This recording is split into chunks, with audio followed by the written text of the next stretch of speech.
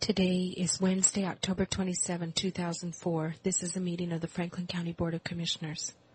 Okay, we're a couple minutes late, but we're here this morning for CUP 2004-13, conditional use permit application to construct and operate a mini storage facility in the rural residential transition 1.0 zoning district. And Commissioner Brock and Corcoran are present. Ms. Miller is absent.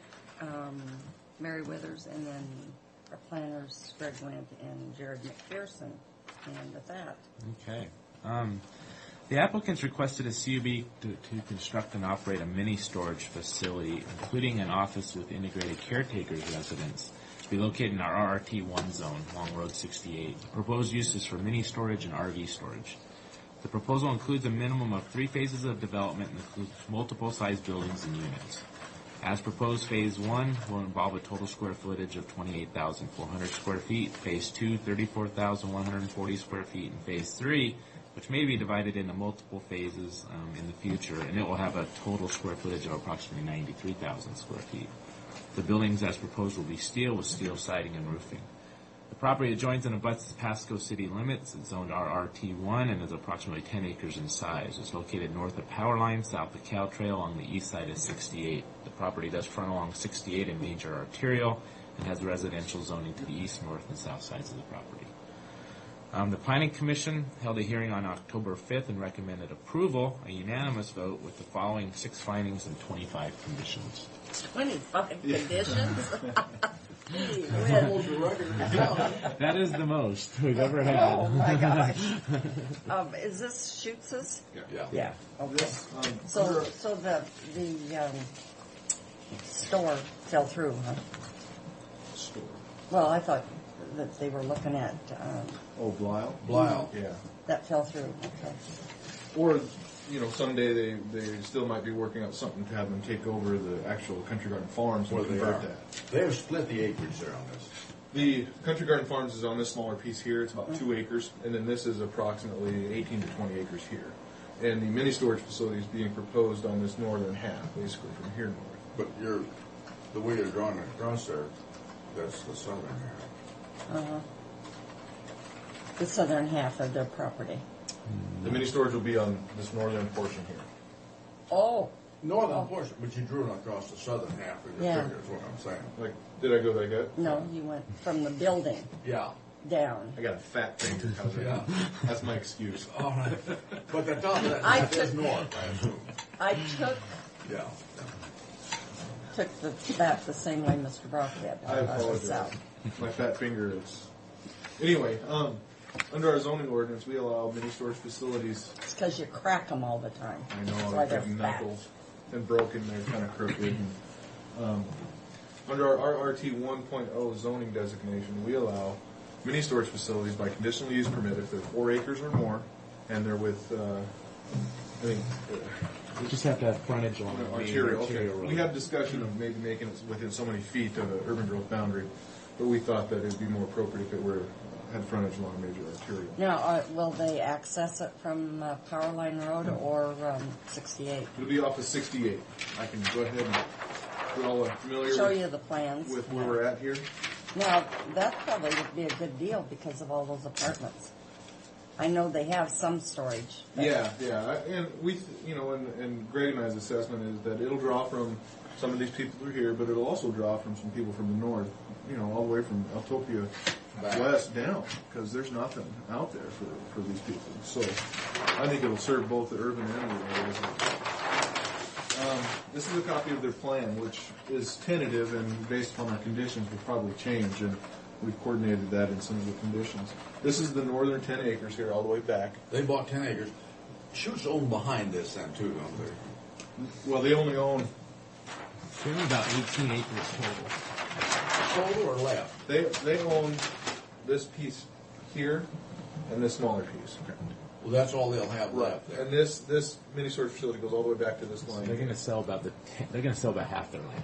Okay, that's what I'm asking. They had about 20 acres. Yeah, roughly 20. Oh, so it's not them that's doing the mini storage. They sold the land and some, huh? company out of Portland. They haven't sold the land. They're in negotiations. If this goes through. Right. So the Country Garden Farms structure is approximately in this location. This is the northern 10 acres.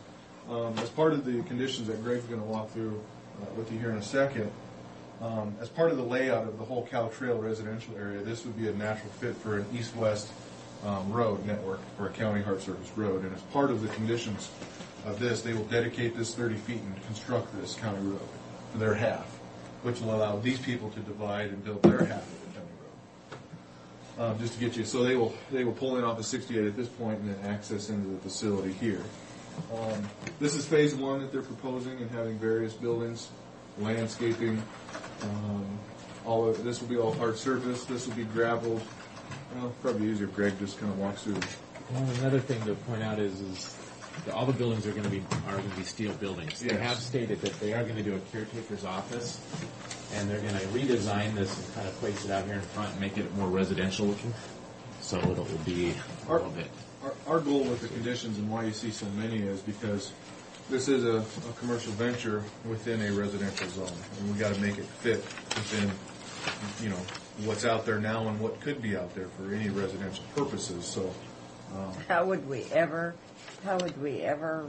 close them down? I mean, a conditional use permit is that they do all this with all these specifications, but once it's there, it's there. We could pull their business license and their CEP, and they'd have to shut down. Yeah. I mean, we could. Okay. Just kind of, I've covered number one. Number I'm two, not professing that, but Right. Yeah, I've covered 1 and 2 already. Number 3, the fire marshal requirements. Bob has stated that he liked the standpipe, basically to all the structures, and they're going to have to do some engineered fire suppression planning for the area to determine how much water they're going to need to have on site. Number 4, Fire District 3. They have a little bit of problem with their turn radiuses when you first come in, so they're going to have to redesign that a little bit to work with less and come into a place where they can get the emergency vehicles in. That's what 4 is saying. 5, compliance with the health department. 6, they're basically talking about dedicating that road, the east-west road, and building that the county standards. And it will be done per phase, so we're not going to have them do it all at once. As they go back and do each phase, then that road would be constructed. 7, they'll have to do a SEPA for each building greater than 12,000 square feet in size. 8, on-site storm drainage will have to be taken care of. 9, they are planning to do a 6-foot-high chain link fence. We are asking that to be slatted. Asking them to submit a fence plan. 10, landscaping. This was a big issue with this project. Along Road 68 in the north property line, we are asking for a 10-foot landscape setback. Within this, we're asking for lawn, shrubbery, and street-type screen trees that will be planted at spacing of 25 feet. They'll be 6 foot when they're planted, with the ability to grow to at least 15 feet in height is what we're asking for. And one of the things that Greg and I had talked at great length about is the right-of-way. A lot of times you see developments in the county, particularly when they don't have curb gutter sidewalk. You have this no-man land of right-of-way that just tack weeds and rock and gravel.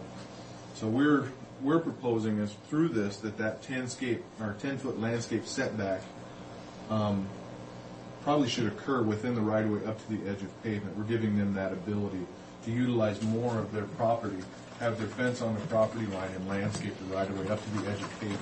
What kind of shrubbery are we asking for? We haven't been that specific. We're going to have them submit us a landscape I plan. would hope we could use the one across the road there. As an example. We require in the county. Although those are getting tall. yeah, but half of them are dead in the same way Are as they? that church. The church, yes. church, we got did see this that first the The other ones out of church are terrible shape. Yeah. And I say that in jest, but this Australian well out in the country, they have done beautiful out on 68 further out, that they really do a good job of shielding, and I wish we'd have put that around that. Are they doing yeah, the one that we're talking about? Yeah, The those meat Australian cutting well. facility? Yeah, they They really do a really- good job. really? Yeah. And it might be Where's something. that out on 68 before you get to your daughter's place out there. That place down there with all the plastic fence. They've got those are Australian willows they have up there. On the right hand side. Yeah, he does. It does look good what he has. Wow. Well, I was trying to think. Well, you know, the RV park on the highway, I-182. Do you see those willows, how they've grown? Oh, yeah. And how much they've shielded that Yeah. RV park? Yeah. They really look nice in there. They do, and they've got to have. Arborvitae is a little more sensitive. And Yes. those willows apparently have more tolerance to variations as far as water. Well, Maybe and that's something and we should Yeah, take and into they Well- have the consideration. ability to plant those as part of this. Right. And the because I think they're a new type of willow. I mean, John Kay's always bragging about them. And the shrubbery that we're talking about here isn't intended to be site obscuring. It's just decorative shrubbery, residential type shrubbery, because the fence will be site obscuring. And then we'll have the street trees. So Well, it's you more know, of a planting area between the trees and the courthouse mini storage. I mean, the Court Street mini storage is really pretty. which one? Well, the one out by Road 64. C4. The new one. Yeah, Where they've done a good they're just job. building their office now. Yeah, and you know, the buildings are very attractive, I think. I Yeah. agree. Unfortunately, these are going to be more metal. Yeah. Right. And so that's why we're But the one pressing the Vincent's landscaping. down on Lewis Street is kind of attractive, and they're metal with the green roofs. Right. It can be done nice. I really think it can, but I think that with the conditions that we've imposed with the site obscuring slats and the shrubbery and the trees, That'll help. That'll really Yeah. help, And then- especially with the new road. And then on the east and south sides, we're not going to require the lawn and the setback, but we are going to ask that they do plant the street trees, just to further screen those in. Because we ran into this problem with the mini storage facility on 64. You require a 10-foot setback, so your fence is 10 feet inside your property line, and then you have 10 feet of landscaping, and then your neighbor builds a house and wants to fence, and then you have this little tunnel That's a mess. of, it's a mess. Yeah. So Yeah. we recommended that it be fenced, side obscuring fencing here, and then the street trees on the inside. That would grow up to 15 feet high That could act as an additional buffer. as an additional buffer. We are down to 11. Meet our parking requirements. 12 ask for gravel on the site. The separation on 13. What they're asking for there is they want 125 feet from this point in before when they come down this road to turn in. They had about 60 feet proposed, and we're asking to be about 125 feet.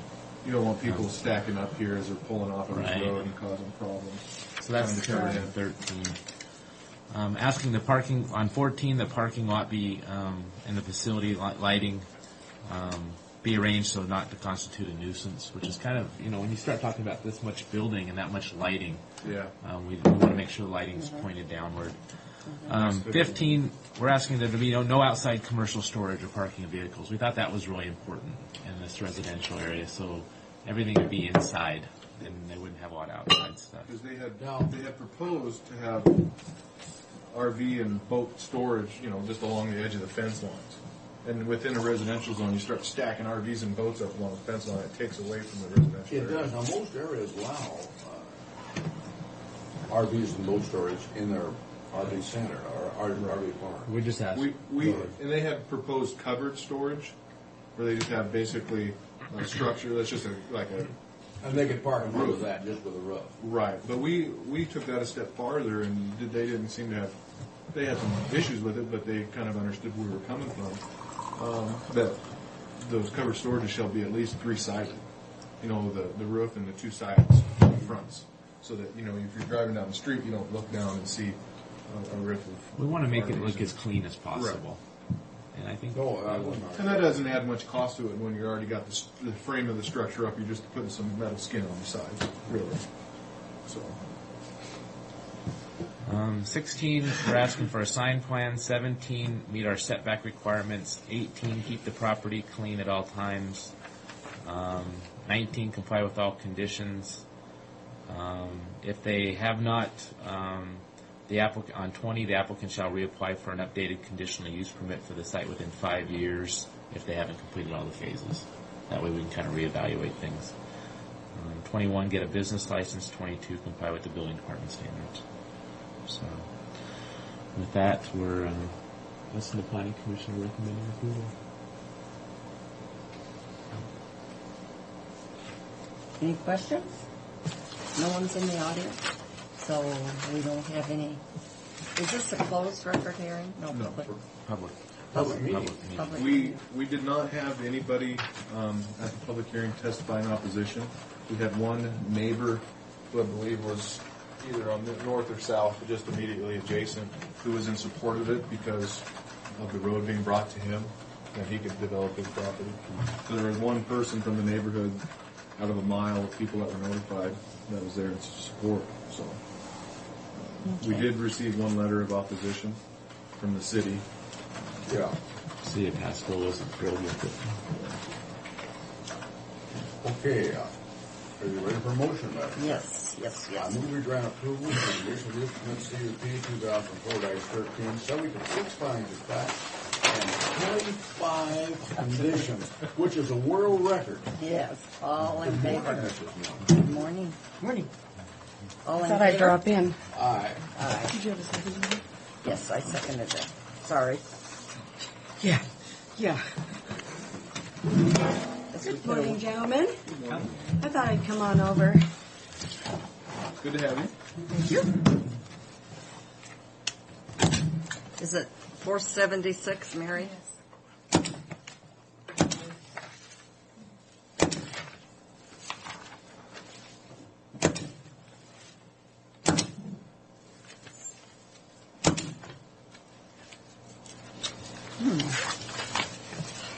Lots of pages. 25 conditions take up a lot of pages. We were concerned about that one. We wanted to make sure that one was done right. We didn't want Yeah, Shoots were real concerned about that. Yeah. The whole thing. About whether, The city's comments. oh, Well, they thought the city was going to shoot them down, They never did, appeal. They had 10 days to appeal, and they never did. So, couldn't have been too concerned. The city, anyway.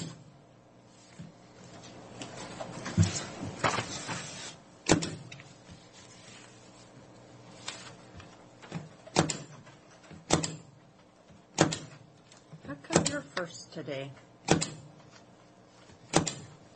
not sure. The way we scheduled the time. Or just how come you're here today? Yeah. We had a lot to cover today. We're going to be here for a while. Yeah. Is that I'll be back picture at for this- 10:32.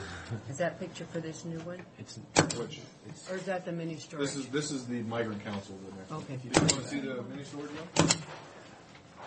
Yeah, I just was curious as to where that Where is it? shoots us. Oh, it shoots us? Okay, I know. Here's where the Country Garden Farms is. Mm-hmm. It's just northern 10 acres. Yeah. Okay. Thank you. Okay, we're here for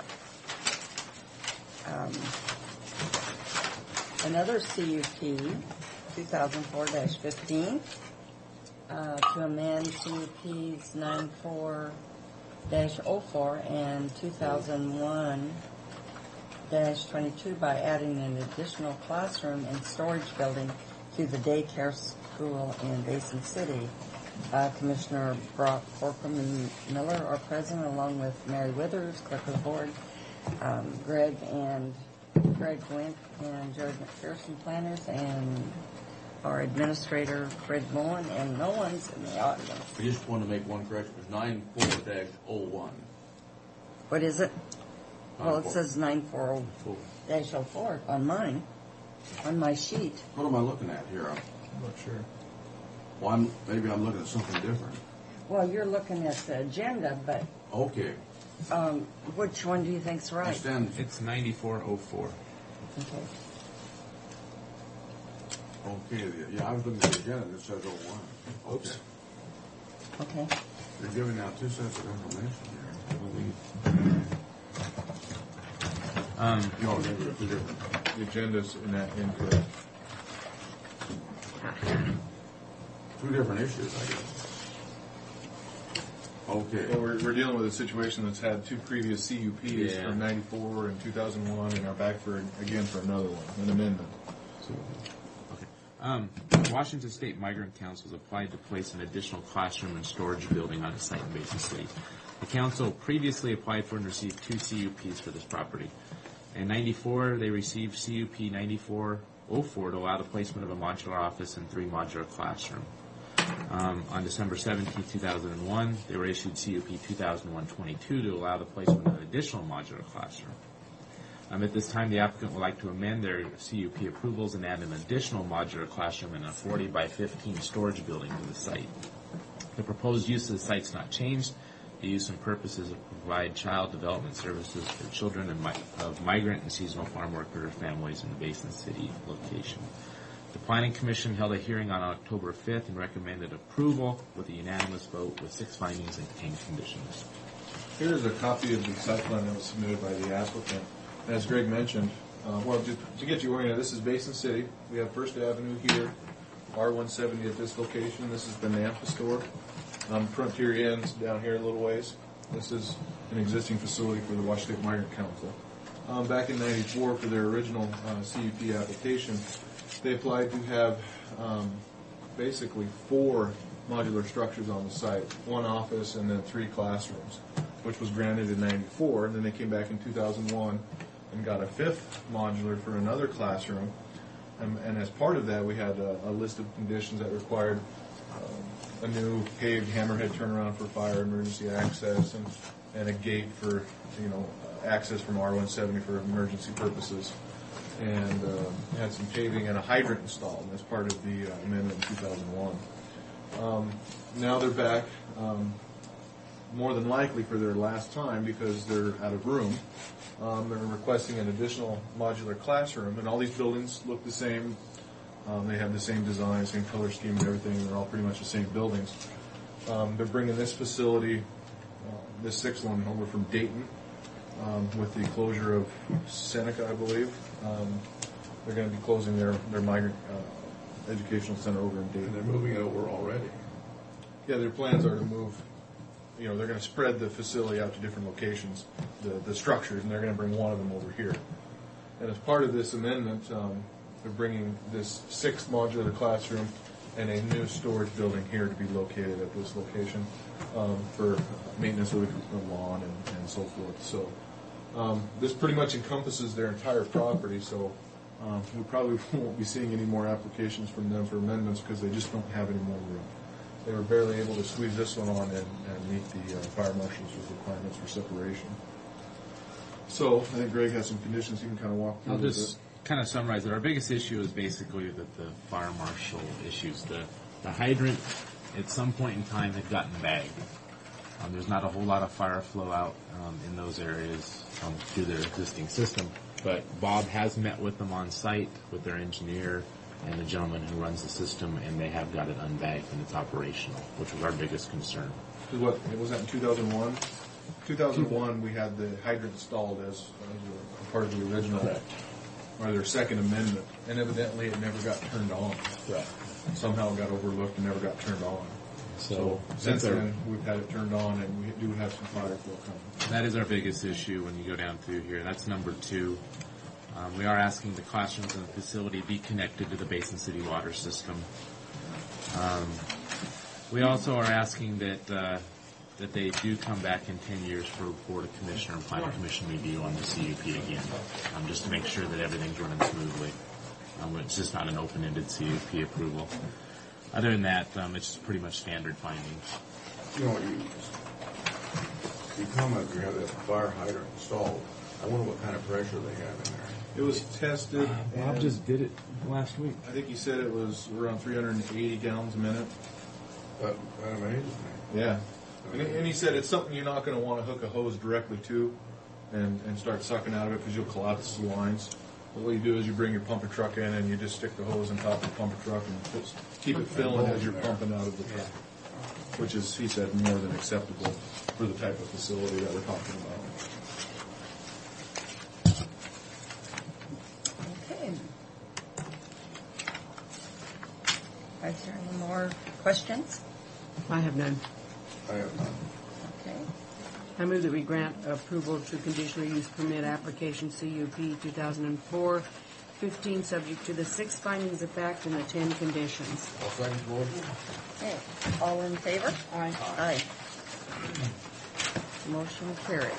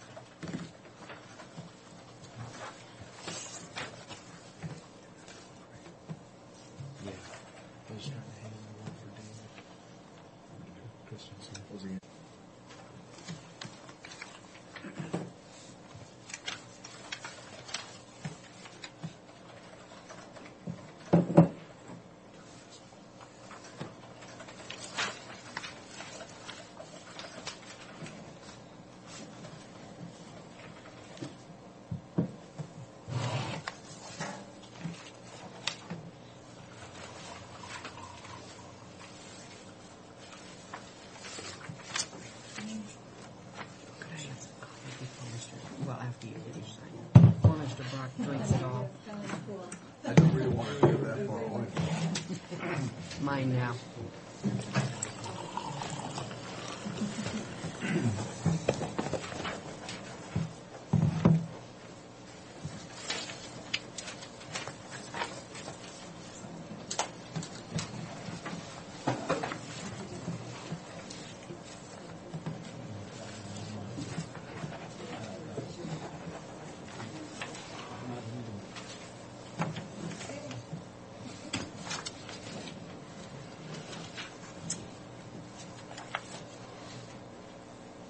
Okay, we're here for a public hearing in regard to subdivision 2004-03 to amend lots 1 through 5 of Lindgren Estates as recorded. And Commissioner Brock, Holcomb, and Miller are present, along with Greg Wendt, planner, and Jared McPherson, planner, and Fred Bowen, our administrator, and there are people in the audience, along with Mary Withers, our clerk of courts.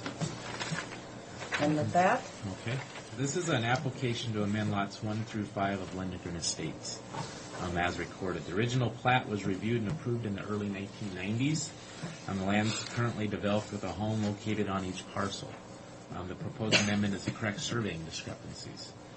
In 92, the survey pins were located on the property and placed in accordance with the application's preliminary approval. During final review by the county, the pin locations changed on the plat, and they were not changed in the field. Consequently, the recorded final plat pins are different than the pin locations in the field. This request is to amend the recorded plat map to be consistent with the current pin locations on the site. Lots 1 and 2 fail to comply with our area's current minimum lot size of 40,000. It's important to note that at the time the land was divided in the early 90s, the minimum lot size for the area was 37,000 square feet if a community water system was available. This land does have access to Pasco water services. The current zoning is RS40. It's inside the urban growth boundary. It's located north of Court, south of Argent, north of Pooler, along the east side of 92. And we are recommending approval with the 6 findings and 4 conditions. This is a copy of the amended plat for Lindgren Estates that was submitted by Mr. Christensen, who is Worley Circle. Excuse me. This is a situation where we have a plat that was done in 1992 as a preliminary, The plat got, at final recording, the plat was changed from the preliminary, but unfortunately the pins stayed in the field at the preliminary plat. So we're talking, Dave, you're going to have to help me out here. At one point it was, on one side it's 7 feet, the lines, and then just compounded this way or this way. Yeah, 7 feet on the west end, and it got less as it went. And it got less as it went. So we have a situation where on paper, the pins are identified, but out in the field, they're different than what's on the recorded plat. So consequently, we've had all 5 of the lots developed, 5 homes, based upon the pins in the field, which are inaccurate, landscaping, fencing, setbacks, road permit or approach permits. So Greg and I met with the homeowners and the surveyor and felt that the best route to do is to just file an amended plat and hold a public hearing for the whole thing and amend the plat to be consistent with the pins that are in the field. So it wouldn't be too much of a burden for all the people out there, because that's what they've all gone on at this point as far as the pin locations in the field. One note that Greg talked about is lots 1 and 2 are less than our minimum lot size at this point by one's 38.8 and one's 38.9. Our minimum is 40,000, but at the time the plat was developed, our minimum lot standard was 37,000 square feet if there was city water available. So it is consistent with the regulations that were in place at the time that this plat was originally developed. So this is just corrections, the way the lots have been developed. Correct. And I'm assuming all of the landowners are in favor. Well, that's the tricky part. All the landowners are going to have to be, if they want this to go through. Otherwise, it goes back to the way it is now recorded. So basically, all 5 landowners and their lien holders are going to have to sign off on the plat. So they're going to all have to be on the same page, and I think they all are, as far as we can tell. So. Okay. This is a public hearing, so first off, I will open up the audience participation for anyone that's opposed to this proposal. Is there anyone in the audience that is opposed? This is standard. And for the third and last time, is there anyone in the audience that's opposed? Hearing none, I will ask if there's anyone that would like to speak in favor of this proposal.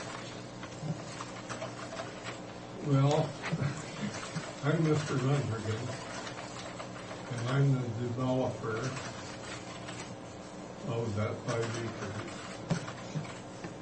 And I hired Burley, which Mr. Christensen was the owner and also the surveyor at that time. And all the lots there were sold by pin location. In other words, I told the buyer that for lot 3, it's all marked, it's all pinned out, the pins are in place, even though they didn't go by the recorded map, because I did at that time. You didn't know. I didn't know. And the whole 5 acres was developed by the pins in location. And it appears to be a mistake. Mr. Christensen stepped forward, he took all responsibilities, and all of us think it's great that he did that, and he's trying to correct it. So that you're speaking in favor of us approving this. That's right. Okay. Is there anyone else that would like to make a comment? Yes. I'll go along with what Buzz said. When we purchased the property was been surveyed. There were the stakes out there with the little red strips on them. That's how we all figured out where our house is going to sit. The government agencies that relied on it also, with PUD, the city of Pasco, the Franklin County Irrigation District, and the Franklin County Building Inspector, because each water box, each PUD box, each box is set according to where those stakes were. And where it comes down to is on where we purchased we thought the lots were 132 and a half approximate feet across. What was recorded is 130. So when you start down here at lot 5, this is actually, this property encroaches 2.5 there. This property encroaches 5, and you get to us at 7.5. So when you're talking about that, this shed then is too close to the property line. Our garage is too close to the property line. All our irrigation, I have a rock wall here that's encroaching. All of our sprinkling, all of our landscaping. And so we, as property owners, relied on the best information we had at the time. It was 12 years ago.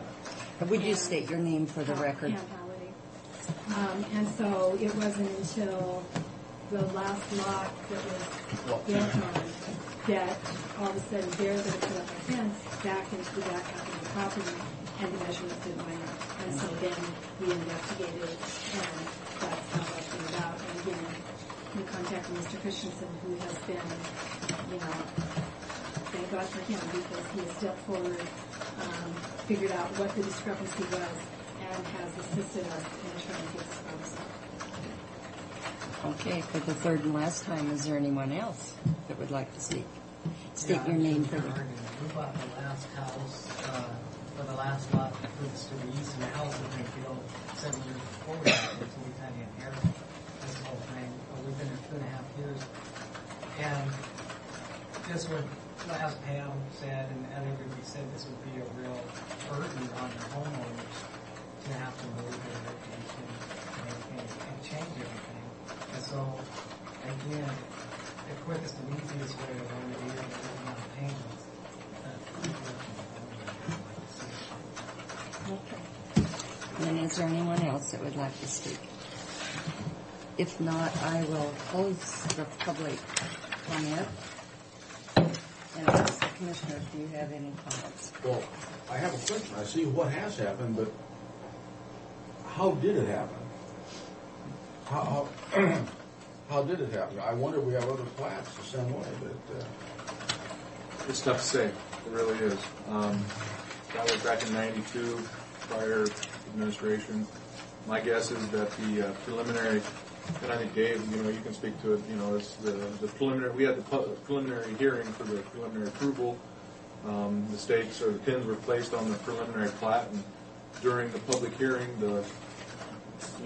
an agency condition, maybe planning or public works or whatever says, this needs to change based on whatever regulation or whatever, and inadvertently it just never, the pins didn't get changed in the field with what got recorded. I can't tell you, it probably happens more often than we would like or know about. It's the previous administration. Exactly. Well, that takes care of it. Well, Eva was here, so I think she should have been There's out there. some safeguard process that should be put in place that we make sure it doesn't happen again. Oh, boy. Because this was discovered in May, and we're now in October, and we have spent a lot of time and effort on it. It could be a terrible hardship. And I think it's been, Bud felt very responsible. I think it's become a health issue for him. I think he's worried about it, sat and dwelled on it. And, I just would like to not see any other homeowners have to go through this. Well, it's true when a lawyer tells you, you might have sold land that you didn't own. That kind of shakes you up a little bit, So that's my comment, is I'd like to see some kind of safeguard that this doesn't happen again. That maybe a preliminary plat, and then somebody has to certify that there weren't any changes from the preliminary plat and the pin location or anything before the final plat gets recorded. How would Some extra we control that?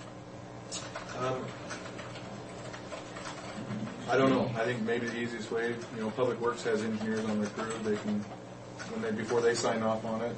I don't know. I don't. I've even seen double platted lots. Mm-hmm. Double platted. And boy, that is never a mess. But it's just, we're all very lucky this time that everybody got together, worked together, well. You know, and that wasn't Yeah, quite so easy. because the next, yeah. We had one holdout, and Oh, there was a lot of concessions going back and forth. And our neighborhood will never be the same. That's a I can shame. tell you that. So, Well, Neva was here in 92, and I think she should have been out there measuring that Yeah, stuff. well, You want a motion, Madam Chair? yes, please. I move we grant preliminary approval of case file SUB 2004-03 to amend the final plat of London Estates, subject to the 6 findings of fact and the 4 conditions. I'll second the motion. Okay, all in favor? Aye. Aye. We hope you- Well, thank you very much. Thank you for coming in. Thanks, everybody, for coming in.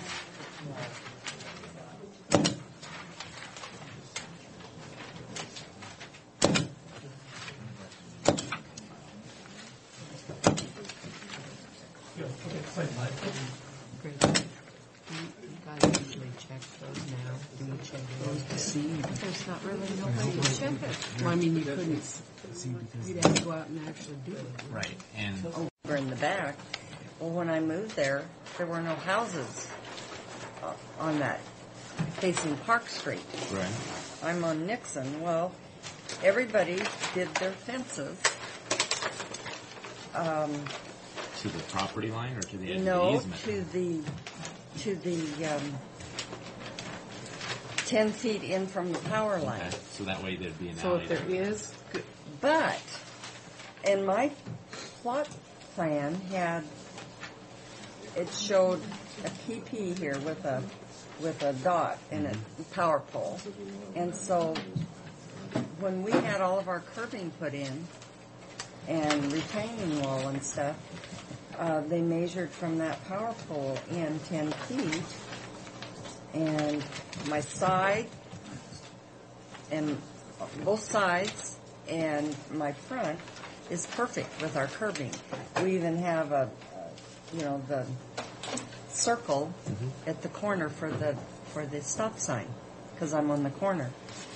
And then when they built a house behind, well, the house directly behind me was built and nothing was said. Danny Gray owned it.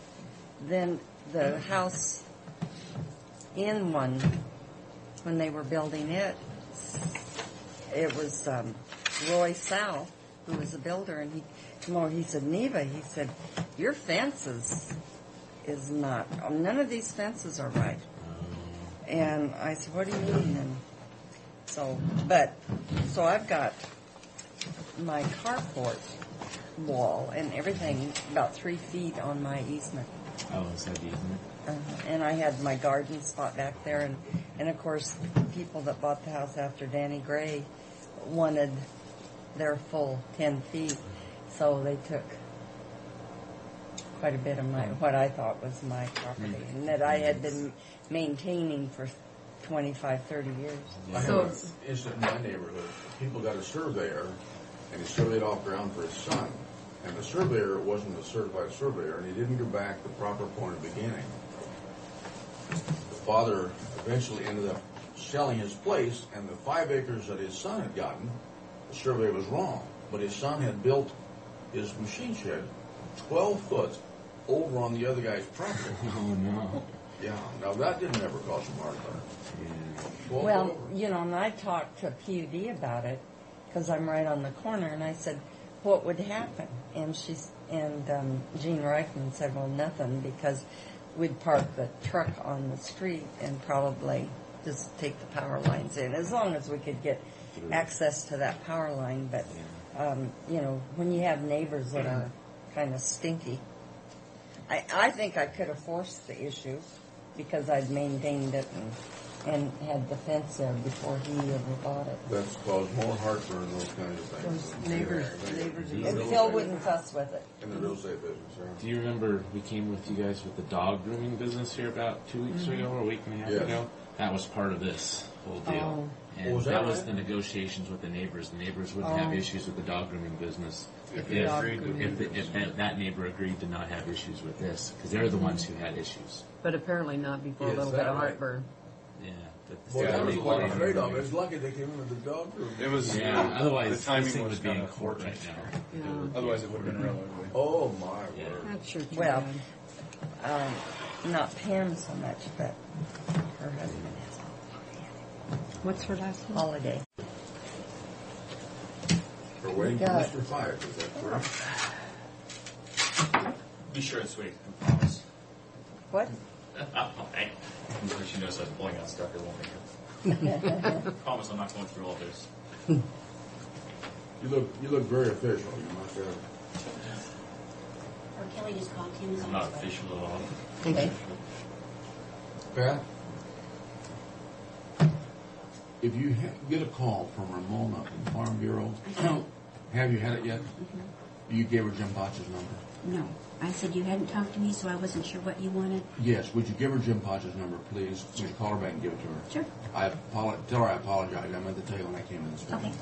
Thank you.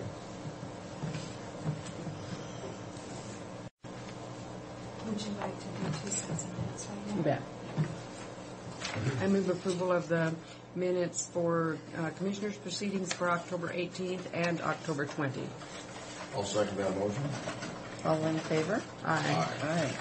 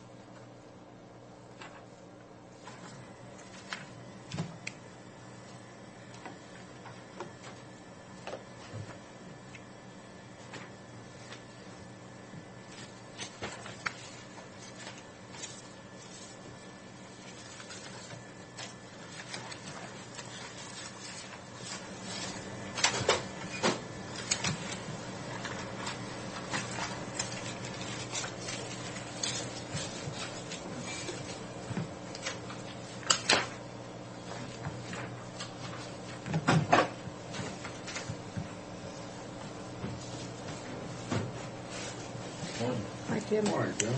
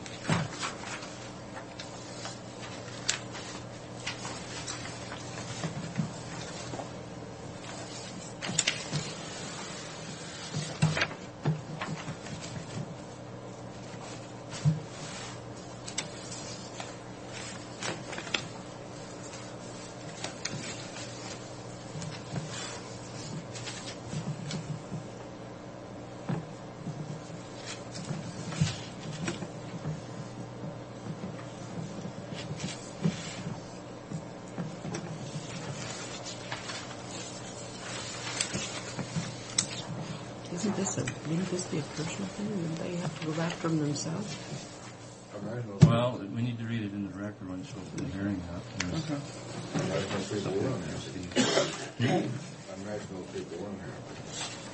Well, I would be. But their recourse would be legal. Yeah, that's what I would have thought. Yeah. If it wasn't revealed to them, and I couldn't find it, I'd say they have legal recourse. And if they have title insurance, it should show up here. Yeah, we're just, yeah, right. Okay, we're here for a public hearing, continued from September 27th, 2004, for a final assessment roll hearing for self-lending CRID. Do you have a number yet assigned to it? The resolution? 18, Oh, it's CRID 18. 18, Self-Landing Road. And Commissioner Brock Corcoran Miller, our president, along with Tim Fife, our county engineer, Fred Bowen, our county administrator, Mary Withers, our clerk of the board, and we have an audience. And with that, Tim, I will turn it over to you. We went through this before. We split the notices we sent to the property owners didn't match the hearing date, so that's why we've done this the second time. Okay. It's been advertised properly, and we're notified of this date. And everything's in order now. That's why we continued it. Okay. But in the interim, we did receive a letter objecting against the final assessment, and I'd like to read it into the records from Sam and Stephanie Swanberg of 4220 West Ruby Street, Pasco, Washington. To whom it concerns, that's to the county commissioners. To whom it concerns, Sam and Stephanie Swanberg hereby give notice of their protest to a final assessment of $3,974.60 against their recently purchased property with legal number 124-300-449 pursuant to the self-landing CRID. The basis of our protest is that we just purchased the property in July of this year, and the CRID was not divulged to us by the seller and was not subject to being found through what was then recorded at the county auditor's office. It is therefore our position that the county should look to the previous owners of this land for payment of the assessments. This would be Alfred and Yuen Ho, 111 Sherman Street, Richland, Washington, 99352. These are the individuals who sold us the property in July 2004 without informing us of that final assessment on the CRID was pending. They are also the owners of the property at the time the CRID was created and formed. In fact, they signed off on the petition to create the CRID back in October 2003 with the knowledge that the estimate cost was about $3,500. Signed, Sam Swansburg.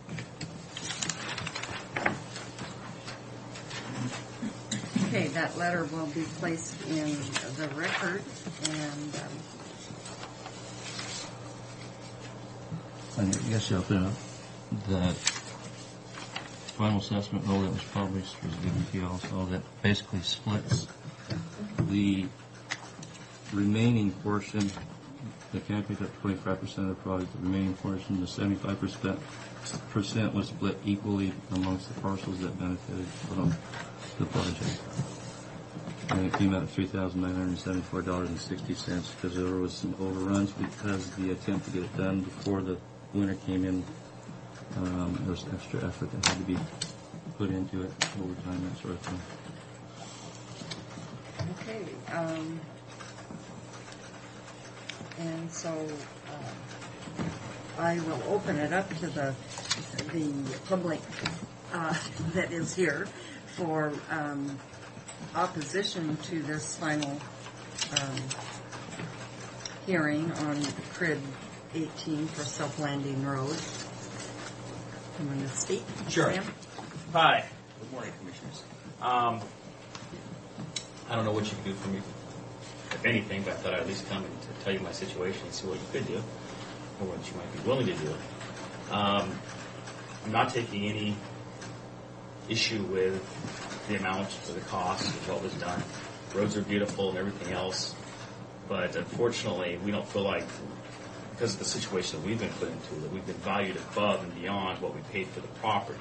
In other words, even if this was a situation where we bought the property not knowing that there was an assessment, but bought it with gravel roads, and then these roads came in, I couldn't come in with a straight face and say, well, gee, we weren't benefited above what we thought we had at that point in time by these roads being put in.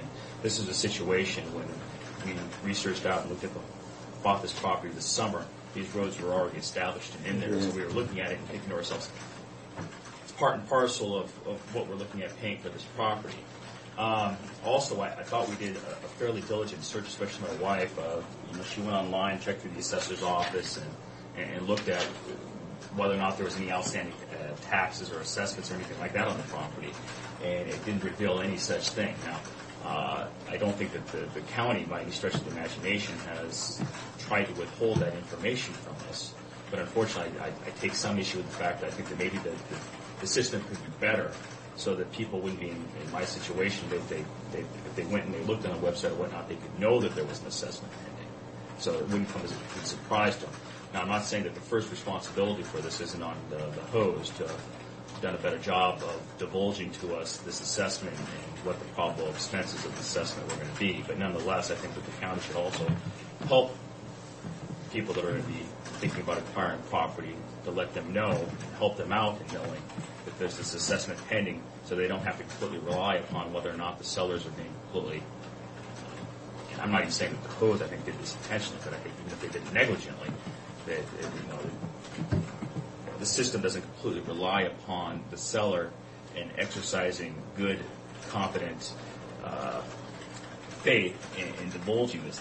There could be some way for a purchaser such as myself to be able to find this information himself upon exercising due diligence and seeking it out for themselves. My position on this is that because of the fact that the Hose were the individuals that owned this property at the time that this assessment or this county road improvement district was being formed or was being proposed, and that they were part and parcel of these landowners at that time that actually, I think, approached the county about getting this done and petitioned the county and signed off on this and had full information that I think the original estimated cost for the CRID originally was, I think, just over $3,500, ended up being about $400 more. But anyway, knew this full well and signed off on it. And in fact, although we're doing the final assessment now, the CRID, the actual roads and everything, were put in long before this. They were put in before the summer. I think they were actually completed, I think, last year, weren't they? The roads were in, the final contract wasn't settled out until January 7th, I think. Okay, so but I mean, they've been in for quite some period of time. And they were actually the ones that I would suggest to this body received the benefit from those roads being in, not only because they had time to use the roads themselves for them as far as their enjoyment of this property, but also because of the fact, more significantly in this case, since they ended up selling the property, that the would-be purchasers, myself, would look at these roads and see these roads and consider these roads as part of the value to a purchaser in deciding what they were willing to pay for this property, which is what we did. In other words, I bought this property with the idea that these roads were already in, not with the idea that I'm going to have to turn around and pay $4,000 on top of this. You require them to have title, provide you with title insurance? Yes, we did. Now, title insurance, we haven't taken that up with title insurance, but I think we're going to run into problems with them because title insurance is only responsible for what is on the records. In other words, they're required to do a due diligence search as well. That's not totally true. We get them calling all the time asking if we have something against If the you parcel. bought title insurance, it would appear to me the title company is an error. I don't blame you for being mad. I would be very mad if I was in your case, but it would appear to me that title insurance would be the first place I'd go. We have them calling all the time. Yeah. And I Asking don't, if there's there is no out, in my opinion, from title insurance company. that in the banks. Because they should realize that there's a lag between the time the project gets done and all that other stuff. Okay. Well, I could go down that road some more as well. Have you talked to the title insurance company? I went and talked to the closing agent but I have not heard back specifically from title. You buy title insurance to avoid this kind of thing. And if you've got title insurance, you bought a title insurance, they should, I don't care whether they should be responsible, Mark. They in turn can decide to. I also believe I have possibly a claim against Mr. Poe. Right. Well, without question, but title insurance will eliminate that and provide. Or they may go after Poe for you. I don't know. Yeah. The problem I find myself in somewhat is the fact that, of course, this hearing and this final assessment comes before any of that avenues could be pursued to a point of receiving a resolution on any of them. And so what I find myself in a hard position here is, if all those avenues shut down, I still take the position that I think the county, because of the fact that I think the county could have done a better job of making sure that this was made available on the records for purposes of a purchaser being able to find it for themselves. And the fact that the Poes were the ones that have actually agreed to this renewal, the terms of it, that I still think it would be appropriate for the county to go after them. So that's just my position. I understand. You'll have to decide it for yourself, but that's just kind of my decision. And our circumstances under this, if nothing else, I was hoping maybe we could get a better system going, and maybe that even proposed or pending assessments could somehow be listed under the records for purposes of if somebody wants to go do an assessor check. I can't imagine what happened on that team. What happened? It doesn't show up as an assessment until you finalize the final assessment rolls. What happened? All the rest of the processes are done in front of the board and advertised in our legal paper. The title company. They're supposed to title companies are supposed to follow commissioners' proceedings and publications in the paper and everything else. Now, I can't say that they are. But they should. That's you go back in history, they used to do it all the time. They've gotten away from that, and this is one I think that. So, are you saying that would not be on the record until we finish that's this? All right. The legal notice that we're required to do. What he's asking is maybe we should do a better job and maybe get it on there. Get it in this with the assessor so they can post it on there. But there's nothing. I don't know that they can do that. There's nothing to post until we have the final hearing. You put an assessment pending. But, and I can talk to him about that if we go through another one, but that doesn't correct the situation. It doesn't help you. But I still go back to the title company, and of course, as a last resort, go back to the guy that sold the property, because he for sure knows. But the title company, you buy insurance to prevent this, and but they're going to have to come through.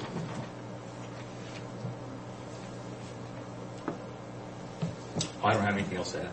Okay. Well, you I thank you very much for your time. You have our And I'm sorry we didn't go through another hearing. No, I could have caught it messed too.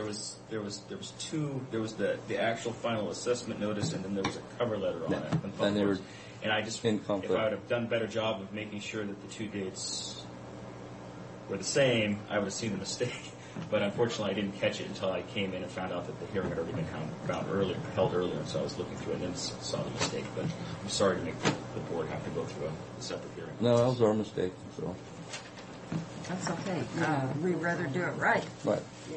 Yeah. So, with no one else in the audience, I'll dispense with the rest of the public comment and ask the commissioners if they have any comments. Well, for my own information, that is what the situation is. It really wouldn't go on the auditor's list until today when we finalized it. Well, you finalize it, and we take a copy to the treasurer, and then they start the process. Okay. There's a process they have to follow to notify the property owners that they can either pay it all up front or it can be carried over a period of time. But I'm wondering how we could get maybe an assessment pending or something someplace in the system that we. I don't know. I'd have to. I don't know if the assessor is the right place to put it. I just don't. I can ask those questions. Yeah. Well, I would think, I'd be pretty disgusted with because the assessor deals with property values. This isn't really a property value issue. This is an assessment like a tax. It's more of a treasurer issue. Mm-hmm. I see.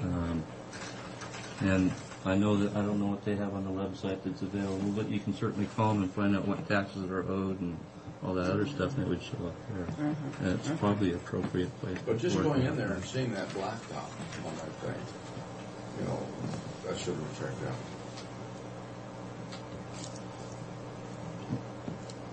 stuff happens. People miss things. I wouldn't, if I were buying a place near a nice new restaurant, I wouldn't think anything about it except free. Well, no, I'm not saying But- these people should. and he What paid I'm saying according is to the real estate that people standard. Yeah, So- I and the understand. title company. Yeah, Because no, I they would've- know those things. I'd have been just like they. I'd have been madder than Hobbs. Yeah, that's what I mean. Yeah. But anyhow, I don't think we can do anything about it from our standpoint. 78, our next one.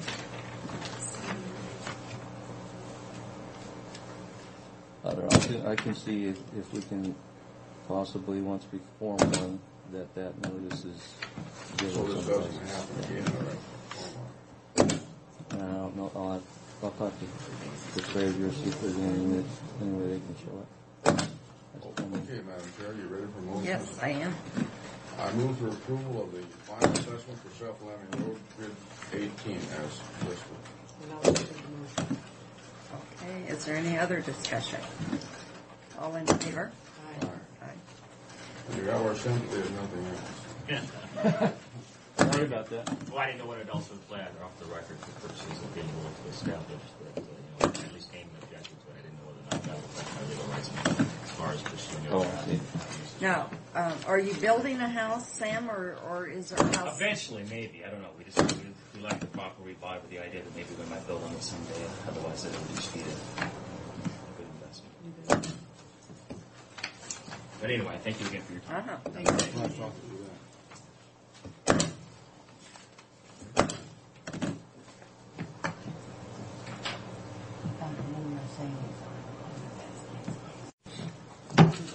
No, the check that's So over we'll there. do it. I know which one you're speaking of. Yeah. Did Hector show up Yeah, yet? Sam, he and his cohort there, He knows about Well, this. Solomon didn't. Carl. Him. He quit But because of his. I thought Carl came back on that. No, because of this guy from Seattle. Because he was running for a judge. I don't know how far away I want to get with this. Let me see if that will.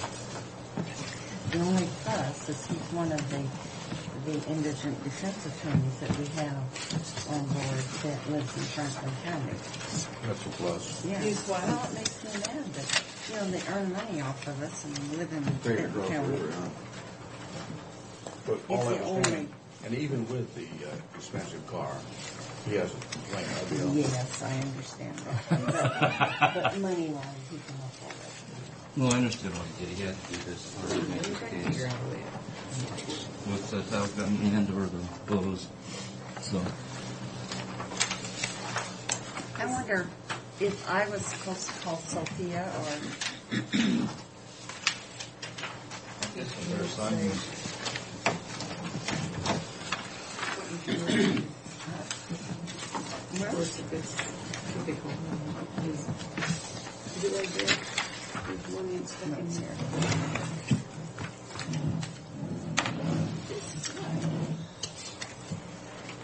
we'll call. Oh. Well, maybe she's a little late. Mary, would you call Pat and see if I was to call Sophia or if she was to call me? Okay, What do we got? we got Burnett Road traffic study. I think we can put this to bed. Or we can. I doubt we ever do. No, actually, I've talked to Hector. In fact, I'm surprised he's not here.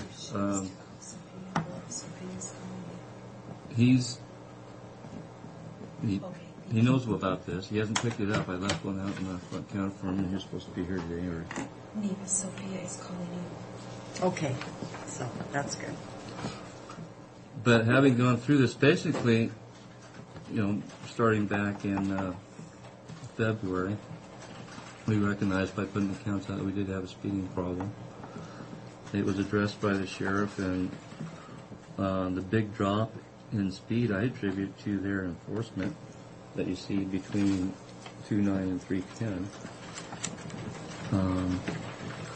And ever since we put the stop signs in, you can see that there hasn't been much change.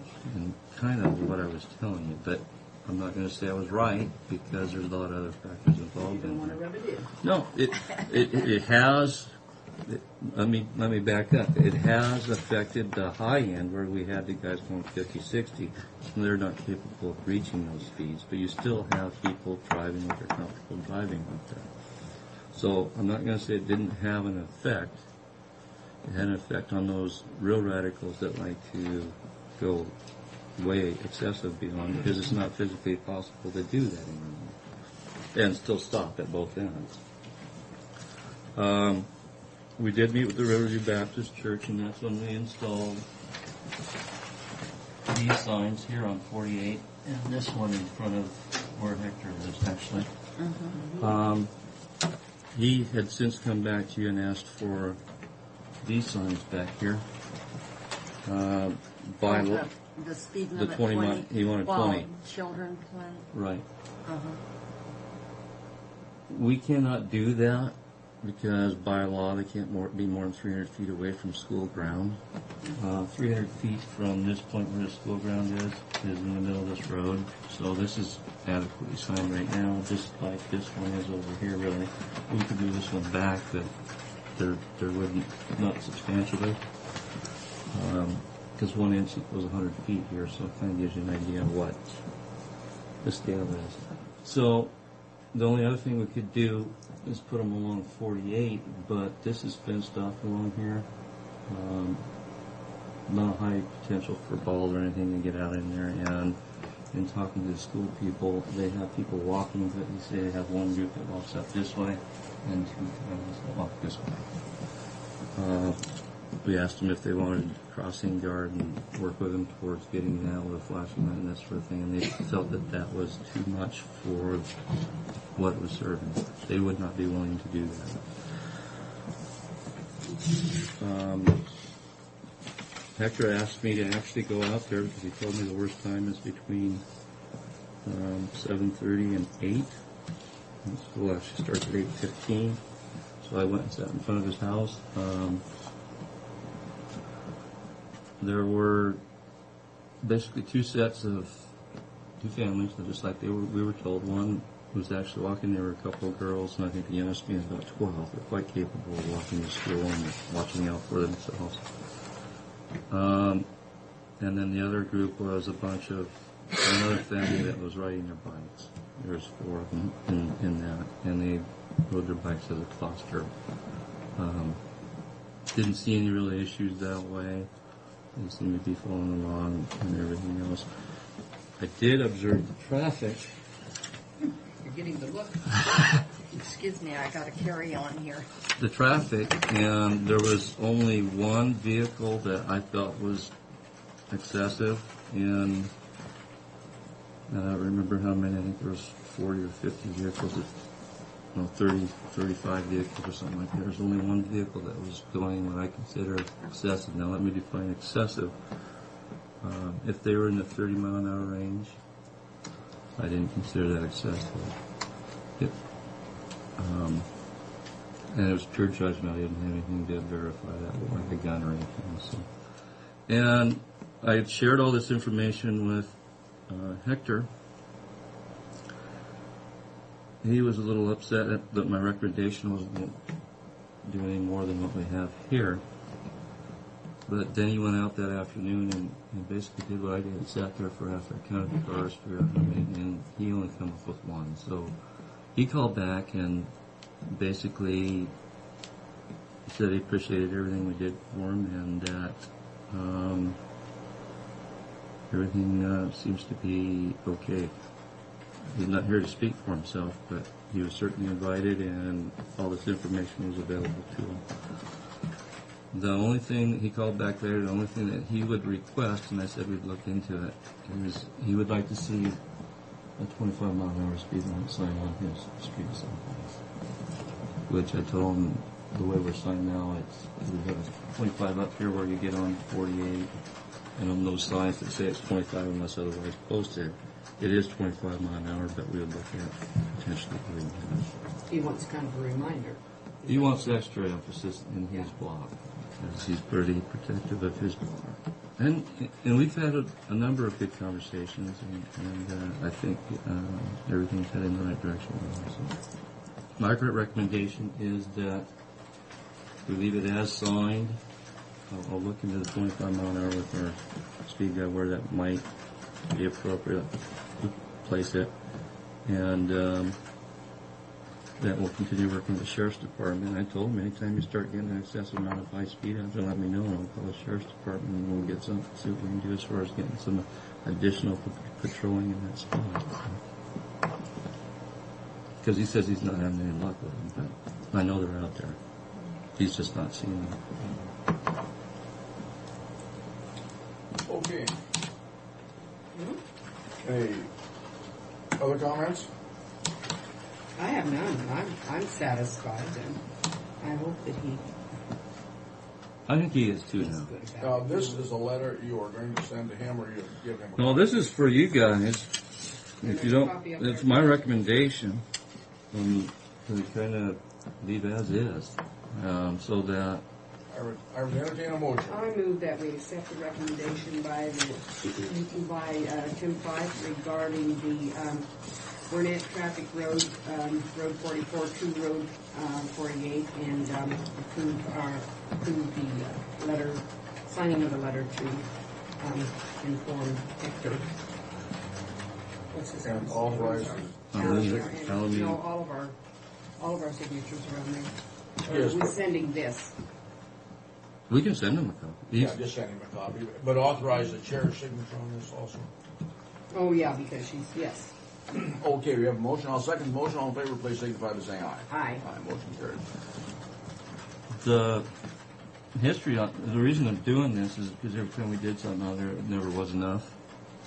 And he kept coming back, I want another sign, I want this, I want that. The last time he came back, said he wanted one of these 20 mile an hour.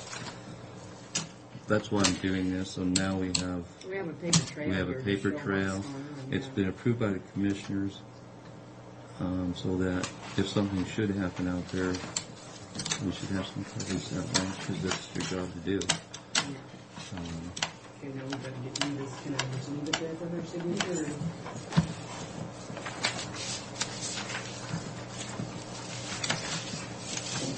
That's good work, Tim.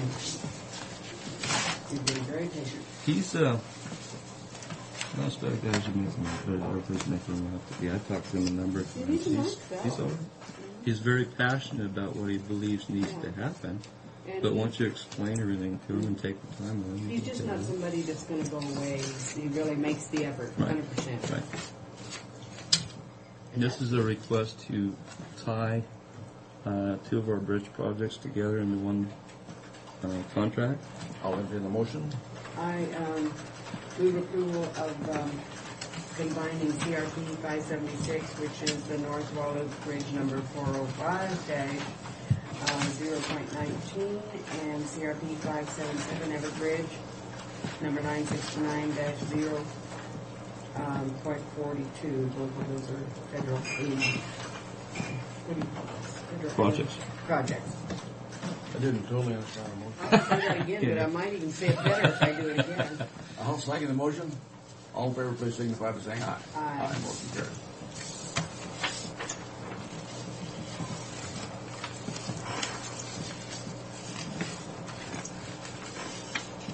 Who's this?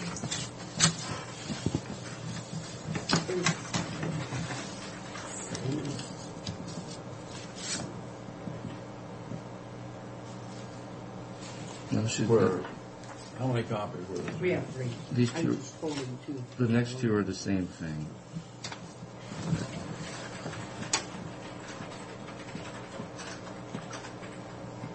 Combining them? No, this is actually asking for the construction funding so that we can go to bid, the federal aid, and the chair or somebody needs to execute the actual agreement. There's a resolution to do it. Neither than have signed these two, just that one to Milo. I move approval of the local agency agreement, supplement number 2, between Franklin County, Washington State Department of Transportation for CRP 577, the Everett Bridge 969-0.42. I'll second the motion. All in favor, signify by saying aye. Aye. Aye. Motion carried.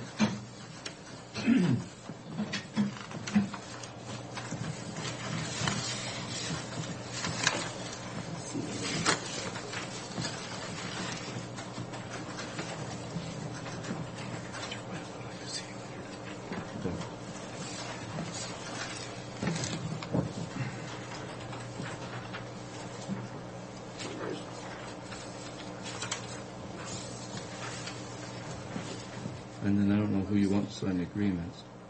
There's two of them there. Yeah. Frank can sign that, Bill. I missed signing something? No, No, you those, didn't. that's the actual agreement with the state that you signed the resolution for. Huh? No. Was it there now? As of when? Has it been that way? February? April, March?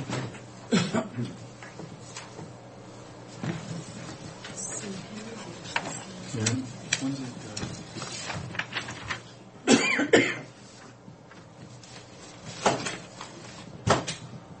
Here's the history from it.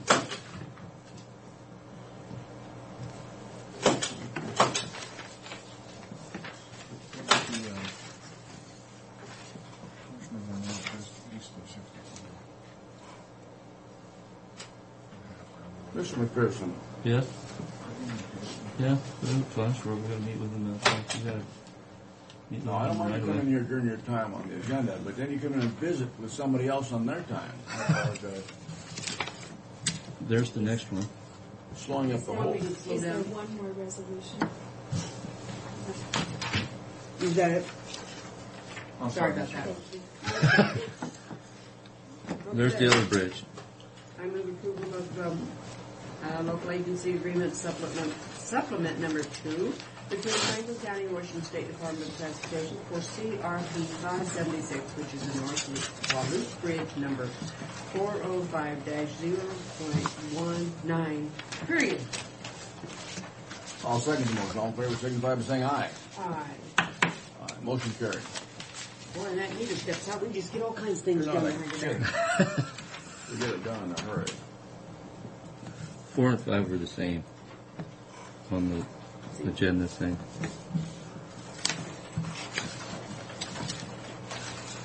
So did they get the same number? She put it down twice, she just phrased it different.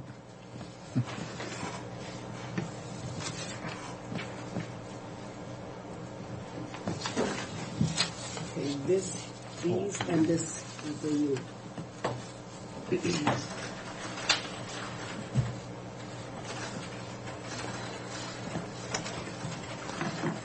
No state travel?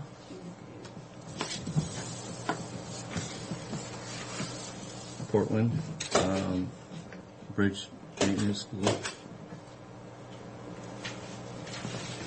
for Kingsley and Ron.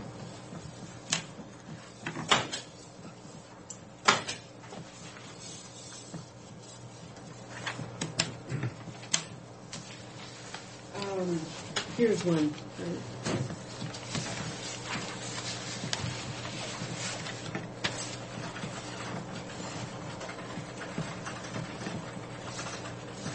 Okay.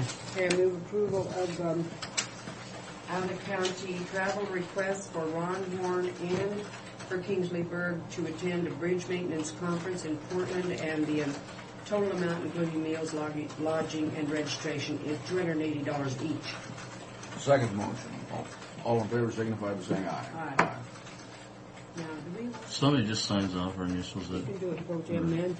someplace on there so that when they get their money, they don't question whether the commission has approved it or not. Usually somewhere on that dash line or something Oh, sign on the dash or below it? on it. But, Right here? but as we're required to get out of state approval. Yeah. Well, some things like that.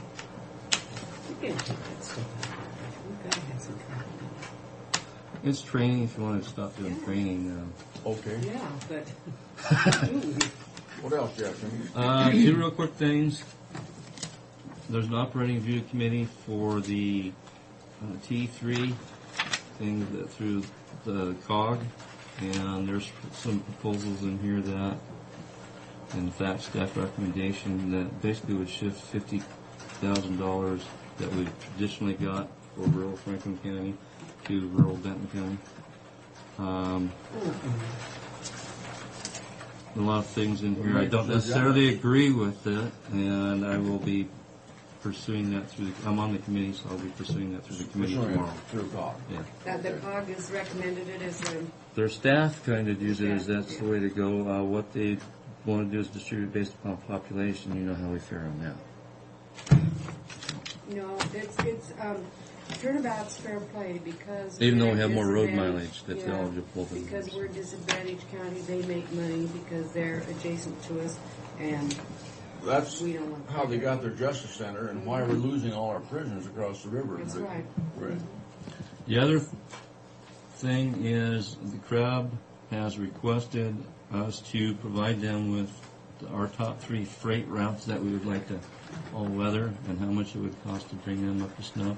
The 3 routes that we have selected, throw them out here if you want to do something different, is Wade North, Pasco Coast Highway all the way up, and then the 3rd route is what I call the Road 68 North, Taylor Flat, Ringgold, R170 Sage Hill route.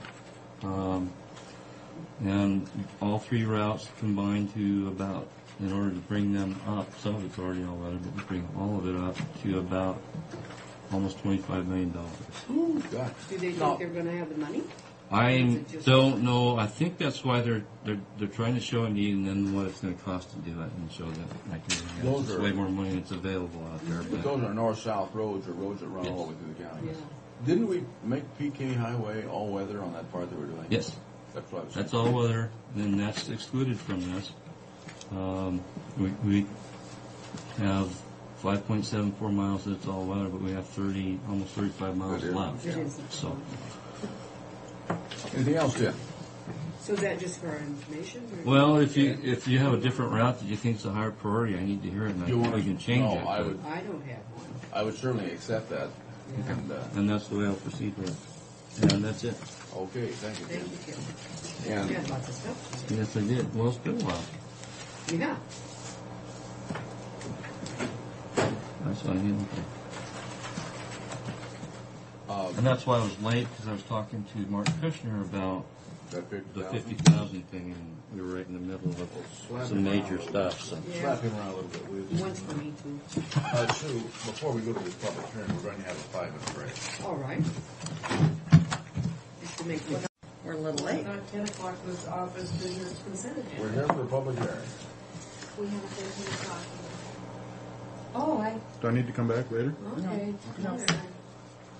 Oh, we're right. Okay, we're running a little late. Never done that before.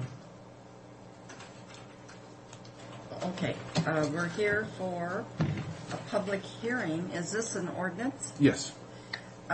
regarding to take testimony for and against Franklin County's proposed adoption of an ordinance relating to fireworks and prohibiting the manufacture, sale, or use within the unincorporated portions of Franklin County? I thought our ordinance was countywide. We can't do that, huh? I You mean inside? You mean Within the city. My question is, why are we doing this? I thought we had one. we have one from 1948. And working with our fire marshal on the new ICC, or International Fire Code, versus the old UBC that had the Uniform Fire Code. We had from 1948 the fireworks ordinance.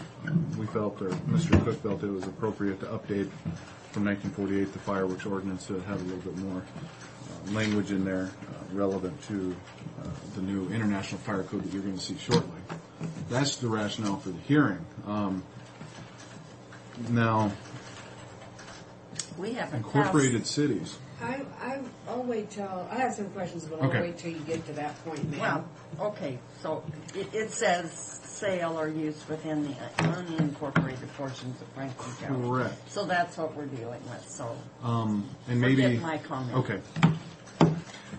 Yeah, the old ordinance basically had 2 sections. Section 1 talked about the sale, keeping, and storage, discharging, and firing of fireworks.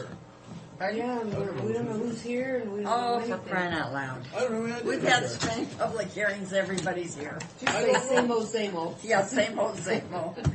But Boy. Commissioner Brock, Corcoran, and Miller are present, along with Mary Withers, clerk of the board, Jared McPherson, our planner, and what is his name? Fred Bowen, our administrator, and Ryan Verhol, our civil deputy from the prosecutor's office. With that, Jared, go ahead with your public hearing. No one else is in the audience. In working with our fire marshal, Mr. Cook, we thought it would be prudent to update our 1948 fireworks ordinance. The old ordinance spoke of the sale, keeping, storage, discharge, and firing, and then any person, firm, violation section. So he wanted to update it, and because there's times when people want to have the old one. There are times when people want to have, like the fireworks out at track, those sorts of things, which are handled through the city. But if somebody wants to have an organized event on the unincorporated portions of the county, this old ordinance wouldn't allow it. So basically, we're adding 6 chapters or 6 sections to the old ordinance in areas of prohibited acts, how to gain a permit for a fireworks display, who's eligible for a display, what the fees are, violations and penalties, and a repealer section of the old ordinance. So it's pretty straightforward. Talks about, it's primarily intended for the private person not to be able to, we're taking away everybody's freedom to. Yes, we know. But it's been that way since 1948, so we're not changing that portion of it. We're just adding a little bit more flexibility for people obtaining permits for displays, public displays. Okay.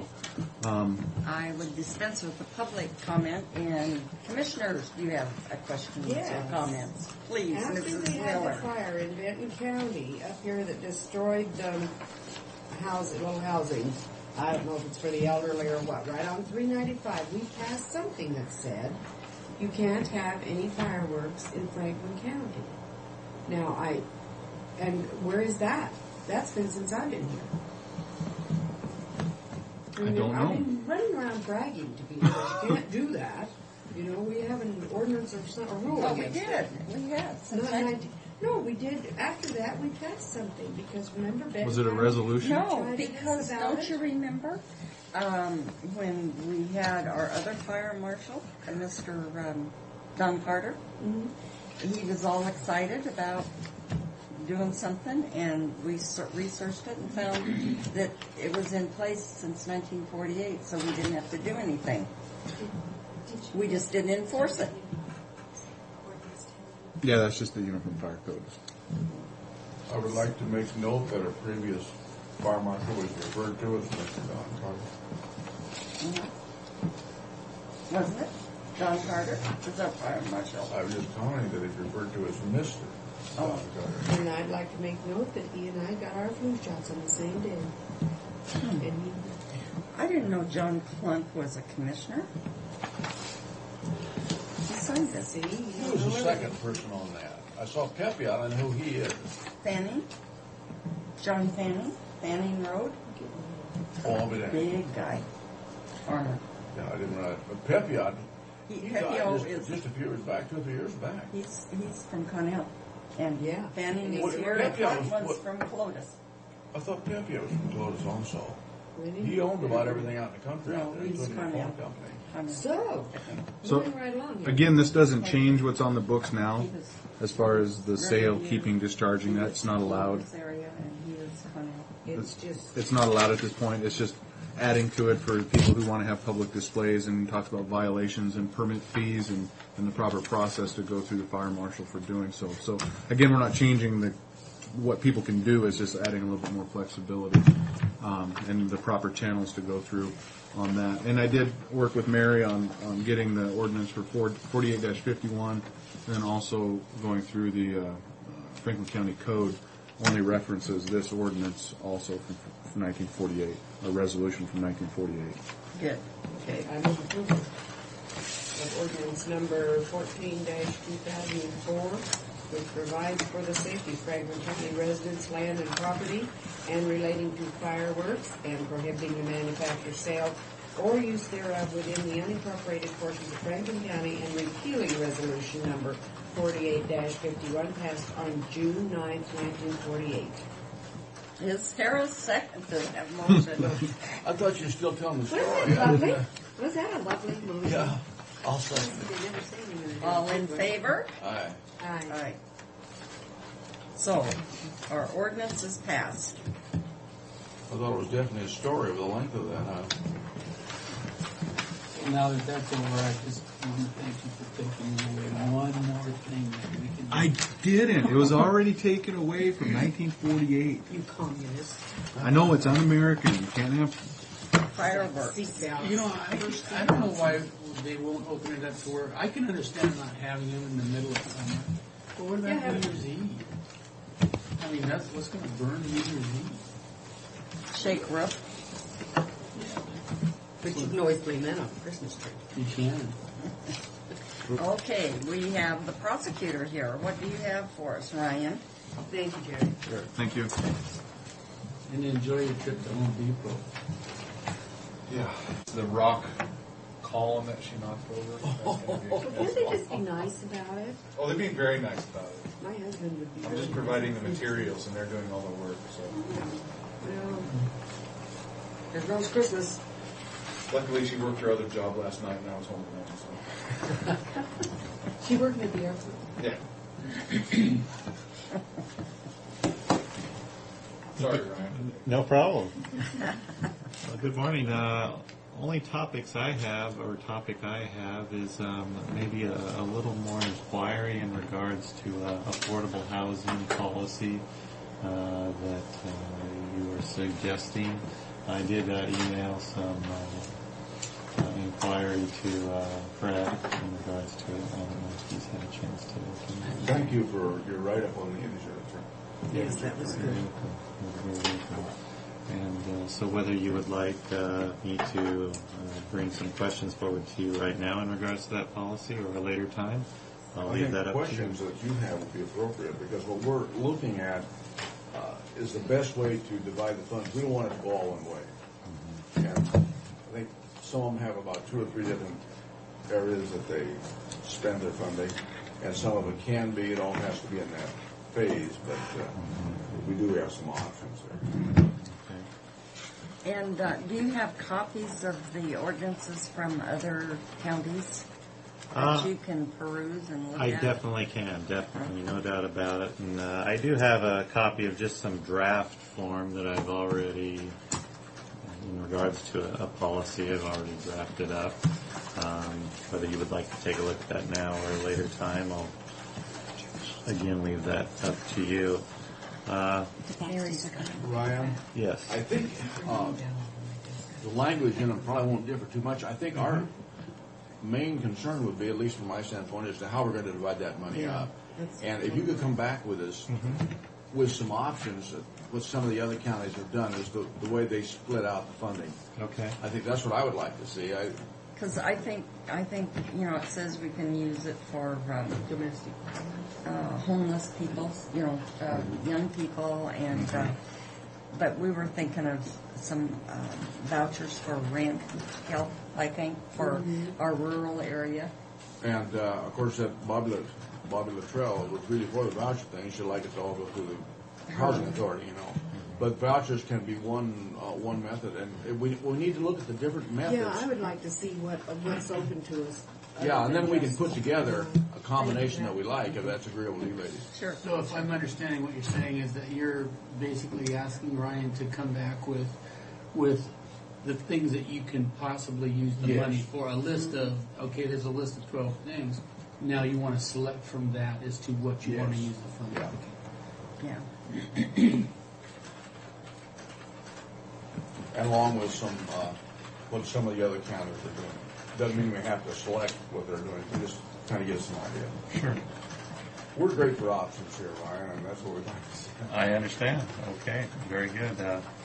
I have that noted down, and we'll be back with some more information. That's good. That's what we appreciate. Okay. I have nothing else unless you have some issues to present to me. I have nothing, Madam Chair. Do you? Well, I did talk to Sophia Bird, who is our liaison at Wasac in regard to the indigent defense. And she was saying that they were pushing for, there's standards in the RCW right now. And so she was pushing for, input from us. The one thing I said, who is going to determine? And she said, well, that isn't finalized yet. You want to leave it up to your Superior Court judges, or do you want? And I said, Make determination of what? Well, whether a person is indigent or we'll make that determination. I don't have my notes, but maybe if I could go over some of that with you at a later date, I could come up to your office. But she wants me to be on a standing committee that's going to,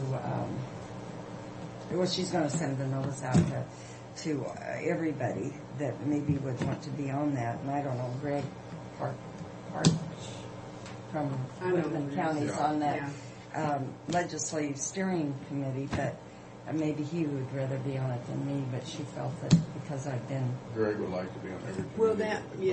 Will that be just a committee that goes on for a while, or is that No, it's going to be an ongoing, going to be an ongoing committee working with the Bar Association and maybe that, and there's going to be 2 representatives on that committee from Wasac. And I said, well, what I didn't understand, Steve's position the other day was, what are we receiving now for help? Nothing. And there's going to be strings attached. I'm here to tell you. There's strings attached when somebody gives you money. And so we're going to have to have some standards, but what those standards are going to be is what we've got to determine. And I said, I don't want to be in a position that, and they're pushing, what she said the standards are now is 300 cases, misdemeanors, and 150 felonies. And that's the standard, and that's considered a full-time. Now, you would know better than I if that's reasonable. Is that a yearly figure? Mm-hmm. And I don't know what ours are. I think ours is 250 I'd have to look. or 240. We have. I thought that was in the contract. It is. I'm trying to from memory. But 300. We've got nothing like that in the contract. No, but this would be full time, and our people are considered part time. This would be their job. This would be, and she said basically most of the prosecutors throughout the state have been, and the training, and she said my notes in regard to training, that should be borne by the state, not the county. I mean, if not the attorney themselves, but, and she said most of the prosecutors are in favor of that because once all the indigent attorneys, the defense panel is trained the same way, it'll make it easier on the prosecutor with cases. I mean, if they're better prepared, is that not a true statement? That would be true. And but that definitely should be borne by the state. I think that would have unanimity on that. Yeah, and let's see. So anyway, we're the only county that answered her. Yeah. But what they wanted on that was if we had supported it the way that was written, and that's when Senator Ryan and Steve involved in it as to whether they would support that the way it was. And the trouble of it is when we get something and I read it, I really don't understand what they're asking me because I don't understand caseloads. I just don't. Well, and and they say Class A felonies. Well, not all Class A felonies have the same degree of difficulty. True. That's true. So maybe it depends on the attorney themselves, what degree of difficulty they want to make it. I don't know, but it's hard to measure these cases. Well, the 300 figure there for misdemeanors, I mean, Steve may have a different opinion than me, obviously, but just my recollection of previously working for Steve in district court and so forth on misdemeanor cases, I would say it's standard to have 20 to 35 cases a week for a docket. And of course, defense counsel is, handling basically those 20 to 35 cases as well. So, it seems reasonable, and especially if you're designated as full time. The felonies that would need to be judged a little differently, as you pointed out. The level of felony and the seriousness of it is going to really dictate the amount of work. The amount of time that's put in. Right. And that's what we don't know when it comes in here, whether it's one of those that went up there and it took 30 minutes or it took a period of days. Or they have a plea bargain and Right. It's plea. But I guess the attorney still has to prepare for it to go to trial. You do, and it's somewhat obviously dependent upon the client's wishes, Maybe a lot of those will take a plea deal, but maybe some years a lot of them are wanting to contest everything, meaning that defense attorney is going to have to prepare every case all the way up to the end for trial. So, and sometimes I think the defendants feel that they have a better shot with a jury trial than they would with negotiating with the prosecutor. Most definitely. So they don't have anything really to lose if they're not paying for the trial. Sure. Anyway, it's a complicated thing, so maybe I'll go over some of the stuff with you, and you can give me some feedback if you have time. I'll take a review of the contracts we presently have in place and see if I can get some numbers from Steve in regards to present caseloads, and that way we can get a better idea as to how reasonable those figures are. But I think we're in a lot better shape than a lot of counties, a lot of small counties, because and they're focusing in on the Earl and Earl law firm in Grant County. Okay, right. And what is the Earl and Earl law firm? Well, they were appointed, or at least one of them was appointed a defense attorney, and they've disbarred him. Yeah. Oh, that one in Grant County? Mm-hmm. Moses Lake. And they're an old firm. I mean, I'm surprised. There was some attorney misconduct with the handling of cases and funds and so forth, and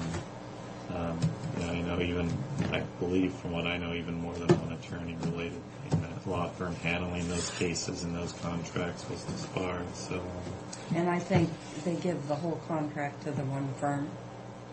In that, my knowledge, they had in that case. I don't know if that's standard practice for them, generally. But well, I think they're a pretty big firm, and they probably thought they had enough attorneys within the firm. But I think it was one of the Earls that was disbarred. Yeah, I think you're right. So anyway, they're using that as a poster child. So whether we like it or not, there's something going to be done. I understand. And it's being pushed from the Supreme Court down. Right? I think it was a young man with a Hispanic last name. Well, there's another one. There was. But that's why I think there was a couple attorneys who were disbarred as a result of that. So what they want is everybody to be standardized and have the same level of training and caseload, no matter what county they're in. I think that's the goal. So, anyway, you'll hear more from me. They provide funding with it, and that's... Well, and that's what they're pushing, because all the state provides, with the exception of some dependency stuff and the sexual predator, and that's what Pat Austin's getting back for us now on that one sexual predator. We're going to get about $97,000, I think she said. But we've spent a lot. But with that exception, the only thing the state pays for is half of the Superior Court salary, judges' salaries, and half of the prosecutor's salary. And Well, they stress caseloads and what they have to be. They're going to have to pay for that because the small counties are just. You're going to tell you what to do or not. Yeah. but Gotta bring it's Can't do that. like one retired judge, and I won't name him, said he never was. He never publicly said while he was a judge, that he was not in favor of the death penalty, but he said because it was so unfair in the state of Washington, because if you committed the murder in Seattle, they'd probably try you for the death penalty. But if it was in one of the small rural counties, Like Garfield County. yeah, they wouldn't even try it. True. And for the same type of murder. And so he said that's why. If you're going to do anybody in Garfield County. So anyway, that's part of all of this whole mess. And Well, I think it was good that you were able to respond back and say that we had some concerns or weren't supporting that present legislation, because even like one of the things you pointed out there, or Sophia pointed out, that the state should bear the cost of defense counsel training. That makes all the sense in the world, because it's the state who license all of us attorneys and generally who sponsor those training programs. So it makes more sense that they should pay for that rather than the county. So. well, and the Office of Public Defenders, his name escapes me, Berkowitz or something like that. He's from the defense panel or office for King County, and he said that they're willing to monitor and the defense attorneys. Madam Chair, we better move along. Yeah, we shall. But I'll get Very with good. you, Ryan. Thank you. Thank you. Is Dawn coming in? I don't think I would doubt. Our agenda's I on. don't know. Well, good. We'll make up some time. Right, actually, I have two things for you, but I'll send it to you. Great. Thanks, Fred. Okay, Ray, you're up. Hi, Ray. Hello. I think so. Yeah, so it sounds very cool. One thing about it, he doesn't waste a lot of time coming down. Yeah. Oh, we can. When? Well, it hasn't been that long ago. Oh, I was just wondering when that Christmas show 35. was, and I saw that in the paper. Yeah, first weekend in November. We usually do. I just want, before I forget, I just let you know I found out today the Department of Corrections has a new policy about a statewide tobacco ban. Yeah. You've heard about? Yes. Okay. So No, I No haven't. smoke. no smoking At the corrections. at anywhere, which includes track. Not us, but for them. So all of our staff has been notified to try to stay away, if they do smoke, to try to stay away from the Ridge guys, because they're going to be real cranky for a while. Yeah, we I heard don't that know. when we were up When they were there. up there, So anyway, I have a personal feeling about it, which is I'm glad they're doing it, but on the other hand, But on the other hand, let's let's see how it all works Don't out. to anybody when you give them an order in case they say, okay. Be glad to do that. Yeah. Okay, event update as we typically do. We have hockey every day of the week. Both Walla Walla College, community college again. Walla Walla College, Titans and Kaha. The Benton County Medical Society came in with a banquet of 40 people. CH2M Hill was in the Amerisuites for the most part all week long. And we had the Parks banquet, I believe that was on Monday night. We had Family Affair move-in, an electrical engineers meeting, in addition to the CH2M Hill and Family Affair on Saturday and Sunday. Women Helping Women, we had a turnaround for that on Monday. And I think that went pretty good. then CH2 again, and then yesterday CH2 twice, once over in the AmeriSuites and once in the evening as a culmination. They ordered the highest. They were so pleased with how everything went that they wanted Mel to do a dinner for them, top of the line, his best shot, at $28 plus a head for everybody. They left extremely pleased, complimentary, and said, we're moving our Christmas parties and everything we're doing out here. This was awesome. Were they white pickup people? No, that's New Holland. And we had them. I know I went by last night. It was full of white pickups. They're meeting in track, but a lot of them are staying in the AmeriSuites. Oh, so that's good for him, isn't it? It is. Oh, this is the sort of thing that with the AmeriSuites we're able to pick up, and I'll talk about that as we get in. This weekend we picked up last week. Floor Hanford is having a barbecue. They decided to, instead of doing it in a park, to bring it inside. So we'll do that on the east end. At the same time, on the west end, we'll be setting up for a wedding that'll take place the next day. We've got an equestrian group having a banquet. We've got a wedding over in the AmeriSuites. And the Fahrenheit 911 people were so pleased with our building and centrally located and the responsiveness of our staff that they're back for an all-day showing of different films. So on all-day Saturday, 10 hours. Then we've got Monday. We've got Takaha meeting. The general elections will take place out at track on Tuesday. We've got John Deere moving in for a meeting on the 3rd and another Takaha meeting that night. And then the ski club on Thursday, Mary Kay over in Expo Hall. Arts and Crafts is moving in, and John Deere is continuing their meeting. About how many people in the John Deere? I believe that's about 25 people. So it'll be This is small. These are small meetings. They're utilizing the dirt floor, and they warm up rings if they want to go outside. It really works out well for them.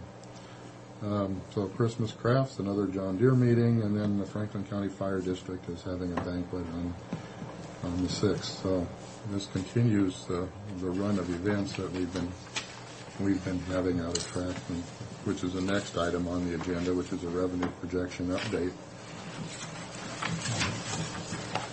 We want to go to that cover page as far as the different totals. If you see in there October, we're right now at $103,779 revenue in, which is $47,719 over what we had projected back last summer. And what we're seeing with, you just heard my run of the 2 weeks, it seems like every piece of the building is running concurrently. That what we're projecting is that we'll have our revenue at the end of the year slightly be ahead of what we projected at the beginning of the last summer when we were projecting for the 04. That we think we're going to be slightly ahead of the revenue on that, and the expenses should come in budget or just slightly, just as we've been doing in the past. And we should be probably, Becky indicated yesterday that she thought that we would be about $155,000 operational subsidy this year, as opposed to the $247,000 that was budgeted for it. And that includes the operating subsidy, the enhancement debt, and the fireman's fund. So we're appearing to, this is our best projection at this point. Was the family affair at 6980, was that, were they satisfied with that turnout? Yeah, thank you. I should go back to that event. Yeah, they were. It was down just a little bit, but it was within hundreds of where they had. Yeah, they gave us a gross total, so we split it in half. It was very busy both days. It was just again a neat show. Oh, so that was that many on Friday, and that many on Sunday. It was we split it, and It was about So there's equal. over 13,000. Oh, because I'm looking at it thinking it's Oh, only 68, yeah. 69.80. No, that's I thought it was down. I'm sorry, no, it was, Okay. that's per day. So I needed to add both of them. That was per day.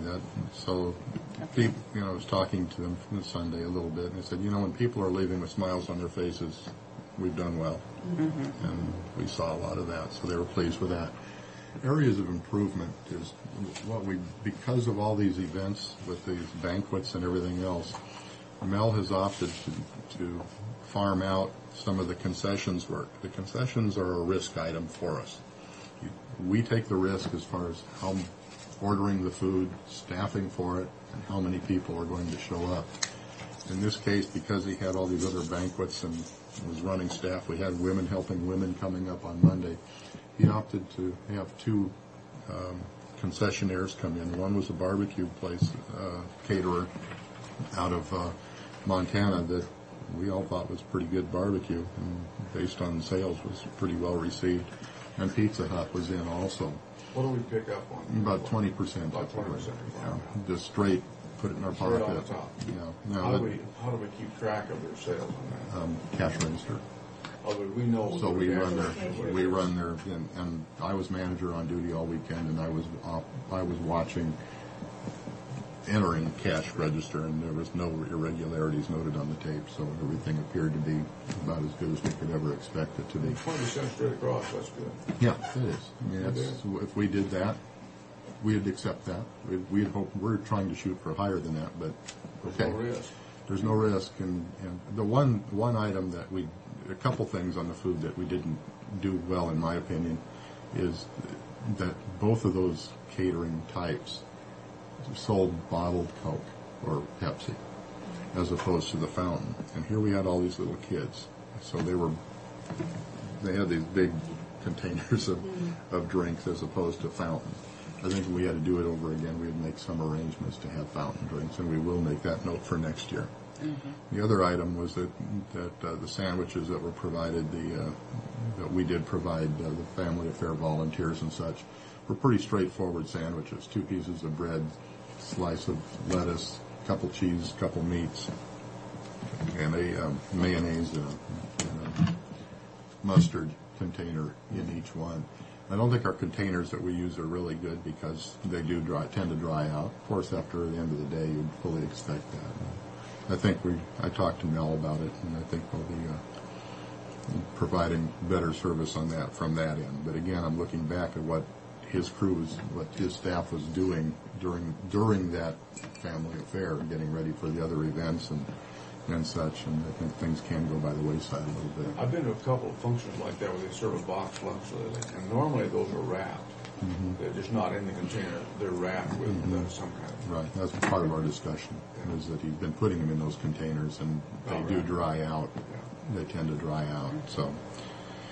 I thought his wrap sandwich for the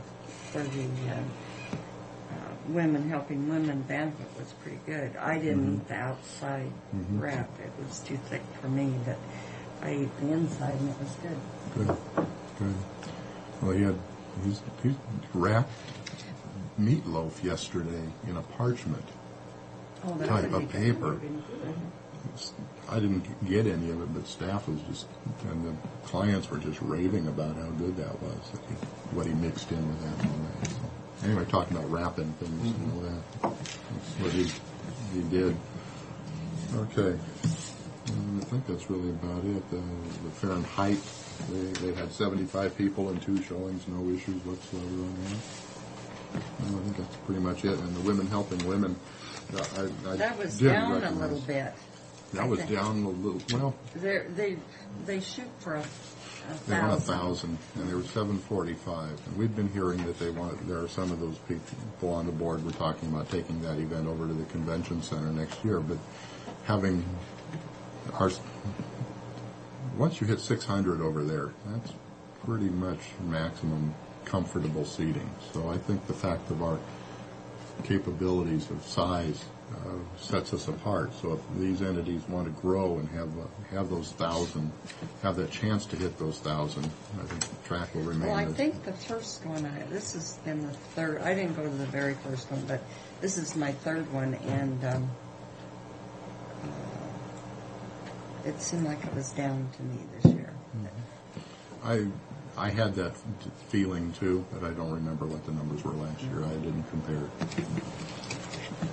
But, the program was good. Kathleen Kennedy Townsend was a good speaker.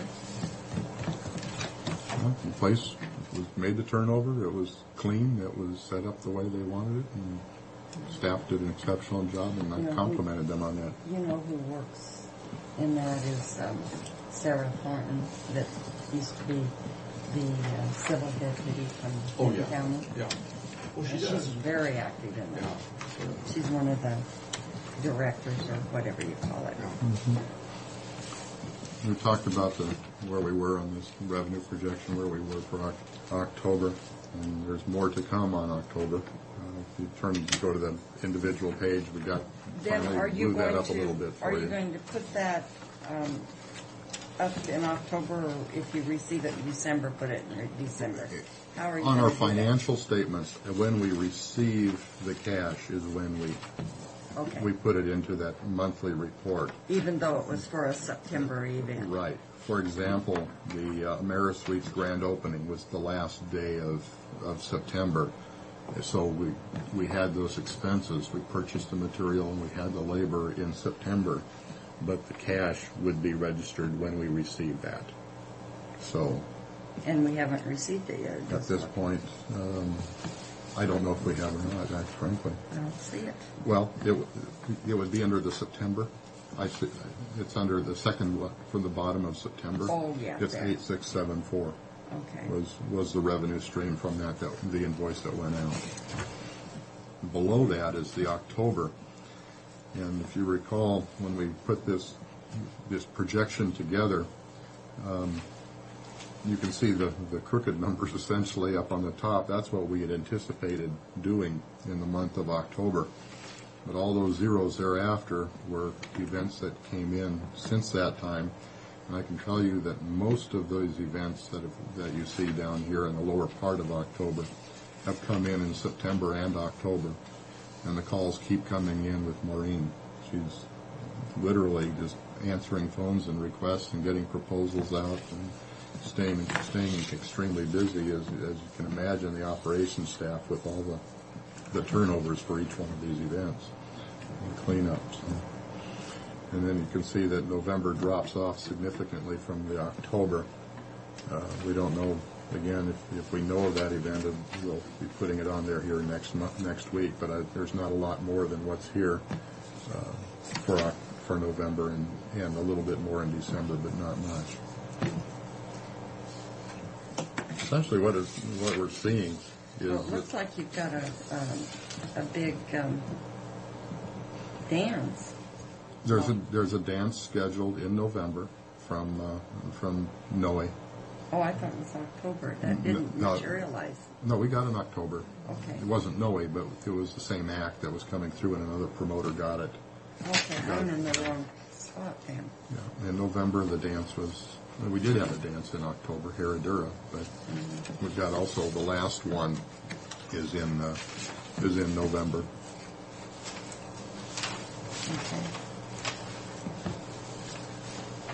Okay. Did you have a chance to talk to Gary about the noise meter? Yeah. We had a discussion about it last night also, and they're pretty adamant that they're not going to back away. They're certainly going to look at ways that they might be able to minimize it, but if it comes to the point to where we're going to lose people because of it, so be it. Well, did you discuss with him the... Am I off on that, right? No, not at all. Did you discuss with him the Fiesta thing that they had where they had all that noise? That's what brought it all on, was that. And there was a pretty vivid description about what happened 2 years ago on that particular event, and they say, and I don't know, I'm not going to deny what they said, but they asked their code enforcement officer to come out and ask the promoter to turn it down, and after them basically refusing to do that is when the fines were issued.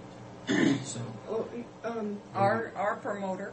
Yeah. Yes. Well, no, wait a minute. On the on there. The one where they had the big explosions in the carnival. No, this is just the most recent case. So you didn't ask them about theirs, though? Oh, we talked about the city, weren't you, Sue? Yeah. Or I was talking about the city. Well, that's what really started the whole thing, is out at the baseball stadium, when they really got carried away, and the public said, that's it, final, that's, and So are they- I guess they- there was a march on City Hall, and it was quite an event, and they determined at that time that, the residents are more important than the events themselves, and that, the quality of life was more important than the money, and that they were going to try to get the promoters to follow the rules, and if the promoters choose not to follow the rules, then they're going to pay the price for it. So play quiet music.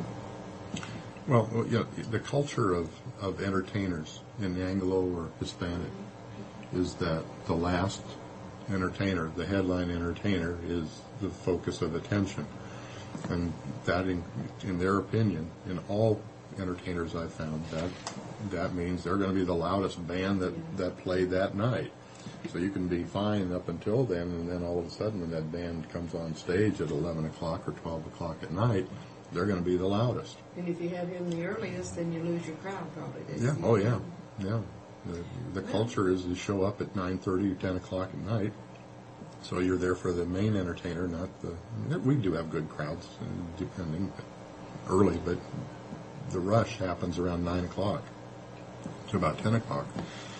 And comments were made about changing the building, and, well, this was modeled after Seattle and other places, but it was brought to attention that Seattle's ordinance might work there because their buildings aren't adjacent to housing projects. And we were talking with the Fair Board this last week, and they had a lot of problems with the bands out there, and they turned the stage the other direction and basically stopped the complaints almost completely. What'd they do? They instead of having, if you notice at the fair, the entertainers were not facing in the same direction.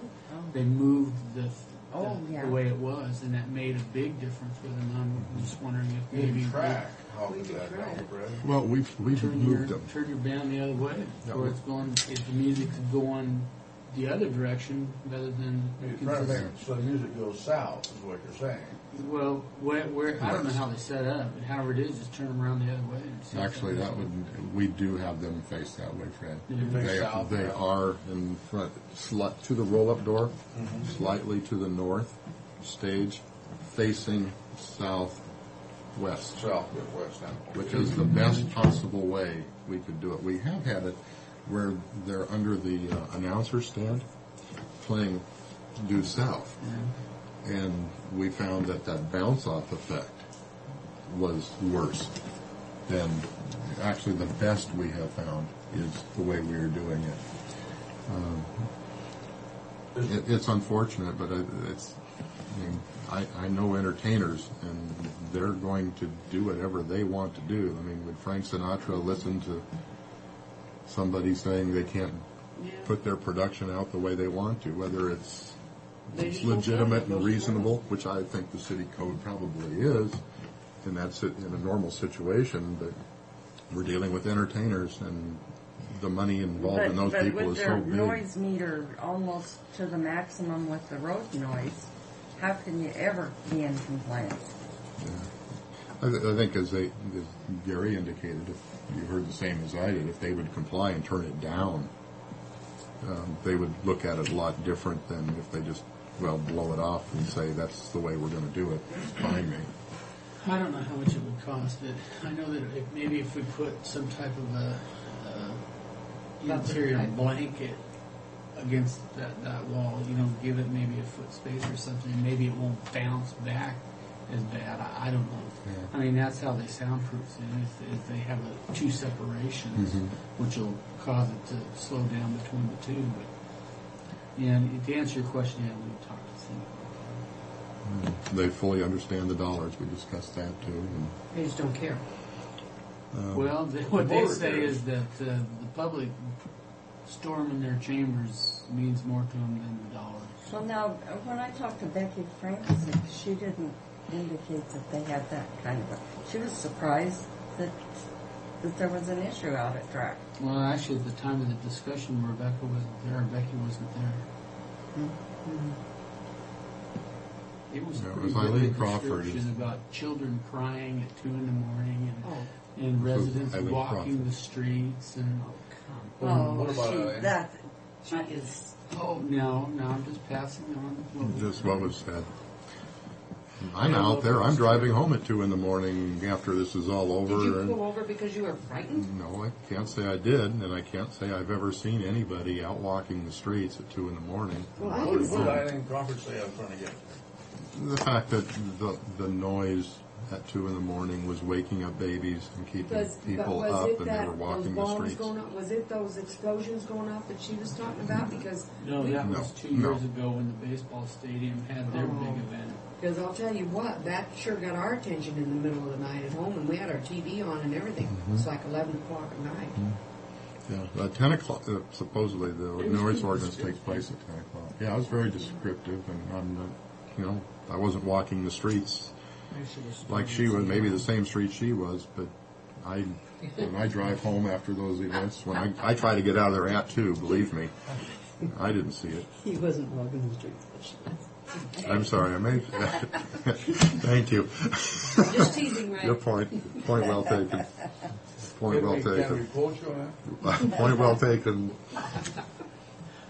Well, can we say gotta- that in other ways. Yeah, we gotta move on. Yeah, but anyway, Someone's that's here. where we are. Okay. I'll see you a little later this afternoon. Okay. Oh, boy, we got Leonard.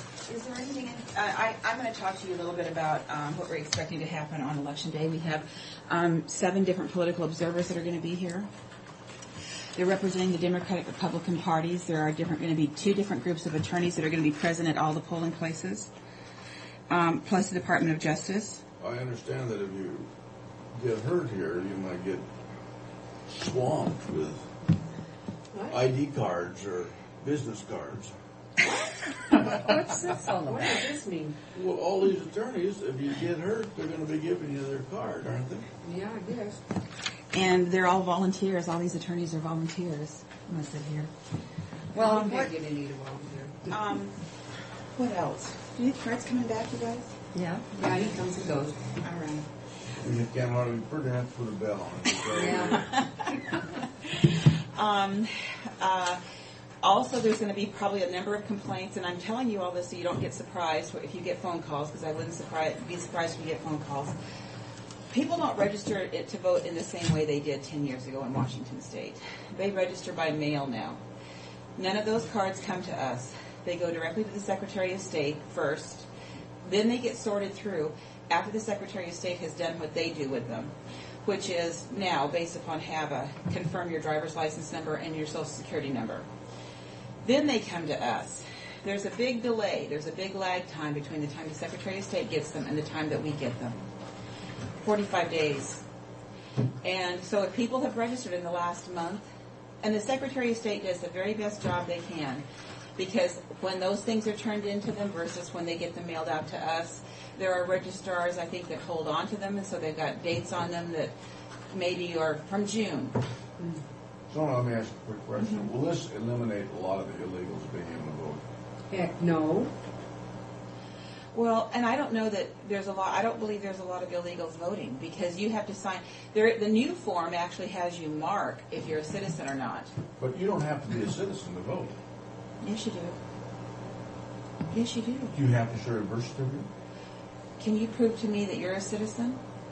You can't, because you may have a birth certificate born someplace in this country, but that doesn't mean that during the span of those years you didn't go to Canada. No, but you're giving me that in reverse. What I'm saying is someone can come in and register that is not a citizen, and how do you prove they're not? The oath they sign, the same oath that you sign. Zona. Well, that's just all you have to go by. Right.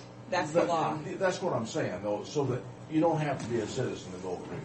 If you come in and want to vote, you can vote. Not really. I mean, I don't believe that people are lying. There's a penalty if they get caught. Well, there's something called perjury. I understand. I don't believe that people are. I mean, I don't believe, Frank, that people are doing that. There may be, in Franklin County, 10 people that might be willing to take that risk. But most people, we have found that people have registered by mistake, didn't mean to register because there was a language issue, and when they went to Motor Voter and they asked if they wanted to vote, they didn't understand, and so they became registered, and then they got a voter card from us, and then they called us and said, I'm not a citizen. But it would be possible for Oh, yes, legal absolutely. illegals to vote. Yes, it is possible. That's all I'm asking. My thing. Well, a person could vote in from Benton County and Franklin County, because there was somebody that received a ballot from Benton County, and she said, I've been registered in Franklin County for a long time. Part of that has to do with, here again, I still believe people ought to have to appear to register to vote. I don't agree with, it changed, that part of the law changed in 1993. I just believe that, back in the 30s, dead people were voting. They were paying union people to go get names of people who, they were getting them off the cemetery headstones and registering them, and they didn't have to appear, and they were registered to vote, and they got a ballot, even though they died.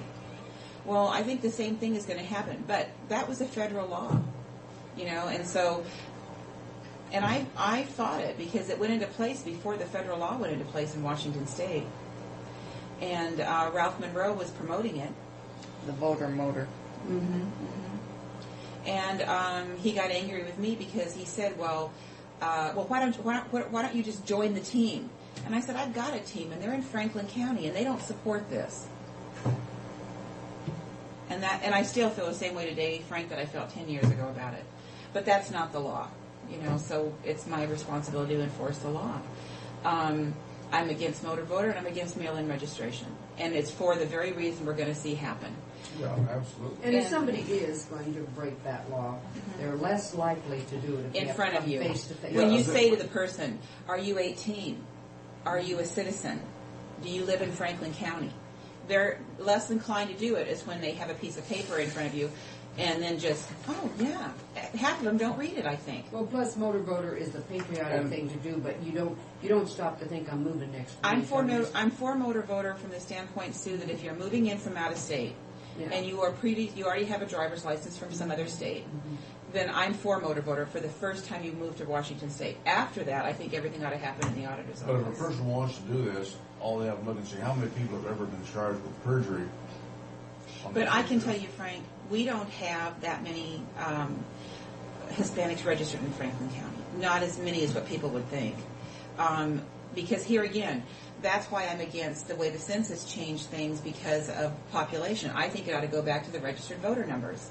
Because like with in the specific thing regarding commissioner boundaries, your district has 10,000 voters. Those two districts have 4. Almost, one of them has 55 and one of them has 45. I don't know who is who.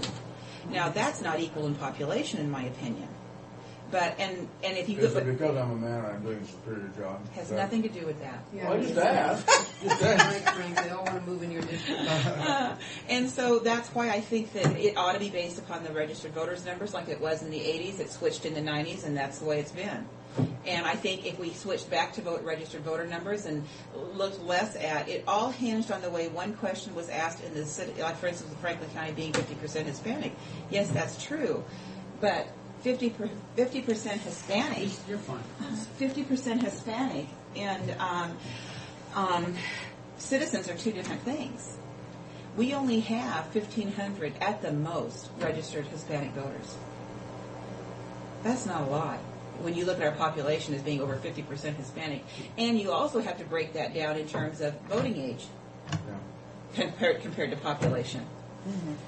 Because they're including kids in the 55,000. 1,500 is a lot of votes, so. Yeah, it can swing an election. Oh, my. But they're not all voting either, Frank. No, if they would vote. Yeah, right. If they would vote. So, but be prepared for voters unhappy because we don't have their voter registration card. We can't control that. There was I got a complaint last night. Somebody said they came in, they didn't get their Vote by mail ballot. vote by mail ballot, and they came in and they pulled it out of the desk. Yes. And I said, I assume there's some logical explanation. And there is. Ballots are not forwardable. If a part of your address has changed in Franklin County, all those are returned to us. They're put in alphabetical order, so that when that person then comes in or calls us and we can remail it, then we can hand them their ballot. It's got their label on it. But that changed with the NDRA in 1993 too, because now it says, now when you look at a poll book, it says active and inactive. Immediately when you move, Sue, if you don't notify us in advance, your ballot's coming back to us. And that happened to you. And I think that why... Well, it happened to Jackie, too. Anytime you move. And not only that, what made it more complicated is our software that we purchased just a year ago in July is not working the way the vendor told us it would work. And it's not working in all the other counties they sold it to either. And so I had talked to Darren about, we haven't paid him yet, and I talked to Ryan, the new guy. The new civil attorney. I can do that. But you see, what happened is this is the same company we dealt with for the last 10 years. They told us they upgraded. Well, let me tell you, if this is an upgrade, I'd hate to see something else. Well, like Sue was telling me, she had all this stuff, it was after hours. And I saw that they were all here, and I went in, and she said, we got all this stack of stuff to enter into the computer to get the absentee ballots out. And she said, I don't know how we're going to on do the it. old system. She said to get a label printed, we used to do 2 strokes on the computer. 2 keystrokes on their old now system. It's 12 to get the same thing. Yeah, I thought it was 14 or 15, Well, but maybe. we have it all written out. Because you know, it's ridiculous. No system should operate this way. Thurston County is a bigger county than us, and their election supervisor had a nervous breakdown and is now on administrative leave of absence, and they have the same system we have. I did call Thurston County. Is that going to happen to you guys? No, I can see how that could happen. We have had 6 election people, and we had one quit on election day here. It's so stressful right now because of how we've got the chief election supervisor for the state had a nervous breakdown. That's how much stress. And Clark County, whose election supervisor has been doing it longer than me, we've talked, and he said, you know, Zona, they're just out to break us. And it seems to me that a lot of this stuff, though, is actually, we're upgrading, but actually what they're doing is selling you something new so they can charge you more money. It's horrible. So they have the old system, and they had told us that we were getting an upgraded version of what we already had. That is almost word for word. If I still have the old system, and I can turn it on, and if I were to show you in a courtroom how that old system worked, this is the same company. It's ridiculous. They needed to sell some more I stuff. felt, you guys, I felt so totally read the blank on this, and I've never seen anything. And if you moved in Franklin County in the last year and a half, this system did not move you, even though we moved you on the system. And so I swear to God, we had 500 or 600 returned vote-by-mail ballots, and we had to turn right around and remail those out when we had addresses. We had it on our system. Well, why didn't it get mailed to the new address? It was there. The system didn't pick it up. We don't know why, and they can't tell us why. Well, then their system's so good, they need to give you Why money should we back. pay for it? Yeah. We had to pay them $8,000 for them to even come to do the conversion or whatever. We paid them that, but it was like $60,000. We haven't given them the rest of it. Came and wanted to take you out for dinner or something. Oh, and and election. you said no, you just fixed it. Casually, we'll go to called. dinner. Well, you see, their best trainer quit that day because she called me and she said, "Oh, Zona, let's go have margaritas out at blah blah." This was 2 days before the election. It was a Friday before, and I said, "No, Lynette, I want you to come here though." And then I want you to see what we're dealing with. Well, I'm sure it's a training problem. I said, no, I don't think so. I want you to come. Well, then we got our trainer on the phone with their company. And the trainer, she said, Zona, I am so sorry. And I said, Farrah, this is not your fault. This is the company's fault. She quit that very day. She had already quit but hadn't told us. And so, not good. But we are going to have, I know we're going to have voter complaints because, number one, the cards we don't keep anymore. Before we got a card, you registered to vote here, we had it. We had the card in our hand. Now, people that registered in June are calling us. They haven't got nothing. They registered in June. They registered through Motor Voter. We don't have it. I mean, Secretary of State after doesn't this have goes it. through that office and comes to you, you don't keep them after that? Yeah, we keep them. We image them. We scan them. But we got to get them first, Sue. You gotta get them. And that's totally taken out of our control. We That's can't. probably why that little gal up in Colotis said she'd registered and never heard a word when I think I We gave don't, it to and we Susan. don't know because we don't know they Never have registered. seen it. So what we're doing is, thank God, I for don't see how provisional ballots. Sam would have enough help in his office. He's hired tons of people, Neva. He has? Yeah, he's had to. Well, yeah, if he's, And I if just did a he's press screening conference. everything. I just did a press conference with him, and one of the questions from the news media was, "What about people?" A voter called the news media and said, "I registered, but I didn't get my voter registration card from." I don't know if it was Franklin or Benton. She didn't say. But we're having it happen. I can say it happened here because it does. And I said, I can't explain that. I just know that we process them the same day that we get them, which is true. And there are a number of ways. When we look for you, we can look for you by your birth date. We don't have to have a name. We can look for you by your address. But that was the way the old system was too. So we have a number of ways. If we have a typo, we can go to a birth date. We can go to a physical location. But That might not be a handicap. when this is all over, then all the licensing people ought to converge. Well, you see, what I said today in the press conference is, one of the things about the election process is it's always changing. It's not going to be the same. We already know that the polls we're probably going to pass the initiative to top two move forward. And quite honestly, it has to because the county can't afford. It's better than what we have. Exactly. Yeah. And so we already know that the primary that we're going to have in 2 years, the partisan primary, will not look like the primary we just went through, thank God.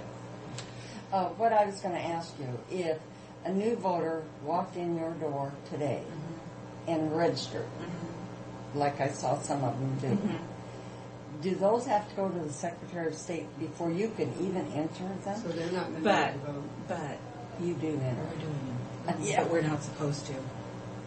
Because they're supposed to confirm the Social Security. Only the people that can confirm is the Secretary of State for the Social Security number and the driver's license. But why would I not take that voter that I got standing in front of me and get their information in right now?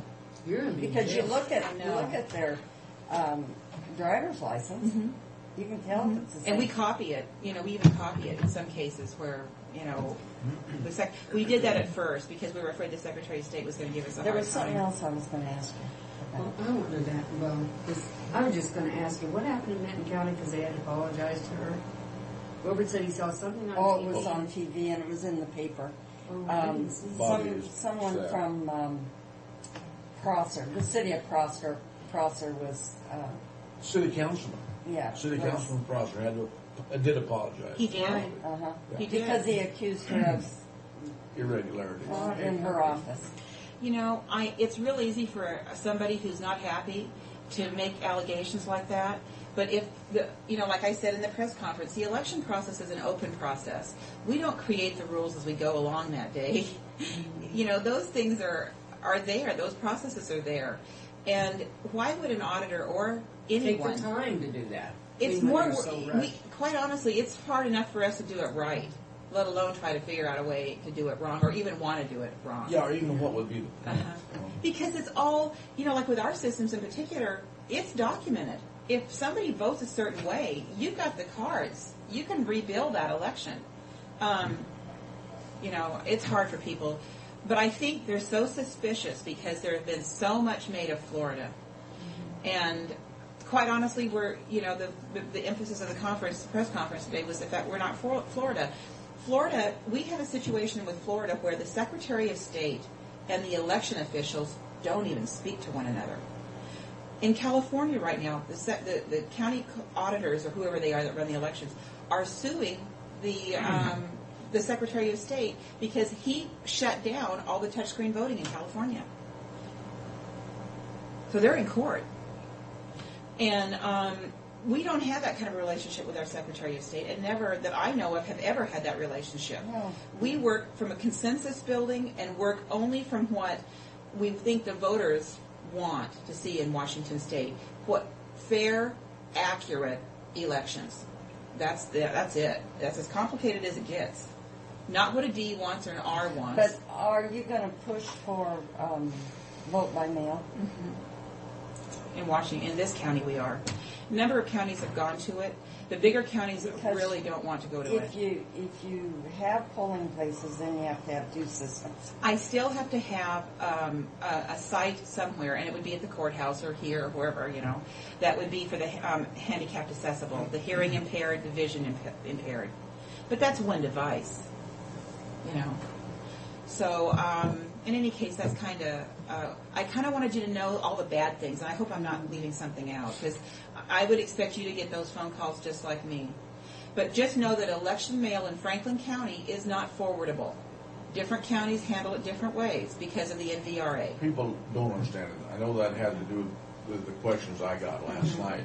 And they came in, and apparently Diana went over and went to her desk and handed them. It's actually not in the desk. It's in that area behind them. Wherever she yes. went. They said she went to the desk and went in and got it. And it's all alphabetical. Yeah. And if they had any questions, they should have asked, because that's why it was returned. And we can show them on the envelope why it was returned. Well, I said I was sure there was a logical reason for it, but I said I didn't know. And they should call, because there's no, I will tell you, Frank, and here again I have to thank the women. We're starting off poorly. All right. But if we didn't have that room where the ballots are, we would be in so much trouble right now, because you're going to get to hearing one of the articles in Benton County had to do with, and I've had the news media talking to me not knowing that they were doing a story on Benton County, which I think is wrong. They should be telling me that's what they're doing. Yes. They said, how do you handle your ballots? They came over yesterday. And I said, well, they're in this locked room. And thank God we have the locked room. And I said, and nobody has a key for this room but us. The janitors don't have a key, just us. Sam even told me today that they're going to get even pickier. They're going to start having you log in to that room and log out of that room, how long you're in there and what you're doing. Which is okay. There's nothing wrong with that. I don't have a problem with that. But ballot security is huge. Remember when DeFelice, I got this anonymous call, supposedly, over the DeFelice Rabideau first election. And Dennis questioned our security. And questioned our security. And thank God I had bought those metal boxes, locked boxes. Dennis claimed the cemetery beat him. Oh. That's because he's so insecure. Well, that's what he claimed. He said the cemetery. But if I think of anything else, I'll email them, because I want you to know all the bad stuff that you could get hit with, because I know that I get hit with it, and I don't like surprises, and I don't want you to be surprised. But motor voter has been bad for us. People moving has not been good. Registration by mail is not good for us. But we do have ballots, and nobody on election day is going to leave a poll site without voting. If they show up and their name is not in the book, they're going to get a provisional ballot. Let me ask you one question. What percentage are we vote by mail in county? I got a lot. Okay. 75%. We better get off of here. 75%. Okay. I don't think it's 80, Frank. I think it's. I would say 75 is pretty good number. Thank you. I want 75% vote by mail. Fred, how much do you have? Hours. You don't have anything, do you? No, I got it. Do you like vote by mail, Frank?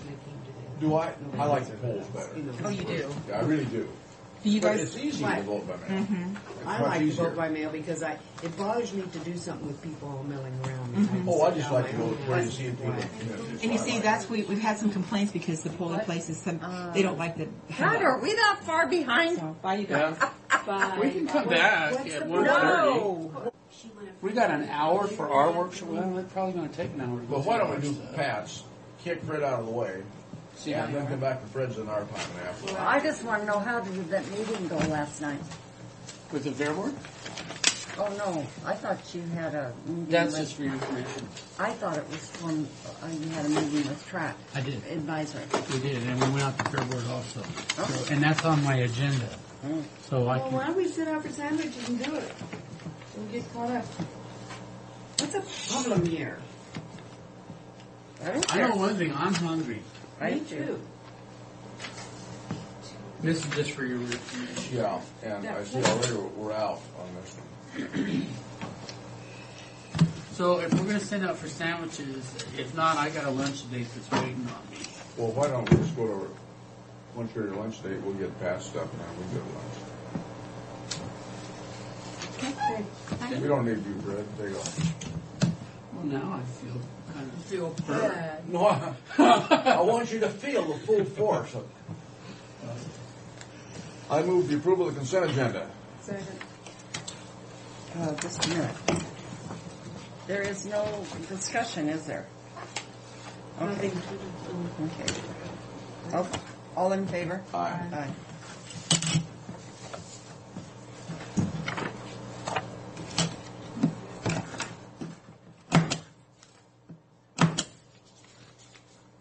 Aye. That's it, all in favor? Aye. No, I didn't. I was just eyeing it. I hadn't eyed before. I want to make sure I had my vote.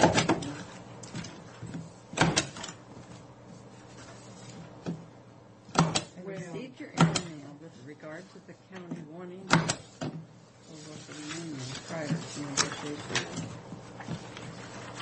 And so they want 3% wage and $6.50 for, what do they mean by insurance cap? Well, we pay $5.82 right now. And so they want us to pay $6.50? No. Well, I think we should give it to them, after all. We're flush. I never talked to you guys about Haiti at some time, We'll talk while we're signing. Okay, well, they're wanting one of you to apply for HAPIC from Franklin County because it takes so long to get somebody appointed. And they know there'll be a new governor, but there's a lot of stuff to do before that, and they think they can get it done before. Well, I haven't been on Haiti, and Neva has, unless she wants to go back. I asked them if she could go back, if after she stayed out, if she could go back, and they didn't know and they were going to check on it, but... No, I think that would what made me that'd think be a about good it is you're experience. talking about these other task Yeah. forces, et cetera, and I was thinking, man, there's... Go ahead, Frank. Okay, no, go ahead and put my name in for it then. I mean, I don't think that'd be any more than fair because, and you're used to being on those kinds of boards. It's, financial. But did you see where that new isotope? Yeah, but they were saying in HAPIC that they have to do 3 a day to pay back HAPIC. You have to do 3 of those a day, every single day of the month to pay what they owe HAPIC. But they will. That's going to mushroom. They're not going to be working on Saturday and Sunday, so they're going to have to do more a day. That's what I thought. It doesn't matter. I mean, if you're going to lose money, let's lose money on something that saves lives other than somebody out there at the port. Yeah. Amen. And that's not going to do nothing but grow. In fact, I was a little skeptical about that company, thinking, do they really have the expertise? But evidently they do. I think they do, unless it just doesn't work.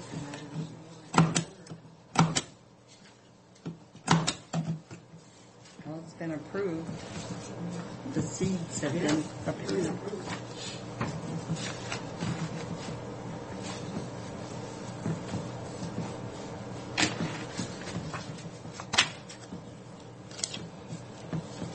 I guess you get these back. Mary doesn't need to sign them.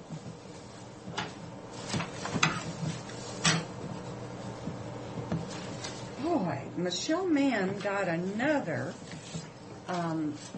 nice award from the state for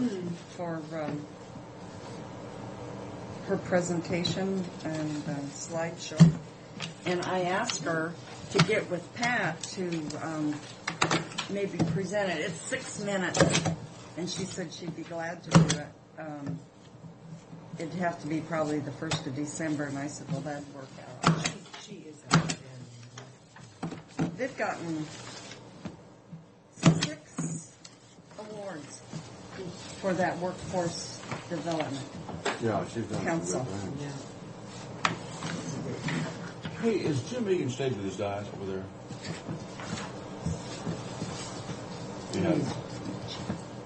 He lost 65 pounds.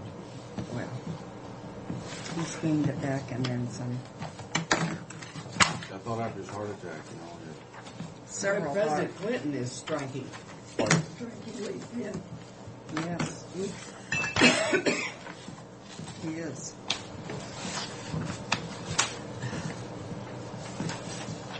Now, is this proposal here before it went to arbitration? Or mediation? Well, this isn't the result of arbitration, I assure you. No. It wouldn't be from them, would it? Yeah, I think so. Well, no.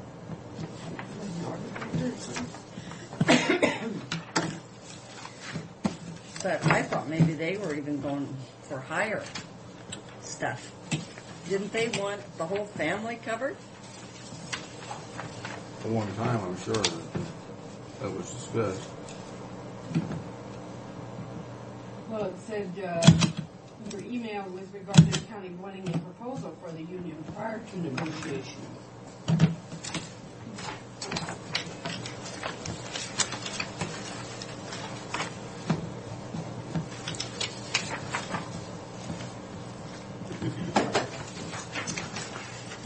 I move approval of the vouchers for the salary clearing payroll. Is that it, Pat? Is that all? Okay, in the amount of $501,108.39. I'll second that motion. All in favor? Aye. Aye. Look at his signature. That doesn't like.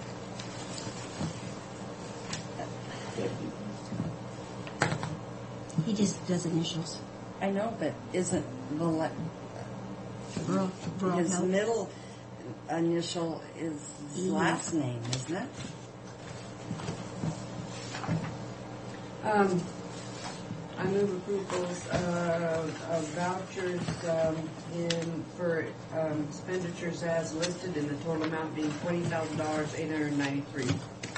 Is there a second? No, wait a minute, $20,893.96.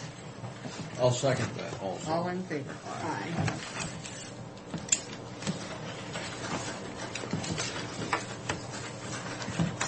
Oops. Sorry, Mary. Frank is cheating again and putting his name on the bottom, and I don't know why. It doesn't say he has to put it there. He's trying to. Unless it's marked pro tem, I always. Well, it is a pro tem on the bottom. I know. That's why I signed. I had to type another spot in there for 3 commissioners to sign because that whole thing was messed up. I thought you usually do it on the second one, and I sign on the bottom. Okay, I have a note here from Roger Johnson. The Tri-City Visitor and Convention Bureau has asked for his help in building a good turnout for the Pasco Chamber for the 2004 annual meeting. 4:30 p.m. Thursday, November 4th at the Three Rivers Convention Center. They do expect an RSVP. Is any of the board planning on attending? I don't know. No? Okay. I'd like to go just to see the convention center. How much is the dinner? Doesn't say. Sue, this is information you can get back to me on.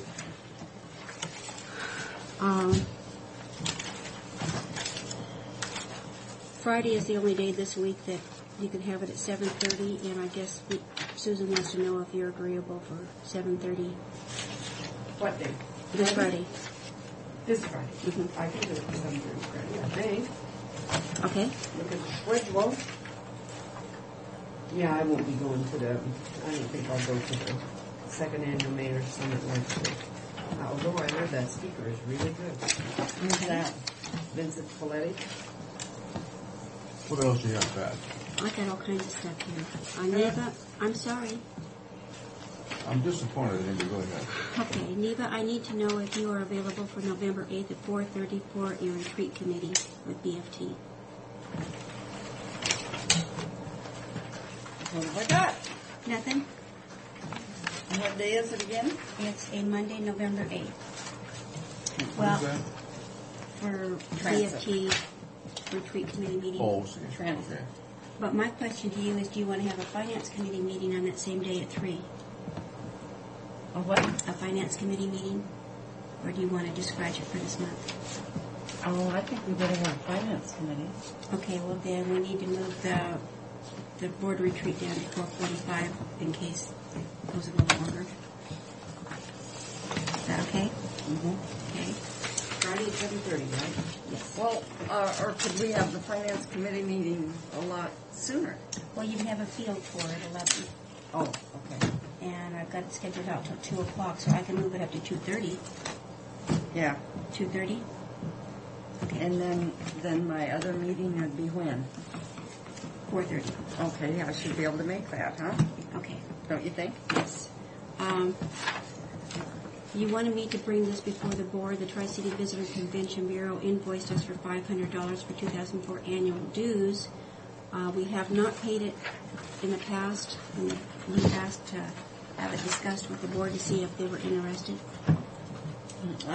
I don't know, but I think we should I belong don't think to we're it. going to have to. We're going to get any attention at all from them. We've never paid it in the past. We didn't pay it last year, no. You know, well, if we're going to do anything, this should be a track. Well, they do, but I think as Franklin County, we should too. Well, can we take it out of that money that we give to Tridec? Yeah. If you can take it out of that Well, money, that's fun, but I think if there's any money in that fund, Yeah, well, and that's iffy every year, isn't it? I mean, it's just against, doesn't it, or is it constant? yeah, let's check it and see if there is. Yeah, let's take it out of that money. Okay, do you want to make a motion to... Well, would you check and see Let's if there just is check, money find in out it? first. Okay. And we're We checking have which... promised somebody something. We're checking which... Well, we get money It's from from CTED Okay. that it's for basically economic development, I believe, and it goes into Tridec for our Okay. use. Their Tri-City Visitor Convention Bureau is also having their annual meeting and election for 2005 board members. You look at that. Last time I went to that, and they could sit back with a help, and everybody else got to sit up with a... Oh, this is the one. The same one that Roger was talking about here. Oh, I thought you We don't said have- it was... we have- On November 4th. Oh, wait, this is at the... Thursday, November the 4th. I won't get that. At 4 p.m. Yeah. And is it food? No. It doesn't... No, it just says they're meeting. Okay. Oh, these are just, I got this at home, I think, or something. I've seen this before. Because I was surprised Jean Reichman was going to be on the board of directors. Yeah, I've seen her. I can't go to that. Okay. Well, you know And... what I'm thinking about this here is, for some reason, I thought that I could, there's something in my head that tells me. Yeah, no, This is the one we went to last year. Yes, we went to this last year, all of us did. We said no to begin with, then we ended up going. You have a state agency. Yeah. Well, I'm thinking, why don't they, instead of Wilbert and I going, I was going to call them and suggest that they invite the 2 people that are running for commissioner. Well, it'll be over by then, so No. by November 30th it will. November 30th. Oh, It's that's over. right. Then they'll invite the new commissioner. They should invite Well, the I new think you commissioner. should go. Well, I have to be at... She's in Olympia. Oh. Well, depending on what time you return. Yeah. But anyhow, no, I will put me down for yes. Okay. And my guest. Because we turned in late last year and Okay. Colin Hastings straightened it out. When do you have to tell them? It doesn't give me a date. It just says RSVP. 6:30. If I could get back in time. Just say you're going to go soon. If you make it Okay, fine. I'm going. Yeah. Okay. You too? Okay. That was a very nice affair. That was nice, yeah. And the price was right. Neva Frank and That's the Sue. last time I saw Anita Nelson. She was there. Who's she? Stu Stu's Nelson. wife. Wife. Well, she died then in March. You know, I had forgotten that. Yeah, but that's right. And she looked wonderful. I talked to her for a long time. That's what I was trying to figure out, was what was it? Now, what is it? I don't know, because we didn't get anything filled out. Vibes, Vittles, and Vines, huh? Or one for Washington Wines and Big out in the park in Spokane. No. Oh, in Spokane? No, it's here. Stumpy Park. Sound Bites, Tri-Cities. Oh, that's next year in 2003. July next year. That's So you can let me know if you're interested in doing that. Well, what are they asking us to do? Oh, this is, we got this afterwards. On their behalf, come to 1 to 2 informational marketing events and join as a charter member. Mm-hmm. And support. put me down for no. Costs $100 to $500 for it. Put Sue and me both down for yes. No, put me down for no. I'll be out of here. I should put me down for yes and not pay any money. And Well, I don't think you have to be a commissioner to be doing this, Sue. You could give them their $500. I bet they'd overlook all Yeah, I that. bet they would too. Well, they wanted to know if you're willing to serve on the committee, or if you want more information, if you want to become a sponsor or a volunteer. Neither wants to. None of the If I was above. going to spend that kind of money, I'd have gone to the one to anything. Okay. Because they really do. Yeah, they do. They use the money for yeah. a good cause. Yeah. John Shear is inviting you on February 3rd. We're invited. We're going to participate. To participate? Just make sure that it's on my agenda and you remind me. Will do. Sue, I need to know if you are going to be going to this CRP forum from the Washington Association of Wheat Growers. No? Okay. With that, I have nothing else, and I thank you. Are we recessed, Madam Chair? I guess so. Okay. It's almost time to come back now. Yeah. I'm about to get Jim's going to be here at 1:15. Okay. I move approval of the minutes for the proceedings of October 25th, the year of 2004. I'll second that. All in favor? Aye. Did you guys get a chance to go over to that little deli right over here on the corner? They have the best sandwiches. They have good sandwiches, Oh, but they're- don't try parking over there because it's hard. I just walk You over. walk, but I was Used to be coming that from it. in-home medical right here on the corner. On the corner? Oh, is there one? Yeah, they've got a They've got bakery all and kinds of deli. bakery stuff in there. I didn't taste any of that. Oh. I didn't dare. It is really good. That little gal. I'm glad something's good in there. Yeah, and it's busy. Well, sure, if it's good food, it's going to be busy. Because there's quite a few people downtown anymore.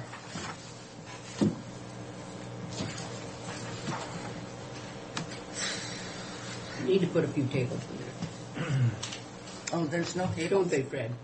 Yeah, they do. They have 3 tables in there. And I they, think they got room for more men. but I think they could probably put a couple more in there. I think what they really need to have is a public bathroom to where you can get in there and wash your hands and stuff. I'm surprised the health department will allow them to have a sit-down restaurant, without a place for a person to go in and rinse their hands off and stuff. But I'm not going to complain. I mean, it's the people in there are just really nice, and the sandwiches are fresh and really good. Yep. Okay, I have a whole bunch of inter-budget transfers here. It's rescinding resolutions and then transferring money around. I think Neva or Bridget had already talked to you about it. The allocations were not quite the proportionate amounts for each one of these departments had been changed, is why we have so many different resolutions transferring the money back. Actually, it's one resolution for all of them. no, we have 5 resolutions here, and it cuts our cost down by like $6,300. I support that. But I thought you could at least come up with one resolution. Well, the problem was we had all these other resolutions basically to transfer the money out for the Hand those over to payments. Sue. Hand those over to Sue so she can make the motion. I was going to suggest you do it. Are we ready? Do you want to explain every single one of them down to the latest detail? I could. Do you want to? No. Why don't we do it by number here?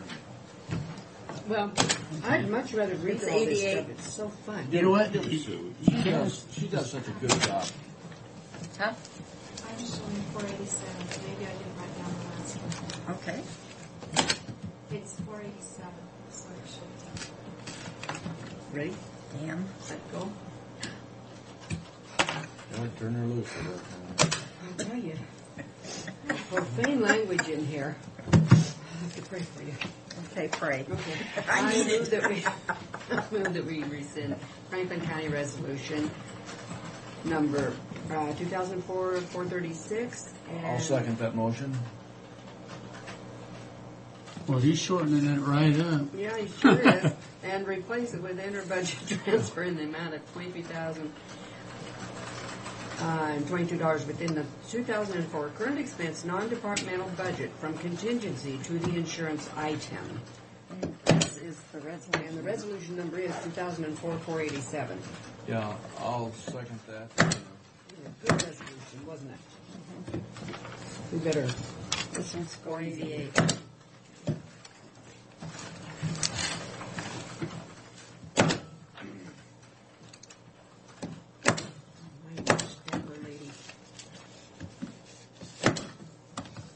You want the job? No, because I have to turn this over. What? I understood that. Hello, how are you? A+. That's just because I assumed that was what you would be saying. Okay. I was trying to think of a response. Muy bien. Teach him one. Say that? No, muy bien. Say it. Muy bien. Huh? Say. Mary, you're a good person. That's good. You're a good person. And you're learning. You're just now learning that she's a good person? I've known her, I'm just wanting to repeat it so she can hear it. All hinges on where the coffee pot is placed. I wish I could be that good all the time. Do your kids speak Spanish too? Mm-hmm. Good. Except for the little one. I know. But my granddaughter does. She speaks it. She's Boy, very it's bilingual. important. She won't be able to get a job when she gets older if she's not I bilingual. know it. No, my granddaughter is more bilingual than her parents, actually. Okay. I move approval of resolution number 2004-488. I second the motion. Okay. All in favor? Aye. Aye. You first my bubble, but number two.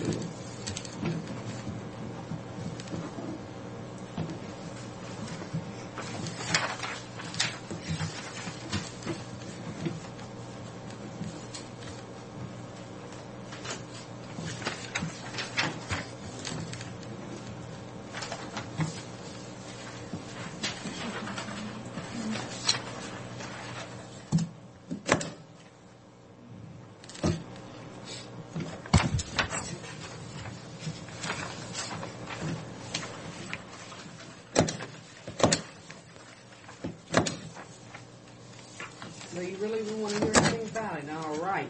I move approval of Franklin County Resolution number 2004-489. Second the motion. All in favor? Aye. You And do- thanks. You do so well in that And thank first you. part, see? We ran behind today, You so just we're gave me a finishing up. bonus. $4,000. What? I was explaining why we're not doing budgets right now. Decided we'll be right with you, Tom.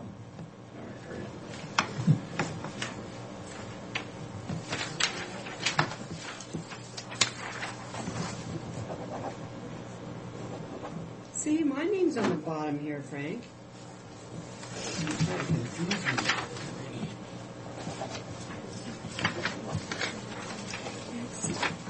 But see, many of them have no signature, Tom. Or no letter. No Yes. name. No name. Oh, okay.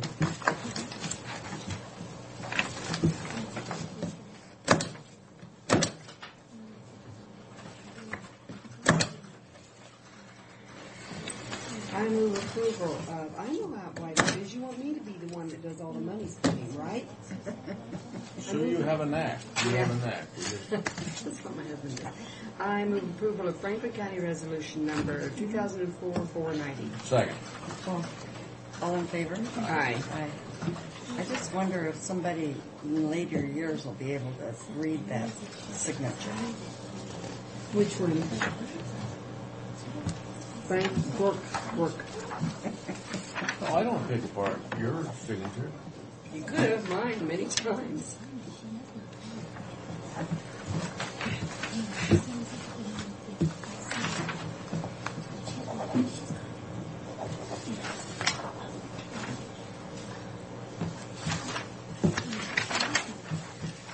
Another one? For goodness sake, we'll call you back. Here you go, man.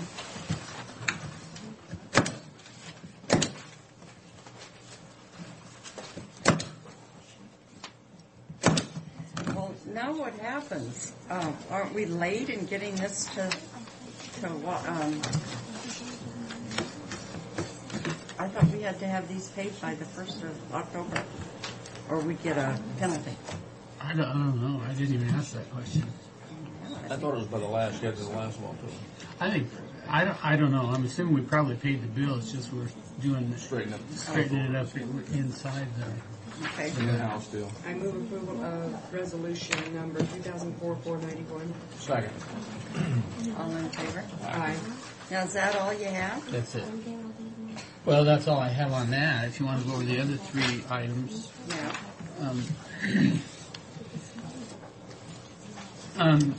Number 2 is the awards banquet.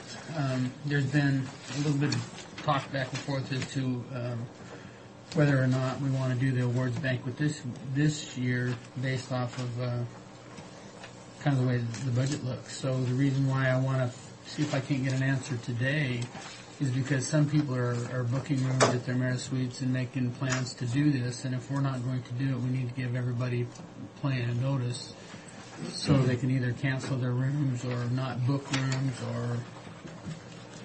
So, what's your pleasure? Personally, I'd like to see you do this last one, but that's just how I feel about it. We planned it. That was my only chance. We planned it, and we had budgeted based on our revenues of the first year. Right, that's right. And they are not coming in. The revenues are not coming in like we had planned. no, I know that.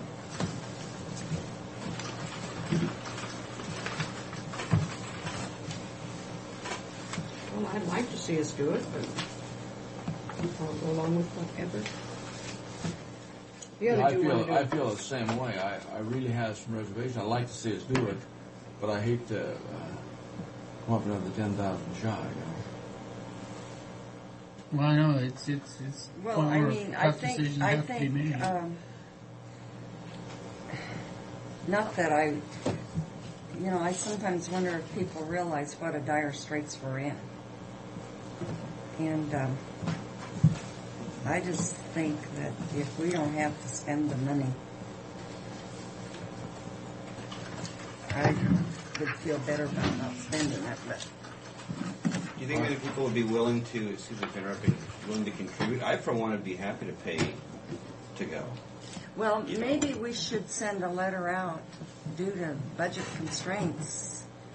We could still have the awards banquet, but not pay for people's meals and see what kind of response we'd have. I think that's a good suggestion. I would sure support that. But, you know, when we start, it looks like we're going to have to make cuts. I'm sure you are. And I hate to come out and have a grandiose awards banquet where we've funded it.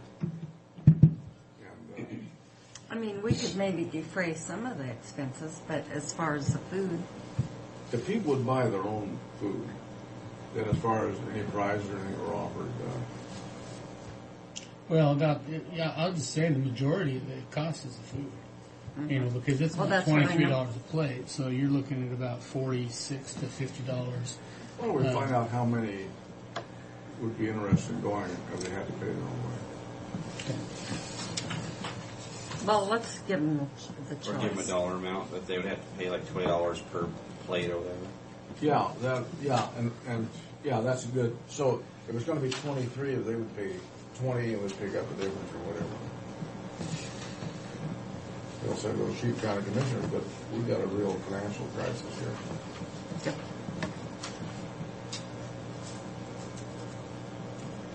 And if you go out to dinner anywhere, you're going to pay that. Yeah, you can't go out for less than $20 first reading. You know, we go out for nice evening. Okay.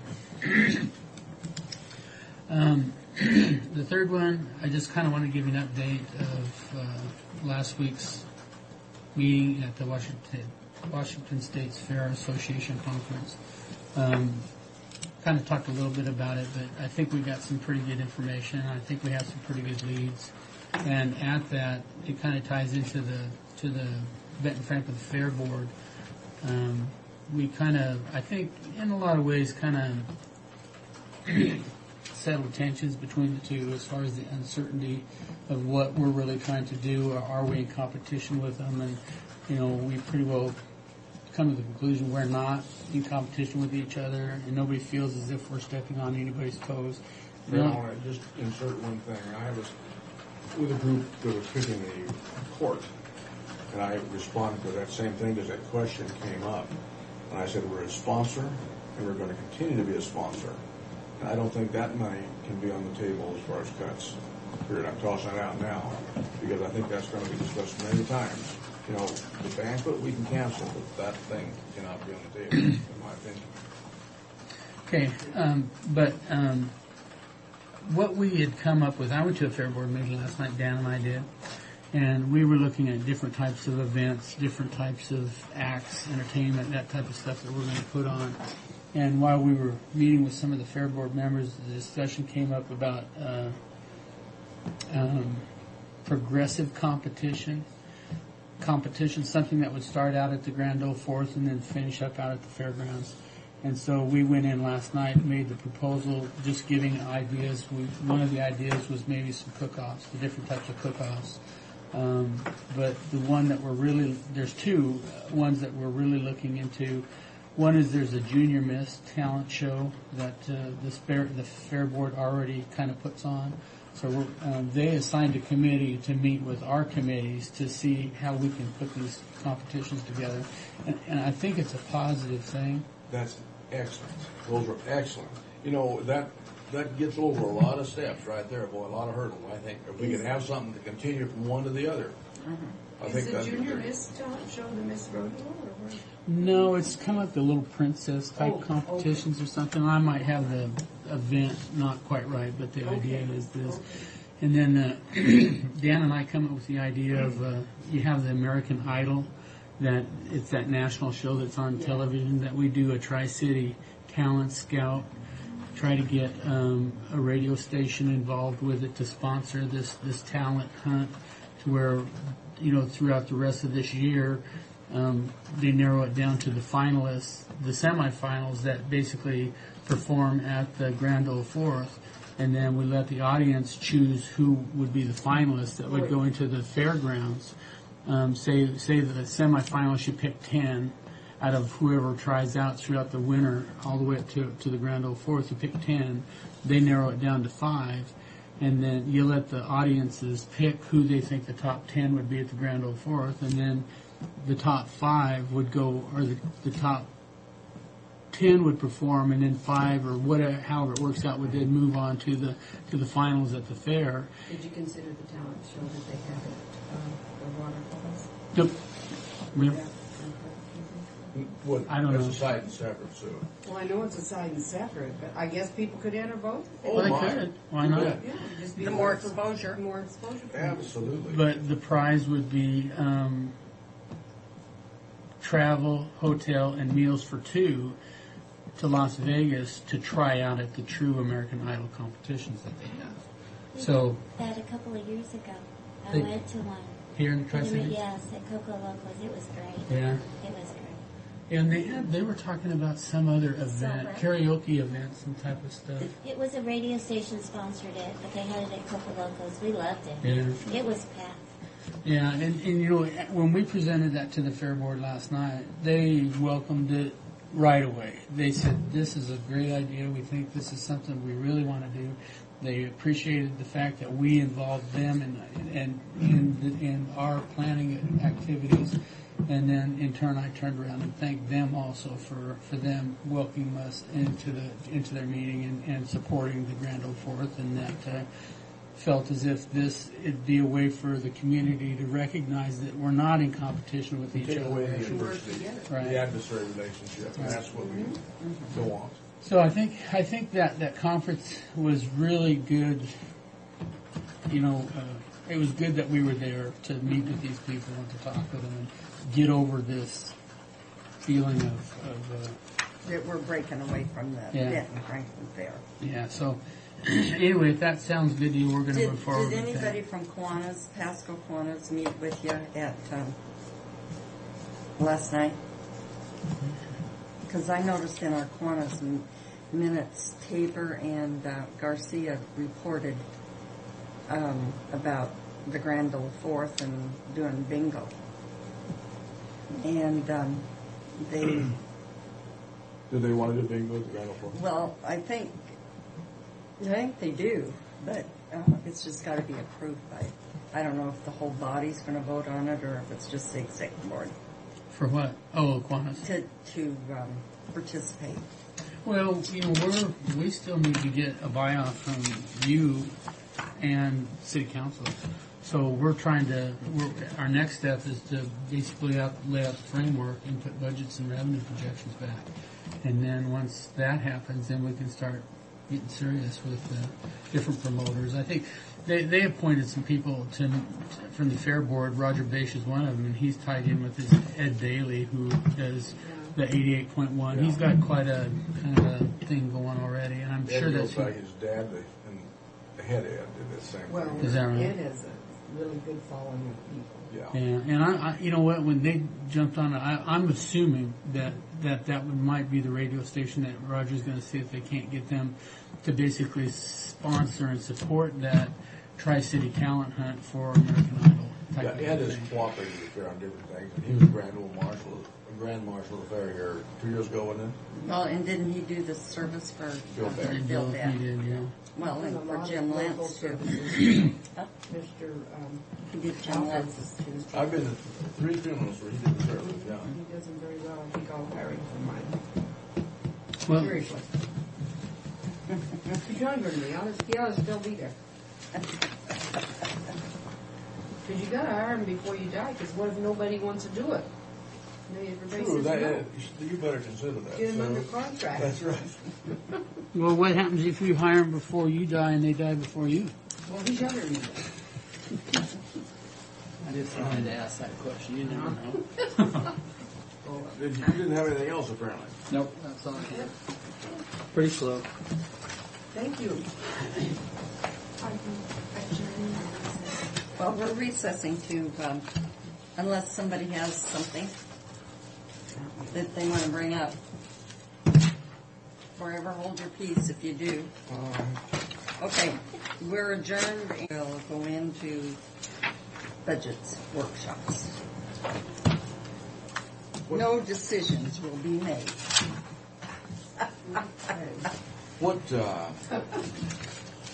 numbers are Yours start with We're 680. 680, we'll go through 720.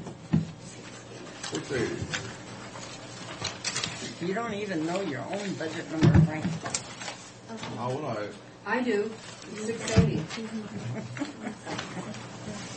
3780 we added. 41 keeps. Yeah. I got the slip numbers.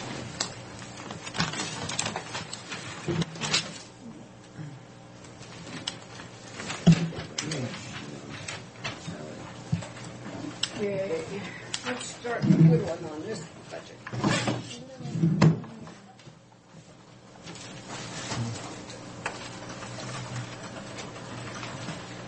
And at this time, there's no point in taking out any travel until we address the travel situation. Period. We didn't use any.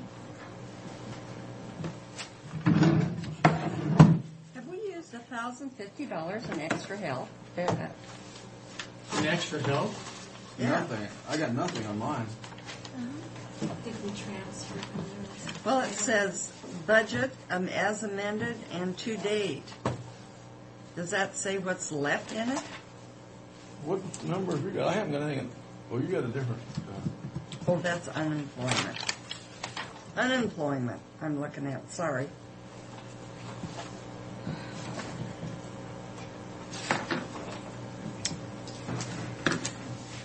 Well, we can knock communications down because Sue and I turned in our pagers, but I don't know how much we can knock down.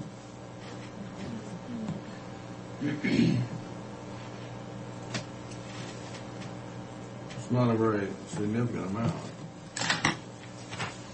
but we can.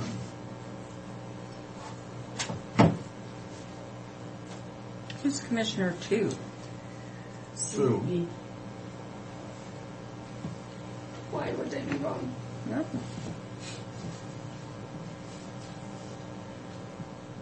Well, does the new commissioner start out at step 1? No. Yes. I think that's where we need to make submissions. We don't need to pay any new commissioner that amount of money, whatever it is, you know? I'm sorry, but I don't think that's the way it works. I think it's going to work that way, but Listen, That's you not don't know. fair. You don't That way know. with everybody else. That's right. It's like the elected official in any office. Well, I thought it was worth asking anyway. You build up your number.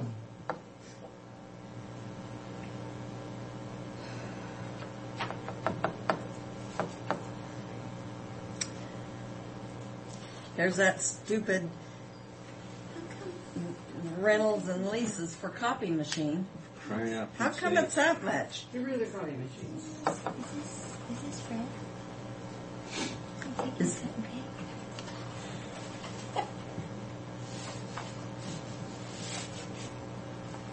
Yeah, it looks like I'm taking a cut and paste. Gee, Fred, that's really nice.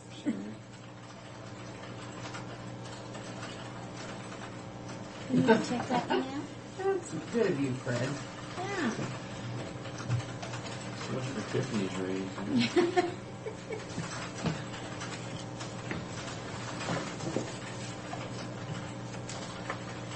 Now, what happened in yours up there? No, I don't know. I didn't even catch it. I just went right by it. See, Fred, Yeah, I'm looking out that's- for you. Remember that. You know, that's Well, it's on the fine. computer, right? You I want to thank you, Fred, because we're having a tough time as it is.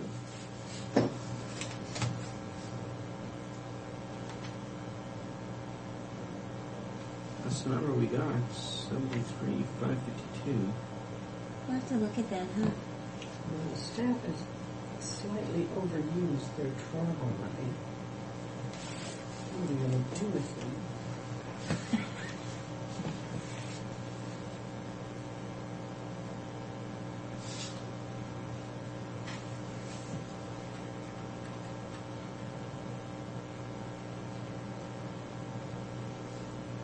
And there's a disciplinary action. We just didn't hear about it, huh? Well, the last time This I is show me. the last thing I did, one of my fellow commissioners, now I don't. You had what, Sue? The last time I looked at the travel money, I had used less than at least one of my fellow commissioners. Where did I spend money that maybe we just hadn't caught up? Sue, I took it. You took I transferred money out of your line. Oh, okay. Well, I didn't Because you it says I did transfer it out of then. mine I too? did. Yeah, I think they took 1,000 out of both of our line Well, how items. come it says I did it though? I like this. I'll struggle. Well, it shows like it's Like I used it. Yeah, but you didn't. All right. Because I remember you saying that. Yeah. Well, we can cut that Law and Justice Council expenses out. That $500, knock that out of there. Because if we have a Law and Justice meeting, we'll just absorb what it costs through our regular office stuff.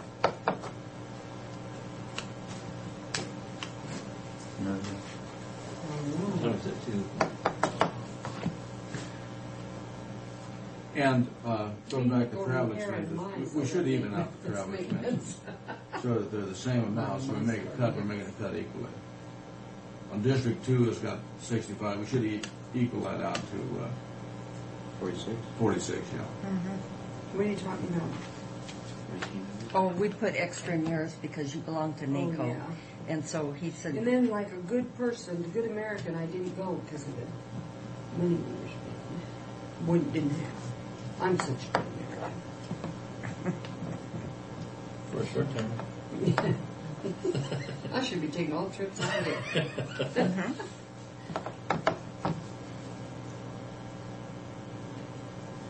Take 1,000 out of that? two. Two? Knock it down to the same as the Same other. as the other. Oh, well, it'd be 1900. 1,900. Make it 4,600.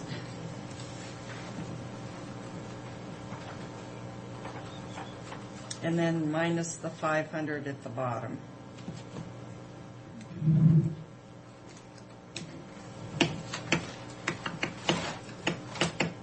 Well, if no one used that much travel, maybe we could knock them off. Well, so we're going to have to hit all the travel. But I said, Oh, just later. make them Yeah. equal when we make a cut.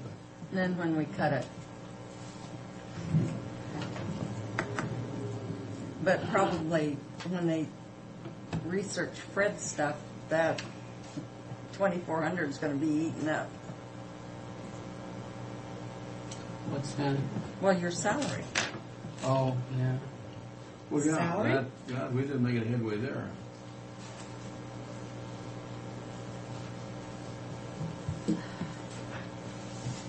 So we're worse off than we started here until we come back.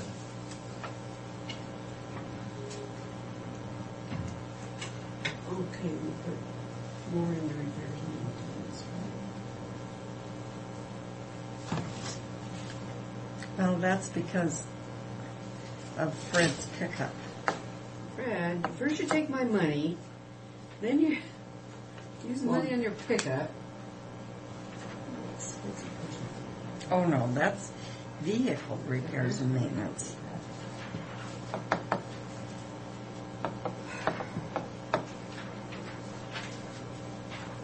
Well, we must know something.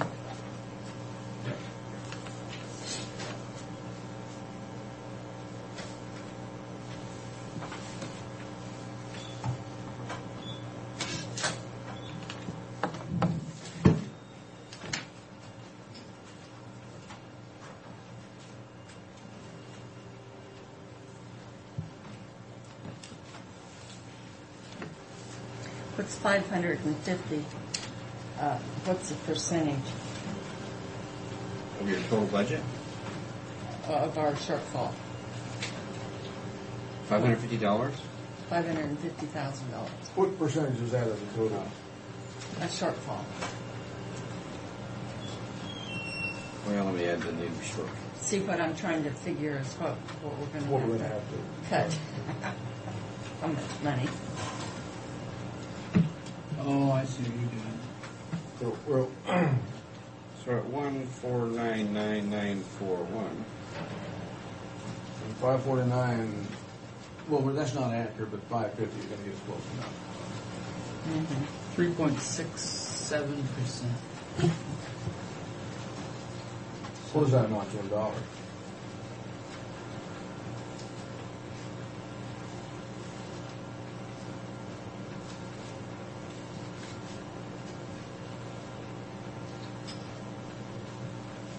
I don't think we can figure out. We have to figure out your Everybody's. bottom line as a percentage of everybody's bottom line, and then multiply it by that. Well, we could do it that way, or whatever a shortfall is going to be, period. Yeah, so, no, the way you're talking about is the way I suggested that. It'll work either way, but So if you have a whatever the shortfall is, then the relationship to our budget to the entire, Shortfall.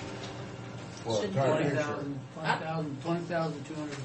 $20,000 $20,200.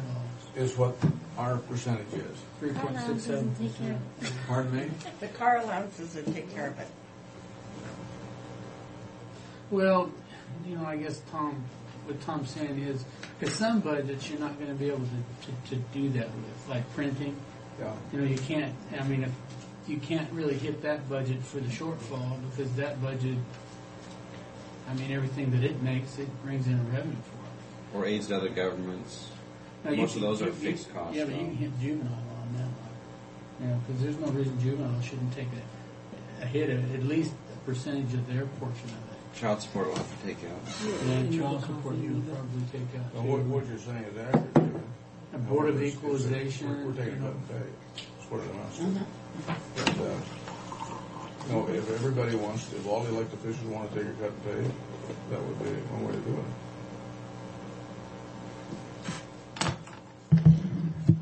You know, some of the, like they're saying, some of those budgets you'd want to peel out of that. You know, and then once you took that, then you'd have to get a number, and then that would be the percentage of the departments that are remaining that would take a hit on it. Because, like I said, you can't, you know, if the print shop, what is the print shop's budget? Whatever that is. 460. No. Yeah, 460. That's the budget. Number.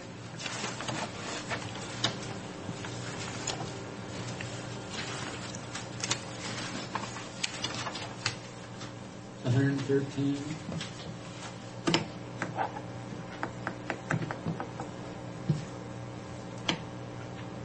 Same thing with information services. They're operating like an internal service fund where they pay for things for their departments, so it'd be hard for them to cut at the same percentage.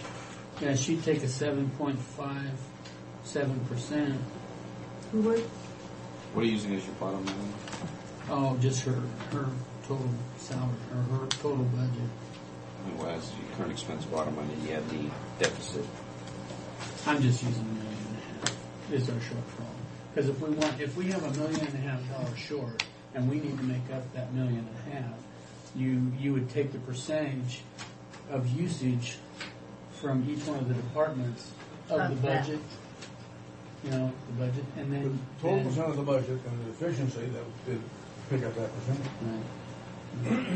So if you know, let's just say for easy figures, you have $100 as your budget, and you have 10 departments out there. You know, based on you know, if one department had $10, they would take 1% hit of that $100. You know, $100, they would get a 2% hit until you actually made up that $100 that you lost, and then that would be the percentage hit. Right.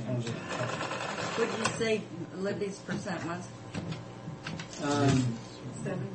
You know what? I used the wrong number. But you were dividing that into the deficit. To the shortfall, and that's not what I needed to do. I needed to divide that. Let's just take a $15 million budget is what I did.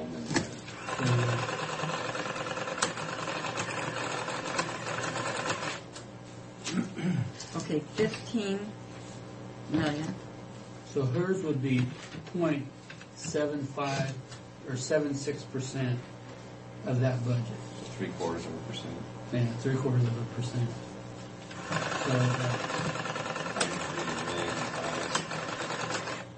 So she's got 113. She'd take an $853 cut. To her Well, she budget. could take an $850 cut. Where would she take it to where she's not generating? And if you cut paper and she can't sell that paper, Well, then what we've done in the past is well, that's not fair like to the elections because they don't use paper until in November. But in the past, when Libby run out of paper, then the individuals needing printing would have to buy the paper. I mean, that's what Well, we they did. still do, though, because we get charged for paper, not the labor part of it. But if she needs to make a plate, we pay for it. Or we do pay for the envelopes, you pay for it. But, I mean, she's got She must. almost 4,000 in office and operating supplies. But she's showing, even though we pay for it, she's showing it as a revenue and expenditure balances out. So you're saying it's counterproductive? Actually, it's showing us up as an expense in two places. That'd be like cutting child support. You know, you cut child support, they pay it back. They pay it back, So if you cut them, you might cut them down, but you're going to lose that back in revenue too. We make more money off of child support than their budget. And you know what? When we get to that point, we I probably don't just know. need to sit down and look at each budget and say, are they a part of this or not? You know, because Board of Equalizations, can you cut them by that much? And if you can, With Board of Equalization, you can't cut those folks. Because all they're getting is just travel money to come in, that's a volunteer job. But Sherry's got She has that in. paper or something in there as a figure. I mean, I think we're going to have to go through the process. yeah, and that would be fairly simple to do once we get to the bottom line. I mean, that would just take a matter of maybe an hour, if that, to do those numbers. Because every budget has a carryover of some sort. Well, when we get to that point, we can certainly do that. And we're going to be there fairly soon, I think. Very certainly. Okay. So where do we go from here? You need to come up and tell us what this is all about. It defies logic. Normally with you it does. Okay, we can't do anything budget right now. Of course, you've got to adjust for its salary. What number are you counting again? Well, we don't have it in this. It's in the big book. We're doing public works in the big book. What's due to Tim? I don't know. Well, no way to nothing. Huh? Well, look away to nothing here. This is his code. I know, but I don't know where he is. I think Frank's going to scare him up, though. I got to go see if I can find one. Yeah.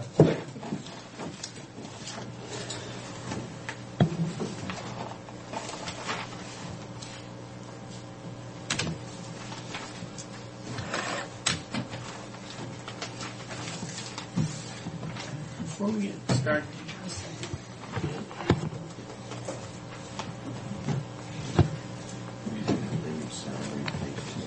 What number? Did you get that figured out? It's 150, Sue. It's on the first part of the No, the last part. It's Libby's. And their number is 150.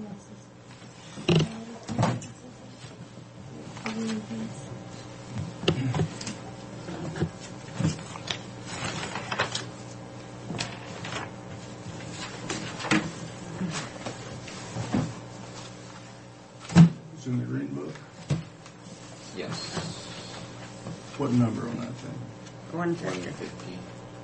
150?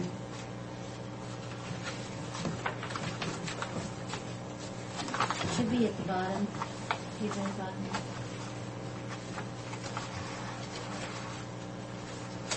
Here we are.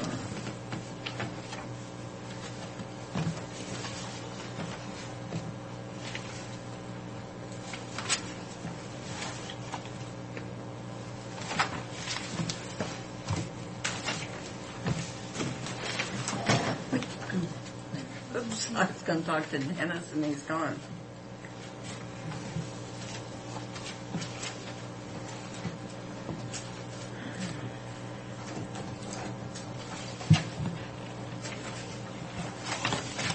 Would you mind passing the coffee back this way and helping yourselves on the way?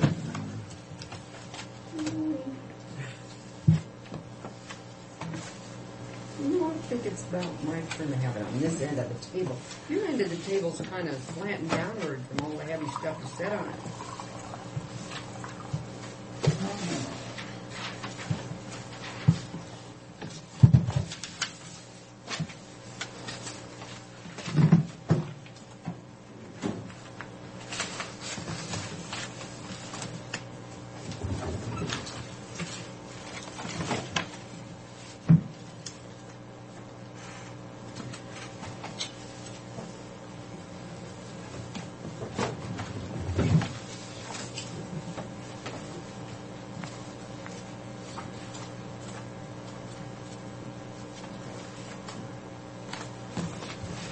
like they're getting their story straight.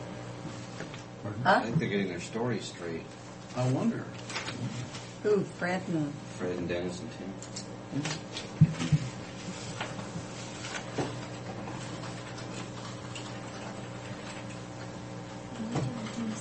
Is that because I made a guest appearance? Yeah.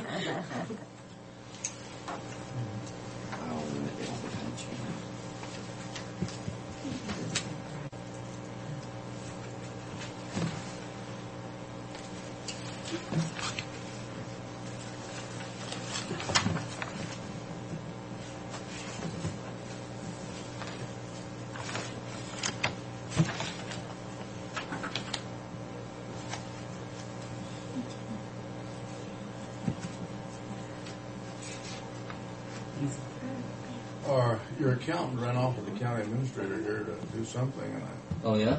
they're suspects, Tim. Well, I think they were both suspect before they got together. Not together, yeah. Now when they're together, it's...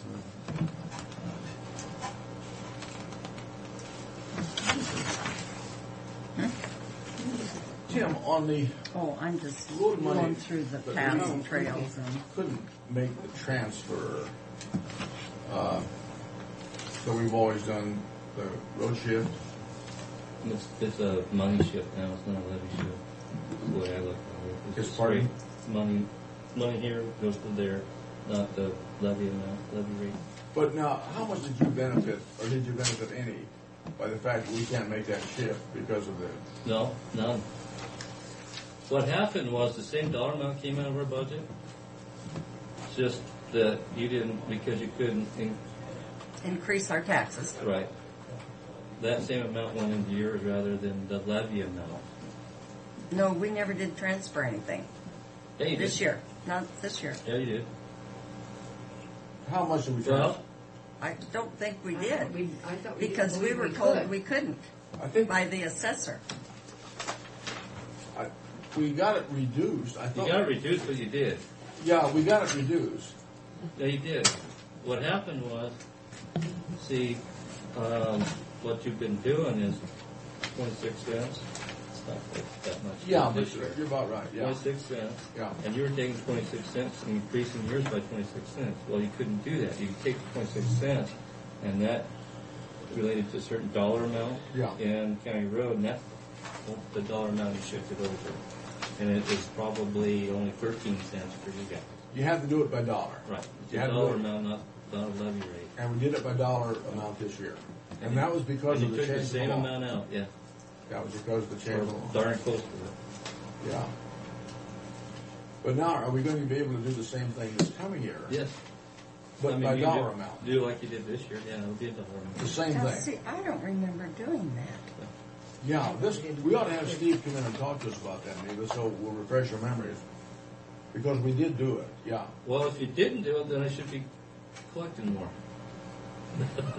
Hey, Mary, would you call Steve on the phone? But then again, I'm limited to the 1% increase too. So, So that, okay. I couldn't increase it that fast to get back to where. You're limited also? Steve Marks. I wasn't listening. I'm sorry. Yes, Mars. That was my understanding of it. In talking to Steve. No, what you say is exactly as I remember it, that it was a dollar amount. I discussed The that. dollar amount shift rather than levy shift. Yeah, we'd always done it on the levy shift, and they said that we couldn't do it. We had Well, to it's do always it. been called levy shift, and that's the only way that it makes sense for you take this levy amount that I would assess and you shift it to current expense. Well, they're saying you can't do Well, it. because we bought down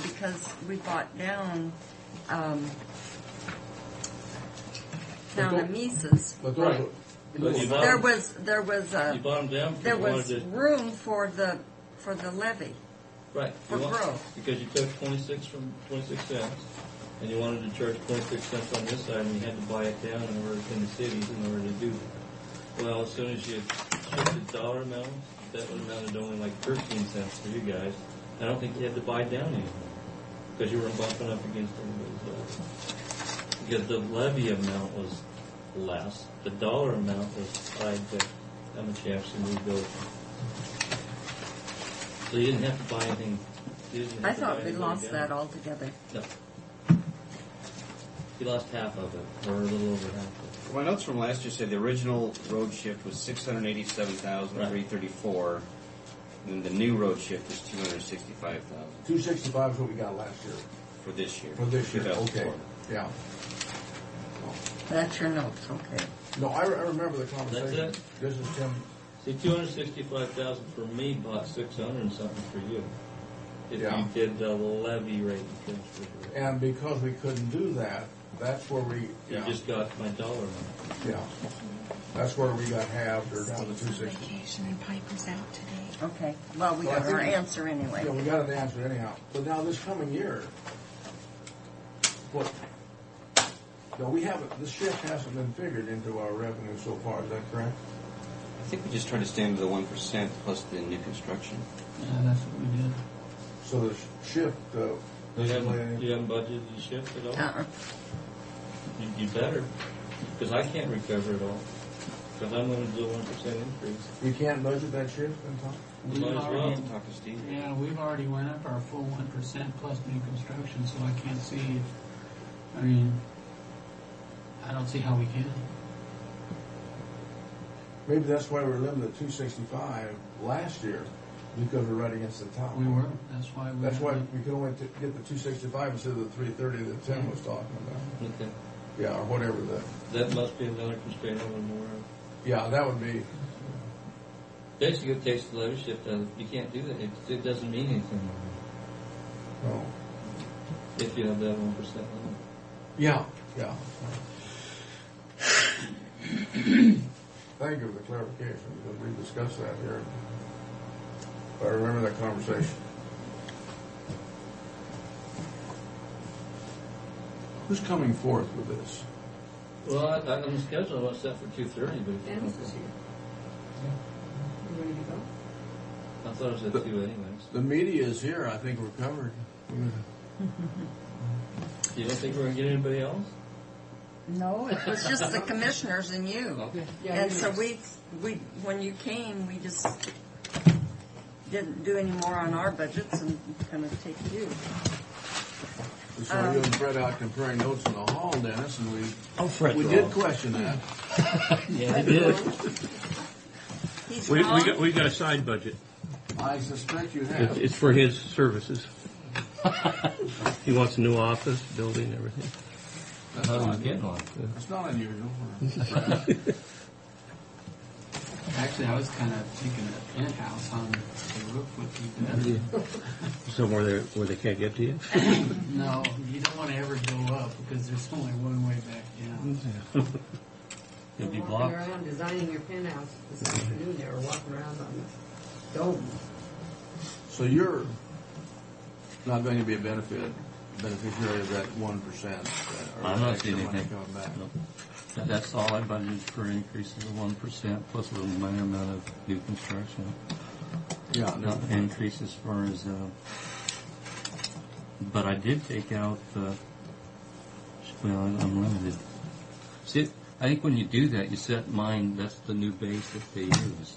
So that's what, once you shift it, that's my new base, and that's where the 1% comes from. So we killed you another way. Yeah, maybe. I was already killed. You were doing it before the 1% thing became an issue, so. I was already dead. Only by not all of that. All of that wasn't, because we could Right. levy in the cities. Right. No, in fact, you remember we had it worked out. We were going to do a bunch of gravel roads with it and everything else. If that money could be used for that. We were going to give it back and use it for roads The blacktop. Right. over a long For term. projects. That was a good plan. If we could have done it, it would have been a really good plan. There's no source of any funding we can use, and I go back to that public trust fund, which I know you're fully aware of, but there's no way that we could leverage that money out of that public trust fund for that. We could always go after that, but part of the dilemma I'm faced with, I'm paying that back right now to the tune of about $165,000 a year, and that goes up to 2010, doesn't it? Yeah. So, So you don't have any option. 2010 or 2011. Is there any place that you have in your budget that would be optional for leverage money? Well, I can tell you right now, if you want to really target local roads, which is what we're talking about, the gravel roads out there, then we pretty much have to say we're not going to take any of this other grant money and match it and all that other stuff, because that's where the money comes from to do that, is local taxes and gas tax. If You're talking about like the like RAP. RAP and federal, and because there's match requirements on all those. Take all the, basically don't do any of those, and take whatever we were spending on match and start paving roads. I think we need to pave roads. We need to work toward it. We got one project that I really want to see completed, and that's that road on 100. That's what we have to do, because I think that's a very important project. And we got to complete the Rhodes Highway, but we got a lot of gravel roads out there we need to look at and come up with some match money somehow. Let's put it this way, on the federal side of things, well, first of all, we're arguing with the hog on how much we're really going to get. But what I intend to do there is it's so cumbersome to use that money because of all the federal strings attached to it. You just pick one big project, you borrow ahead and spend it all in 1 or 2 years. Then you got the rest of the years where we wouldn't have to match anything, and then we could start looking at paving local roads. But it's not going to be any 1 year. I mean, it's further down the road because the act goes for 6 years. Mm-hmm. Say we spend the federal, well, we will basically by the time we do East Foster Wells, and possibly use it on Center Road 100. We'll pretty much spend everything we have available to us for the full act, and then we won't have any other match requirements, and then we can start looking at doing local roads with it. But we're looking at how far down the road? 3-4 years.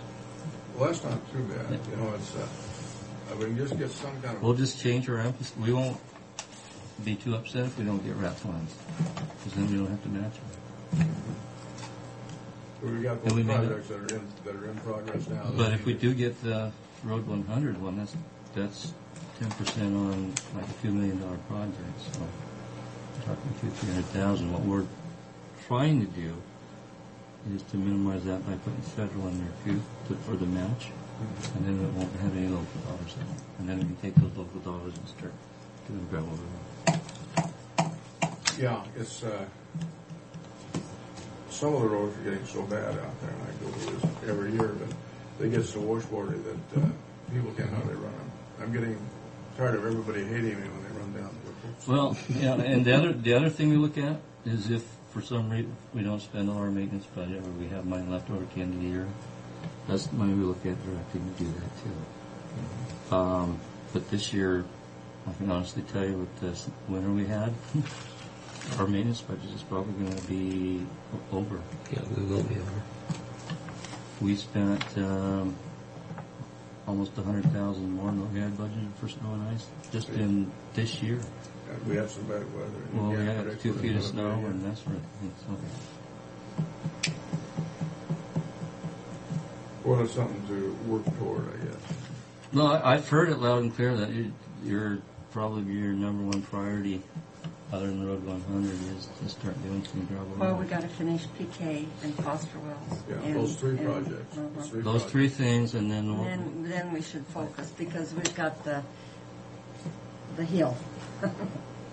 Sage. Sage, is it Sage Hill or Sage Moor? Sage Hill. And that's what we'll concentrate on doing. But like I said, I think we got those three projects we need to get through before we make that I agree. effort. No, we need to finish on We need to. The 100 will help probably more than anything we've done.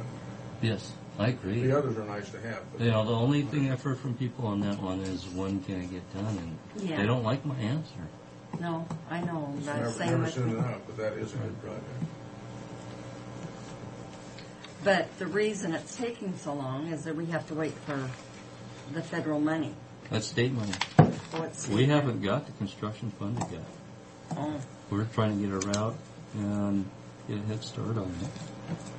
Now, we have the application in. I don't even know where it fell out in the list because they haven't sent that out to us yet. On Now, the route. who does that? That's Crab. Crab. No, we're asking for the amount. We're asking for basically 2 bienniums worth of funding for that project. So you're talking 4 years. There may be some things, if we do get it funded, that we can speed it up. It involves borrowing money or doing. We could borrow money, and then when we get the funds, pay it back. Right. That's a To possibility. speed it up. Right. Yeah. And you can look at phasing it. But once they've funded the first phase, they usually it's usually pretty sure that it get funded the next year. Right. Yeah. No, I don't think anybody would argue with that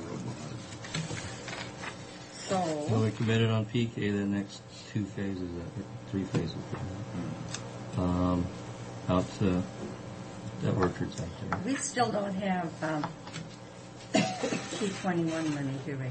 That hasn't No. been settled. Well, that's a meeting I have to. I don't know if you were in here when no, you weren't. I talked about this morning the subcommittee for the COGS meeting tomorrow, which I'm a member of. And on that distribution, because they want us to start spending it, but nobody knows how much they really have. One of the proposals, and the one that the staff is saying is probably the most equitable, takes basically $50,000 of the money that we typically got before it went through the COG and gives it to Benton County Road. It's based on population rather than road mileage. We don't have to buy in on that. Well, I'm not. And they know how I feel because I've already talked to Mark Kushner about it, but we'll see how it goes tomorrow. What was Mark saying? I think he sees the light now. I was a little upset at some of the statements that were in there because I don't think they're factual.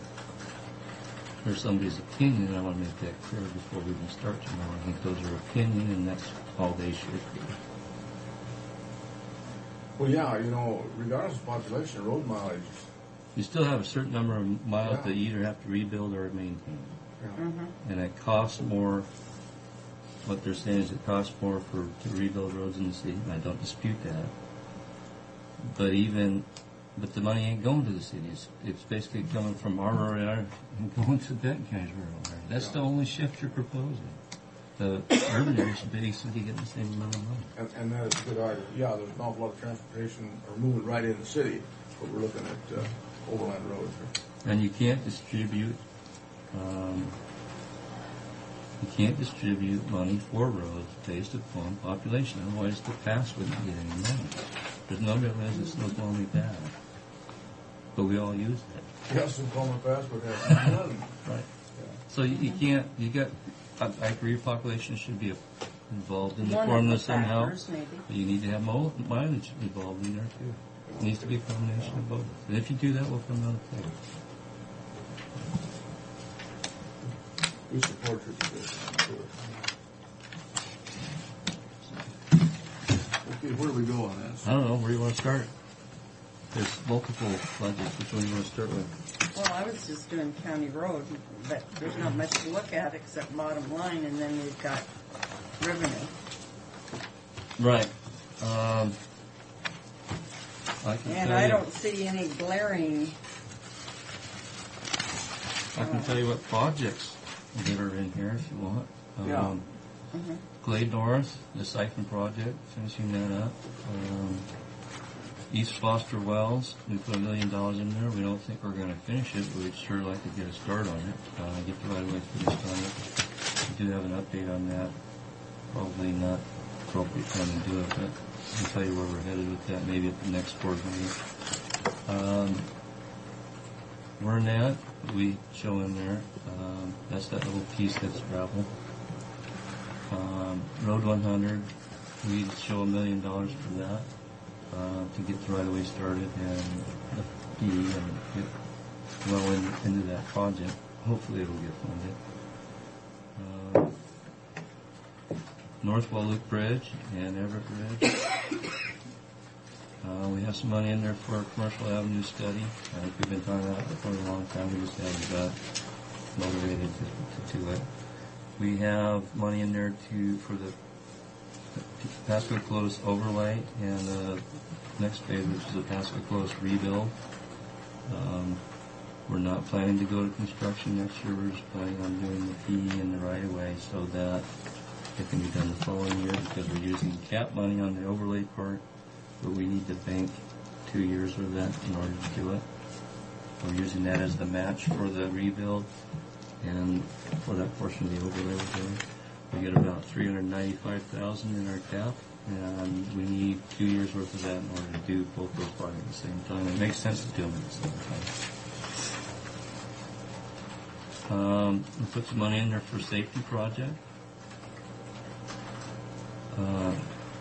We put some money in there for continuing the intersection program, $50,000 to do some intersections. How many intersections will 50,000 do? You're figuring that's 1,600 foot each way? Yeah, that will probably do 2 to 3, depending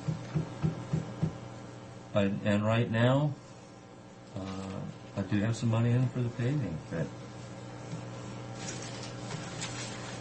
but not nearly enough. I think I have 100,000 in there.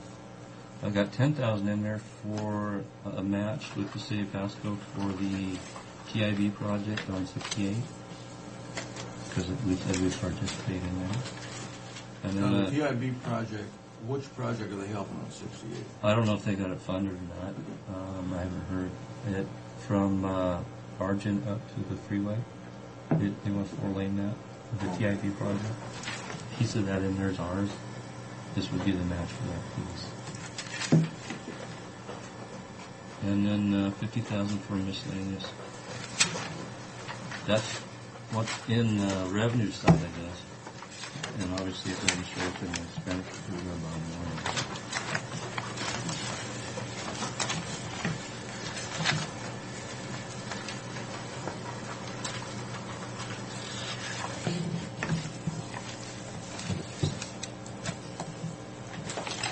So, the bottom line, 8,844,000 is not much.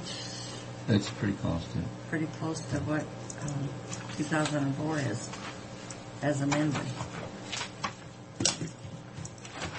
Flood control. That's part of the problem. It's been pretty constant for a long time. You're up a lot over where you were Flood control. 2 years ago, though. Back in 02. Well, that's budget versus expenditure. We budget, even in 02, we were probably budgeted up about that much. What happens is we never get everything done that we say we did from the construction side until the revenue comes in. Excuse me, run that by me again. We budget for a lot of construction. Yeah. And because of right-of-way, environmental, or whatever issues, we can't get it all done.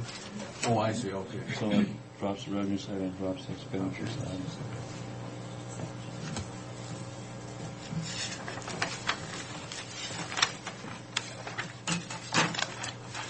Flood control. We just put money budget in. what's available to be spent there. We don't have anything in detail for it. What were we going to I use think some you're of that going to money use for? it for, you can use it for anything where you think for drainage. Where does At the your money come discretion. from? I think we used it on the drywall you Comes from federal government. courthouse. Comes from federal. Well, that's not federal gas tax? No, just federal. Federal funding, that Yeah. money comes out of revenue. And we just set it offside there, and it builds up. And we've used some of it for dry wells. For your parking lot drywall over there to fix it. But we really haven't touched that fund. And you could use it for your parking lot track. So there's 50,000, is that what We could use that for the parking lot Well, track? for the drainage part of it. Yeah. Well, How there's much do quite a you- bit of drain part to look at out there on that. How much do you get a year on that? Not that much. What is it? No, I can't remember. He's showing 12,000. Yeah, 12, 15. It varies. Well, I'm just wondering if you're looking for money that you could do public works trust fund loans on, and you've got a dedicated account, you could use that on those roads that the farm blocks can't, under flood control for your culverting and stuff. Good. Could you leverage for 20 years? Typically in the past, that's what happens. Is county. This has been shifted into county road because we're all just one to spend it. It doesn't have to be done that way. That's your guys' call. Anything that deals with, we looked it up once. In fact, I looked at the RCW on it. It's really vague. It's real vague and it's up to your discretion as long as it's for runoff or flood control. Yeah, about 3 or 4 years ago, when we were talking about it, we were told not to touch it. That you might have some plans for it. I don't know what they were. How much money could we leverage with that and plan on? 12,000? Well, 12,000 a year is about not much. The best you can figure on. We have had some years more than that, but not much. We've had some years less than that too. That's kind of the average. 12,000 leverage. Yeah. What, 100,000? Yeah. Yeah, but I wouldn't, just say it ain't worth it, because if you get other funds out there, you can throw that 12,000 into it. It can go work. It can be a match. Everything counts. Oh boy. We thought you were going to use it on the track parking lot and some of that stuff too. Well, that's why we. I thought we did use some of it for the courthouse parking lot. Well, we did. No, but also for our RV park. No, Use none some for of the it for RV. the RV. That one drain you had next to Fourth over here that we went and fixed for you, that's the only thing we've taken out of this. That deep several drain years. we had back 10 years ago. Yeah. Where it flooded right there in front. Yes, Actually, we fixed 2 spots. We went on Yeah, the we back. did the back one too. Yeah. But those didn't cost us very much. Those That are our own was sewers, shocking. Yeah, we got and it about works 3 this people. time. Yeah, well, we paid 10,000 or more for each drain, and they didn't work. That Do you have any construction other company. funds like this? Not that I'm aware of. That are just flexible, no. What is solid waste on solid ground? Solid waste has some changes. Let's go to make a copy of this for you.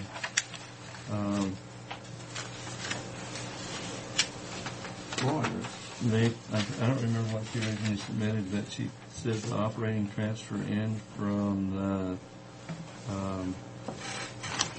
the probation. Probation was 20. It was 20. 20. It still is 20. She wants to go 35, and then she's got some expenditure size changes to make that up. If you want to make a copy of this. Okay. That's what Terry was talking about. Yeah. We hadn't made it up to 35 yet. Yeah. Well, she changed hers to reflect the 35. If you want to see that. Yeah, we have we're paying an oil collector part-time on that in the solid waste fund. Yeah, but he's gone. He's gone. He, we have been paying him. He decided he'd want to spend some time up in Easton where he's got his cabin, so, Who did that for us? Pete, one of our old, okay guy retired. Man. Yeah. He did a real good job, too. Sally's been doing it now. Sally and Guy. Yeah. Mutton Jeff. Yeah, it took 2 people to replace Pete. Yeah. Neither of them more are tall enough to reach the expensive pump, people. so they What stand did on you do with that shoulders. oil? What do we do with the oil? Yeah. They have that heater, don't you? No, not with You that don't stuff. use it We have anymore? a reclaiming company come in that pumps it and takes it. They'll come in and take it from a gallon. For a cost. And 10 cents a gallon. They charge? Yeah, they do. What do they charge a gallon? 10 cents. 10 cents? Yeah, it's not much. I tell you, that is a good program no matter what, because we have that all over the county. We didn't do something. We have some problems with the site 64, so I think we're going to have to make some improvements in there. I think to cover it and change the way we do business in there, but we're not planning on pulling it out. Mm-hmm. Boy, no, I hate to see that one go. Yeah, they're dumping everything under the sun. in Yeah, there. it's not All the the gray we're ground. getting. It's really a mess. Or it was. And we got some commercial people taking their stuff there too.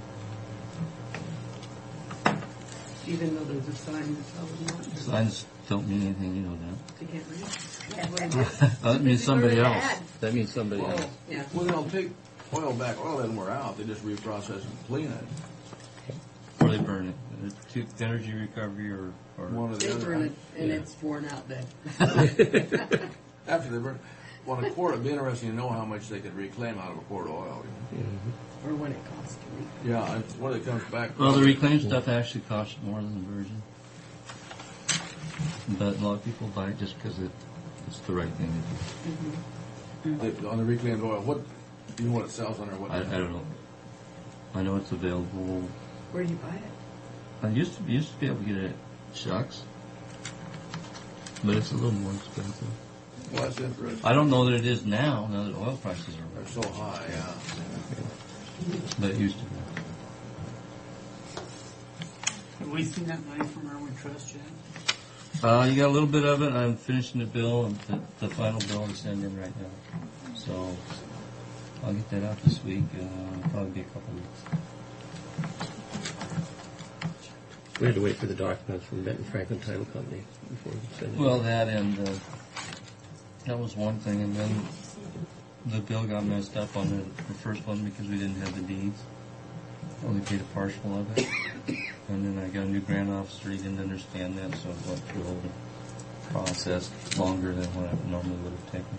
And we finally got that checked this last week, and the paperwork to do the next bill.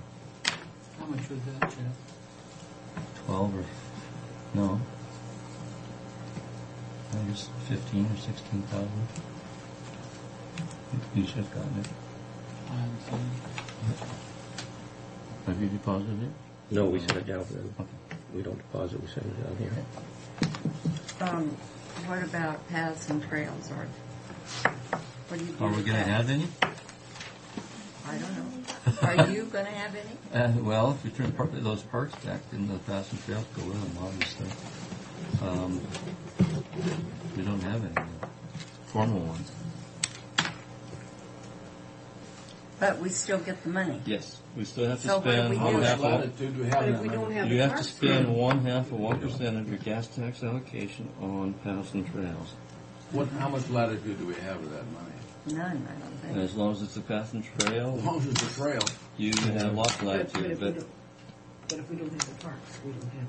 well, Is that right? the main trail we spend it on now for maintenance or improvements is the one that goes through Tijuana Park. That one.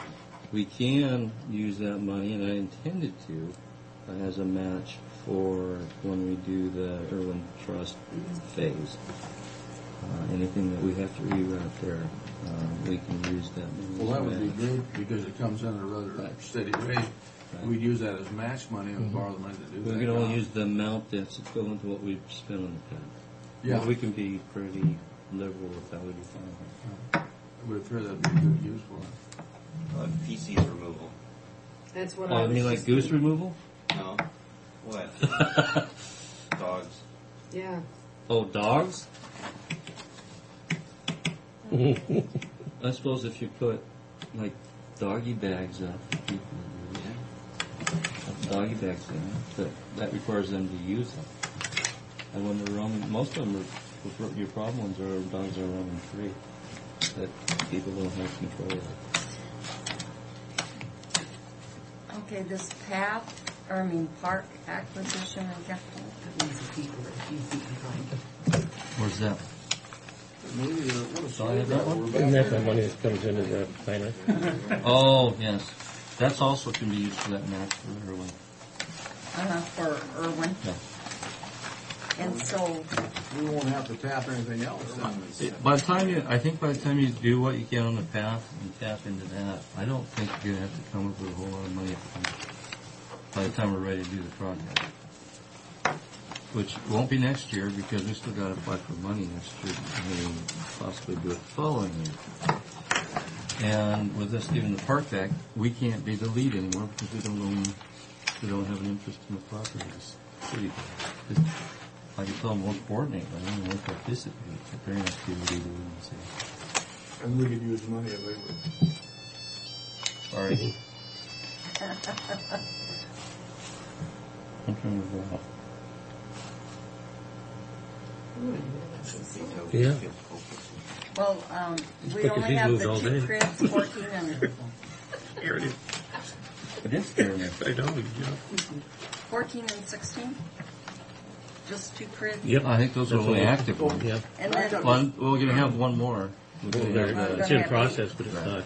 Back up just a minute to the park acquisition and capital fund.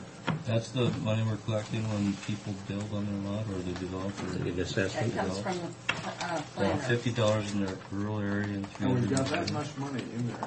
But if we, Well, some of that was transferred from that All other those fund. miscellaneous Right. funds. The boat race. Boat race. money went. Boat race money went in there, and the money that was left over from the initial one that was declared unconstitutional. There wasn't much left there, but We would have some latitude with that money.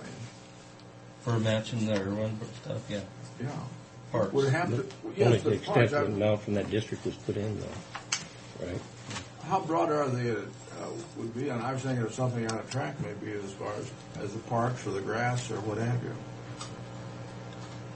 You gonna build a new park up there? Well, we're looking at building playfields out in front. Why don't you put parking lots in? Not in the west of Convention, in that sagebrush. Yeah, but you can build a park right there. Your only limitation is that they set up districts for that, and you can only use the money that's been contributed from that district within that district. You can't. Not totally.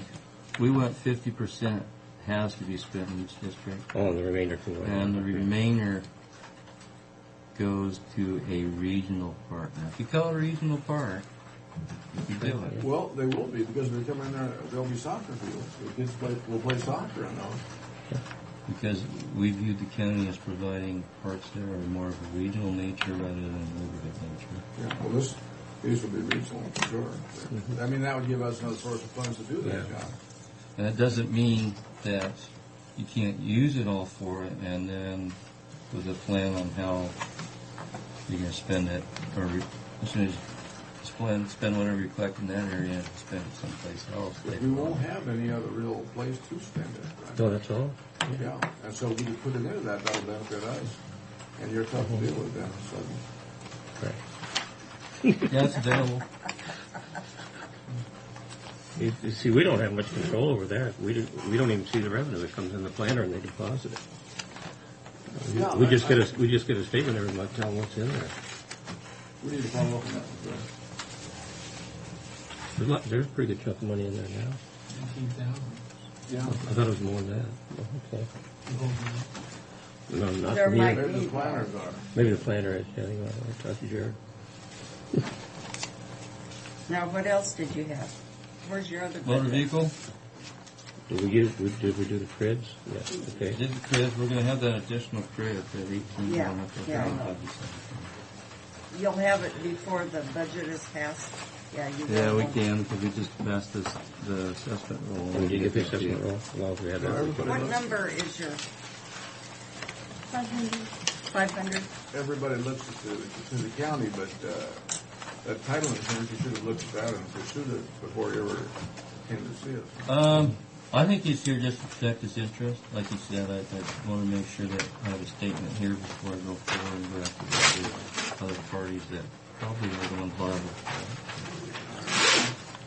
What are your questions? I think he did exactly what he expected us to do. You just want to see that advertisement.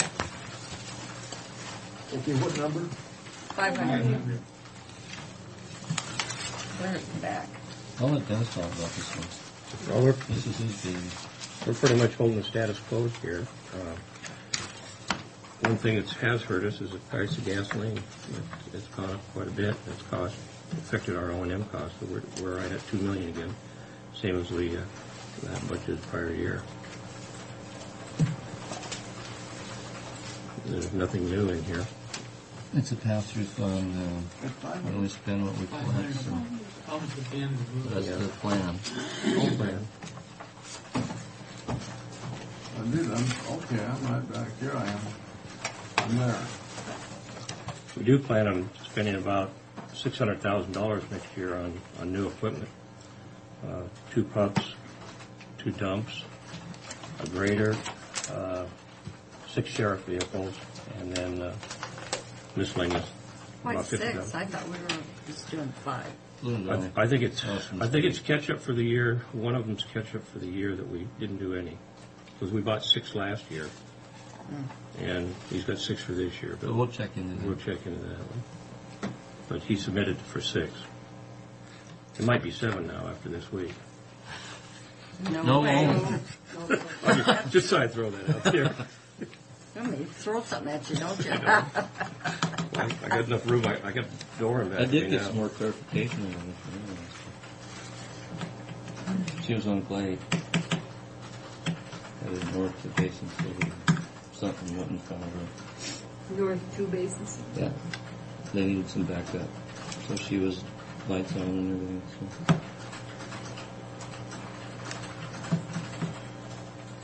There is a video because the lights were on. Hopefully it's recoverable. We'll see what it was. It was underwater though. Right. So the machine continued to run while it was underwater, so before it finally shut off. Trying to get there. My understanding is it didn't go on its top, which is probably a good thing because she may have drowned. Oh boy. Yeah, she was under. That would be something that That'd be tragic. dream about afterwards. So, there's a plus to it. There's a guy. She's apparently okay from my understanding. Yeah, that's a plus. That'd be a scary experience, is all I. Especially into an irrigation ditch.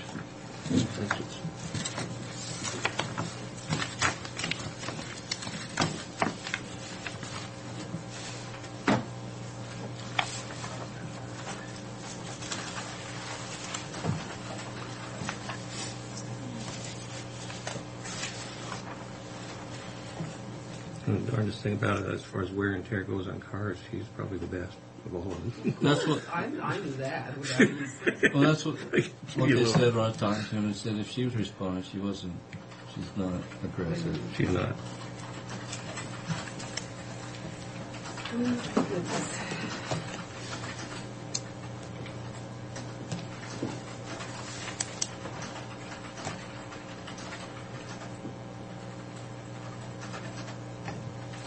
So, what, you're gonna check on 5 or 6, huh? Right. But right now we have 6 built into there, and that was based on what Daryl sent over.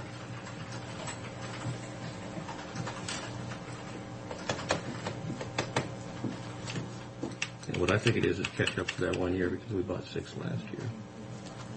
Okay. Could be. I know we were short. We kept holding back that 1 year. 2 cars. So.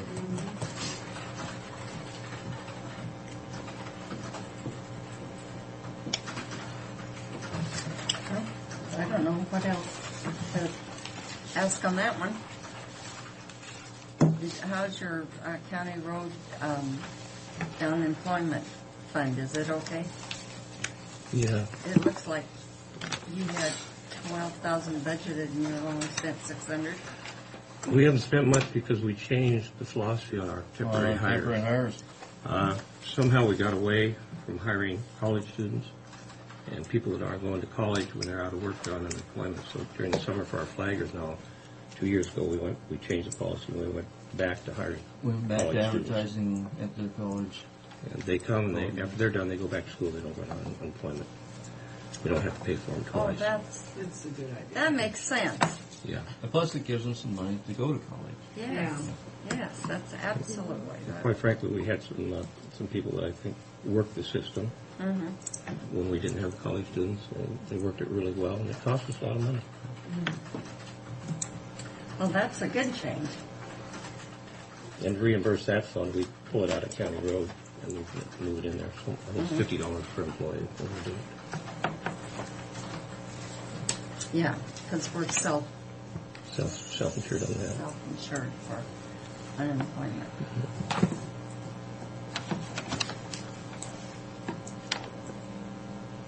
Well, you're doing a whole lot better than Franklin County on that score. Unemployment? Mhm. Oh, really? I think the nature of our work is it lends itself to hiring these college students. I don't know if it lends itself to it down here. Well, what we run up against is the time. It's a good system, but when we need flaggers, it doesn't always coincide with when they have their time off. Oh. So we have needs that go beyond in both directions. So we're still going to have a little bit. And 1 or 2 people. The other thing that we're looking at to supplement that during those times is to go to some of these companies that provide flaggers and just hire them when we need them and send them home when we don't. Because I think it'll be cheaper in the long run. You have to pay them more per hour. But But you in don't the have long to run- pay them benefits No. or Social Security, none of That's that the stuff. employer does that. It's all included in there. And then you don't have to pay them unemployment, so it Yeah. probably works out. It's a push, I think. Mhm. Especially when you only need them for 2 to 3 weeks, something like that. Okay, I guess that's all the questions I have. We don't want to talk about parks?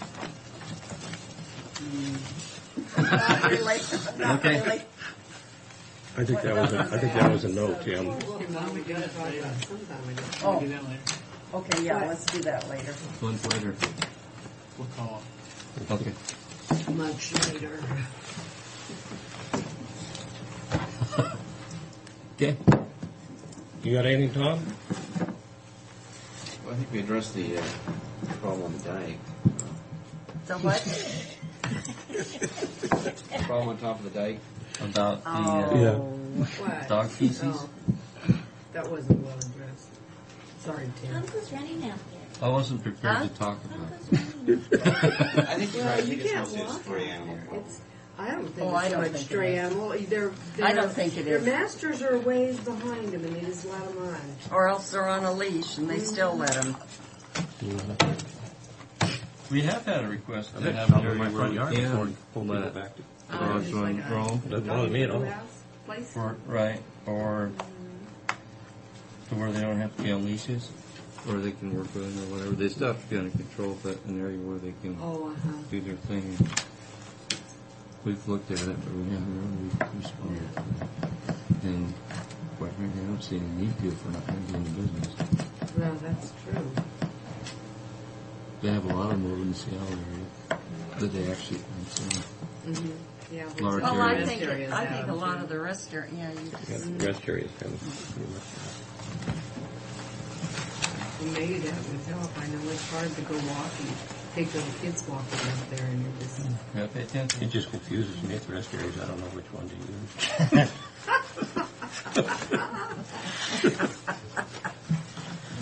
Oh, Dennis. I said that low enough, didn't I? Yeah. No. No, we got these mics on. Thank you. Good, good. Hey, Dennis, we're just talking about you. You're in trouble. Should I leave now, or Just give us some money. give you some money? I don't have any money. Miss it. That's her mic. I just think this is a crazy process we're going through.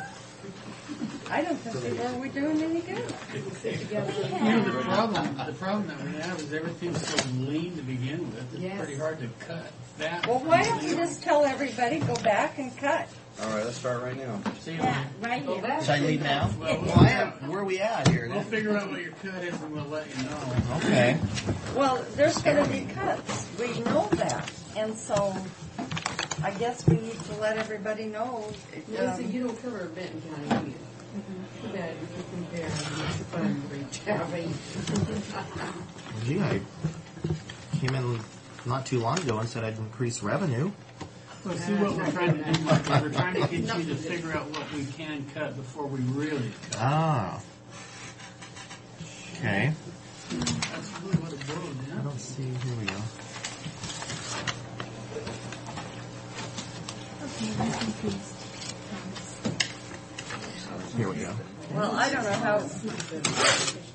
First of all, we got 160. Well, first of all, we got to figure out each budget, Mm-hmm. how much percentage they are of the overall budget. And then we take the deficit, and that percentage of that deficit is yours. And ours, and, I and, will be right back. so the smaller you are, Right. of course. The less cut. Same you would percentage. have. No, it's- It'd be it'd be the same It's percentage. just a, yeah. Yeah. It might be a smaller percent, but A it cuts, smaller dollar amount, but the same percentage. cuts just as deep. Right. Right. It's shared equally. Right. We want to be fair. We want to, because you know what we used to Everybody say. will feel the pain the same amount. Right. Well, what we used to do is say a 5%. Right. Everybody across the board. Well, that wasn't fair to the small budgets at all. No, this is Well, then it would be a fairness different plan. percentage then. Yeah, everybody's Yeah, it would be everybody's will different. Mm-hmm. Everybody's going to be different, but it's in relationship to the total budget. Right. He's Just for 623. fixing this, let's see.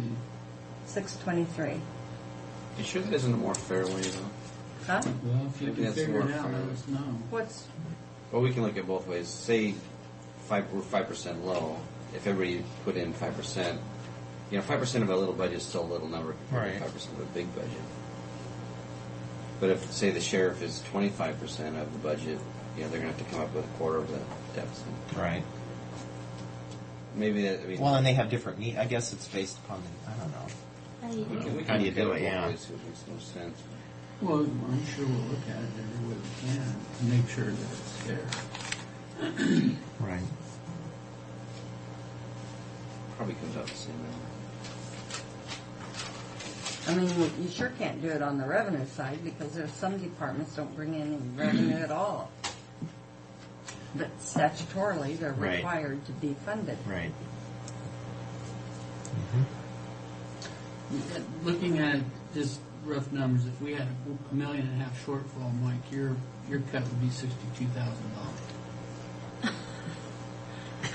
Well, that's the way it is. It's not going to be fun for anybody.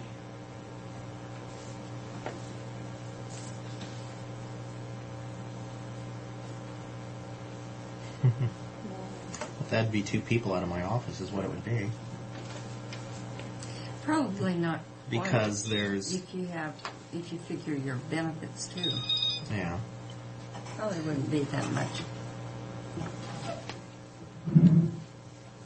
Everything else is, huh? Don't start cutting $62,000. No.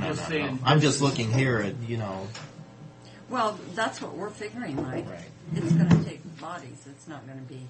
Because we've already cut you in the last few years. Right. Everybody's been... Yeah, I cut $40,000 last year on my budget.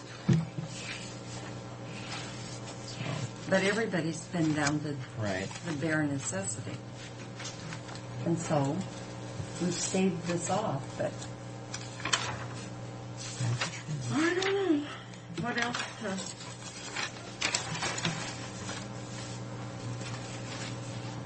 if we got some help from the state, that we might get some help in the criminal, not just criminal justice, but the court system. Yeah, if that the funding bill goes through, but I don't think it depends on who's in power in the state, how that'll go through. I don't think it really matters that much. You don't think so? I think the Bar Association, they're lobbying for it. The clerks are lobbying for it. The judges are. From Supreme Court down. I don't think the legislature's going to be able to ignore it. Now, I made you a copy of this, right? Did you get that? Yes. Okay. Well, I don't know if I brought it over last week. Yeah. I got it. It talks about the juror fees and the only judge's part salary. that I didn't like was they wanted some of the fees that they were increasing. They wanted half of them to be improvement of trial court improvement, right?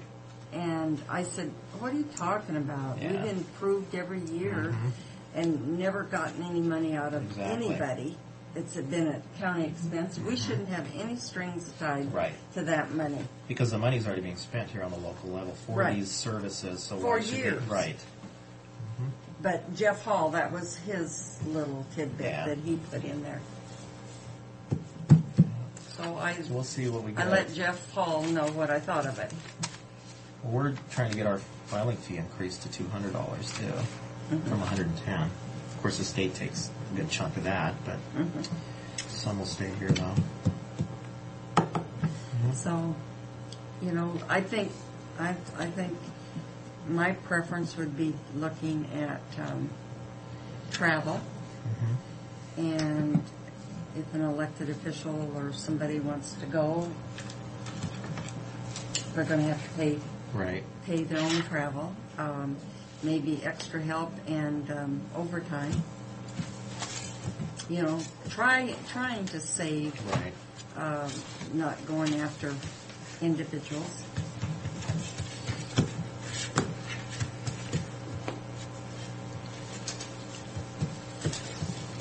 Oh, and schooling, we talked about that as being something that we didn't.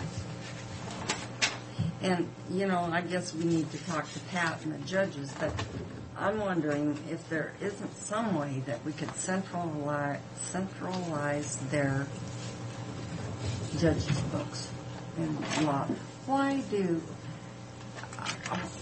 they each have to have a full stuff in their? I agree with you with that. I stopped mean, updating mine 4 years ago. Can't I use them? Just go online and use them because they're updated automatically online. You don't have to pay anything. Now, some of them don't go online, do they? But It's if not they Maybe that hard. 90% of them don't go online. It's not that hard Mm-hmm. to do online to do. No, it's very easy. Well, or their court reporter. You know, if they it's through need the it, state ledge homepage. Yeah. if they needed a book, why couldn't the court reporter go get it from a library? Right. They could have one set That's what in I'm Benton talking. County. And leave one it at that, but set they all in want it front- in their own chambers is what they want. Well, I don't know how much they is might spent lose on a that. couple bailiffs to pay for the books. $10,000 a year. More than 10 or about 10? It's 15, isn't it? Well, I think just for one Yeah, set, it's yeah, almost yeah. $3,000. They're expensive. Look under aids to other or capital PA outlay. is 10, Superior Court is 5. Oh. I think that's what you're thinking is 15 total. Okay. Do they share That's those, probably or because is that Benton also- County probably pays part of that. Well, they probably pay the other part. Mm-hmm. It's still $15,000. I know.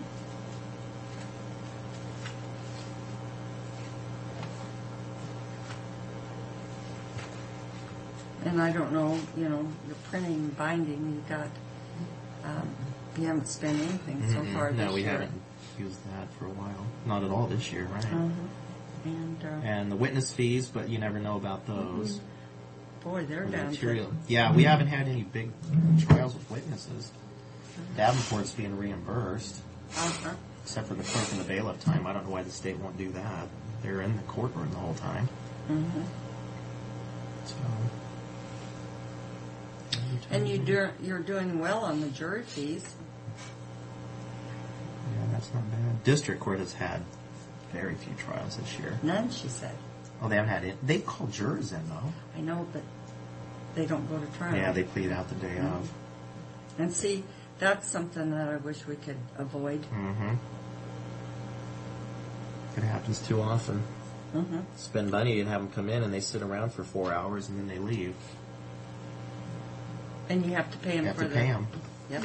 You're sitting around. And then it makes them angry for having to be here, and I can understand that. Well, I don't know. You might look your budget over really close because I'm looking at your advertising. And we're trying to get the state to pay for that still. But that's and a also moot point. your travel to the Yeah. juvenile department. Professional services is way down, Mike. Well, actually, that... See, in 2003, and now you're only $454. So, But that is going to come out this year for that imaging system. oh, Yeah. That was part of it to pay for that. Typically, we use it for microfilming, but we haven't been filming for about 8 months because of the new system. Communication, I don't even know we have that in there. That can be taken out. At 51230, it's only $100, but we don't even use that. I don't even know what it's in there for. well, unless you had a pager or a cell phone that Yeah. you charged. Don't do that.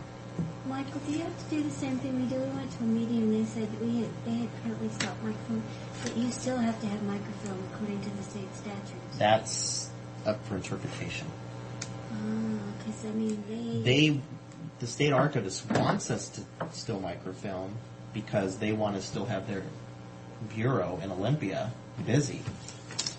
But the clerks, the majority of us aren't filming anymore because for years they never checked our film, and now they want to charge us back to check our film and refilm. And we're saying no, they have to pay for that because they accepted it as being good. So we're not going to pay for it. They get plenty of money anyway from us and from the auditors. Because we were told we had to... Did Jerry Hanfield say that, or was it? It was who the gentleman. Greg that's in Miniger? Yes, it was Greg, and he said he quoted the RCW and the state statute to us, and We're then not he doing stated his cost, which we can get it a lot less through TIS. Exactly. And he said it's that if you save it onto CDs, the Well, CDs those- wipe yeah. out within 18 months. 18 months. Yes. He said they've had CDs in and then they're gone. Well, So I was wondering about that. well, we disagree with him, and they spent $17 million on that digital archives in Cheney, and that's why we lobbied to have that built, and that's why we wanted it built, so we could send our digital images to be stored there forever. So they want it both ways. They wanted that building for the digital archives, but then they still want us to film. And film costs too much money. Mm-hmm. Well, is Zona still filming her recording stuff? We hadn't been, but we're... You're starting again? You don't have a machine, do you? We're in discussion. TIS will do it for a lot less than the state. Mm-hmm. They just do it from our images because they have our images. Oh, I see that. You won't physically have to do the microfilming. You'll send out your images to be filmed. They'll convert it. Hmm. Well, anyway, The state wants to charge 4 cents an image, and TIS is .017. I just went to a training. Do you know what kind of microfilm they're using? Because there's a difference. It has to be the poly something. It has right? to be whatever, yeah. Yeah. Because the other kind disintegrates after Yes. a period of time. Sue, do you have any more No? questions of I have Mike? no questions. Got our $100, we're happy. What? He got the $100. Yeah, we got our $100 off. Get it out. For now. Well, yeah, and we'll look at the other two issues that, Well, I mean, it might. you know, Who knows? maybe this one too. Printing and binding. We'll see what happens. You'll pull teeth and see if it's very good. Yeah. Do you have any gold? But, like the material witness, of course, Yeah. this, That it's will just- good to have this money left in Right. as a carryover. Mm-hmm. I mean, it'll cut down on our deficit Right. if you don't spend it.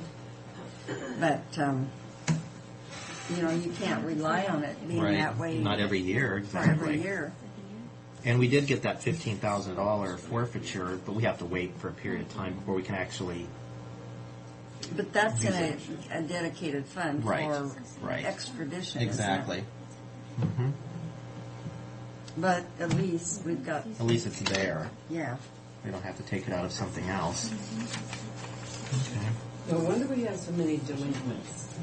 You don't have it. Oh, you're not taking in money on. Which I one? was going to say you don't have any delinquency prevention money, but Oh. it's on the other side. Okay. Just trying to make light of things. Yeah. Okay, well, that was easy. Yeah. For this Today, time, we'll wait see till what the happens next time. We're not going to do it. We're going to have you look at, see what you can do. Give you a number and then go from Yeah, thanks. All right. Okay, Mike. Thanks, Lily. Doom and gloom. Yeah. At least it's sunny outside. But we've told everybody the same thing. Right. Okay. I think we need to reevaluate our. Yes, good afternoon. Hello. One and all.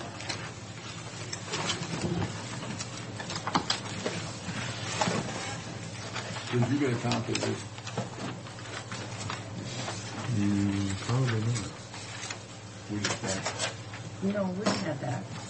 You can send them a copy. Oh, this, yes. Oh, yeah, Oh, yeah. that was Yep. picture of this. Mm-hmm. Yep, we did. We answered all the questions, and we were. Can we go over the answers in what we heard today? Sure. Yeah. Wait, see if I can see him back again. So, yeah. What was fourth quarter look like?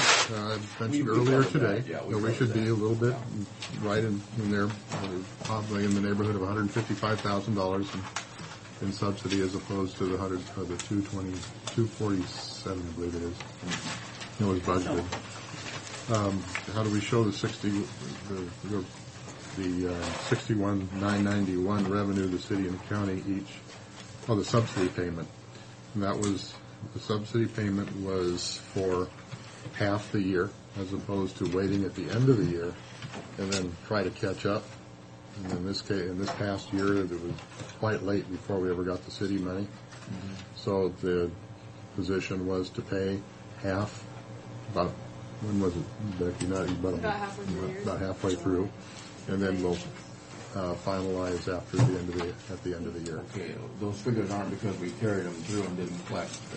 No, it was That's based for this year's subsidies, this year. because in the past we haven't invoiced until after the first of the year when we knew what actuals were, and then it would take us several months to pay. And you guys recommended that we go ahead and invoice it so that you're not carrying the county's, the city's part portion. So that's what that is.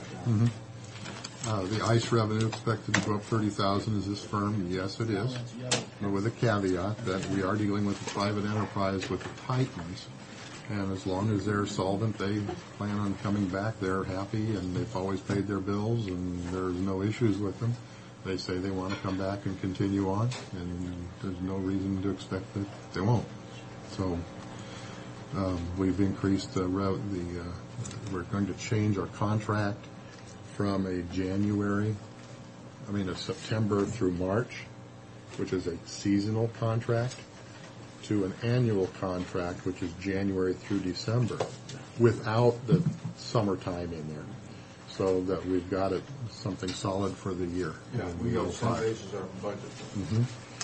The 05 equipment revenue dropped by half. Why? Well, there was three events that we've had in last year that didn't come back this year. Through basically business decisions, as far as Burby is one that comes to mind. It was a food distributing company. They put on a food show at Track, and they were bought out by another food company. So there went that show. That food show, that company already had a show up in Spokane. Then there was a couple others that located elsewhere for a rotation basis. School Food Service was one, and there was another one, Lumberman's, which went, I believe, to Boise, located their event to Boise. So those revenues from those events went away, and that's why we dropped it that much. Food and beverage revenues are expected to increase only 11,000, and that's really the position regarding this budget that was submitted. It was put together in July and August, and if you recall, we weren't very optimistic about our bookings for this fall and beyond. Since that time, as we mentioned earlier today, we've just been inundated with requests for food service and meetings and conferences and that sort of thing. And that's changed our complexion, and the way we're looking at this now, completely different than we did when we put this together. Again, from an extremely conservative position to now we're looking at it going, boy, we're getting calls every hourly. And to stay on top of it is difficult. So that's why it only up 11,000.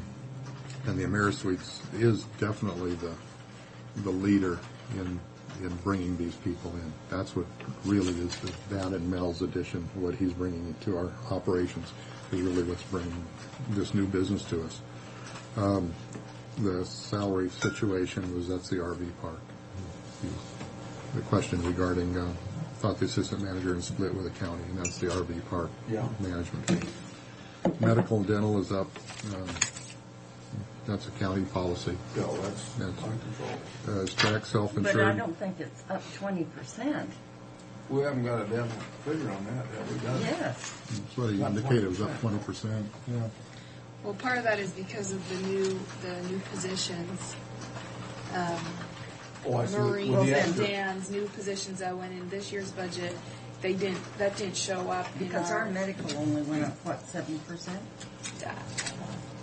That didn't show up in our medical and dental for this year's budget. We're just saying another person makes the difference. Yeah. Right, and there's actually two, Marina and Dan's positions. Okay. Is Track self-insured on the unemployment? And the situation is that we're part of the county. And we hadn't been receiving any costs on that for zero, so we didn't put any in there. Have we ever had any? There's been a change in there. It was Armstead. we should have billed for. Okay, in the past, we should have been getting it and we hadn't. But we're right about that $3,000 figure. So it's what we had budgeted, so there's no issues on that. What comprises the $48,000 in professional services? That's electrical and security, the two areas that are involved in that. Electrical. Only the people you'll hire for the electricians. Right. The $9,000 reduction in travel would adversely affect marketing and sales. Not really, no. We've had a discussion with Maureen's comfortable with our budget that we've submitted to get the job done. We've spent more this year because we are buying or getting those brochures and the printed material out this year. And we're going to be fine. She'll make some trips over to the coast and making those contacts as a follow-up after we mail those out. So, and then what is the marketing budget?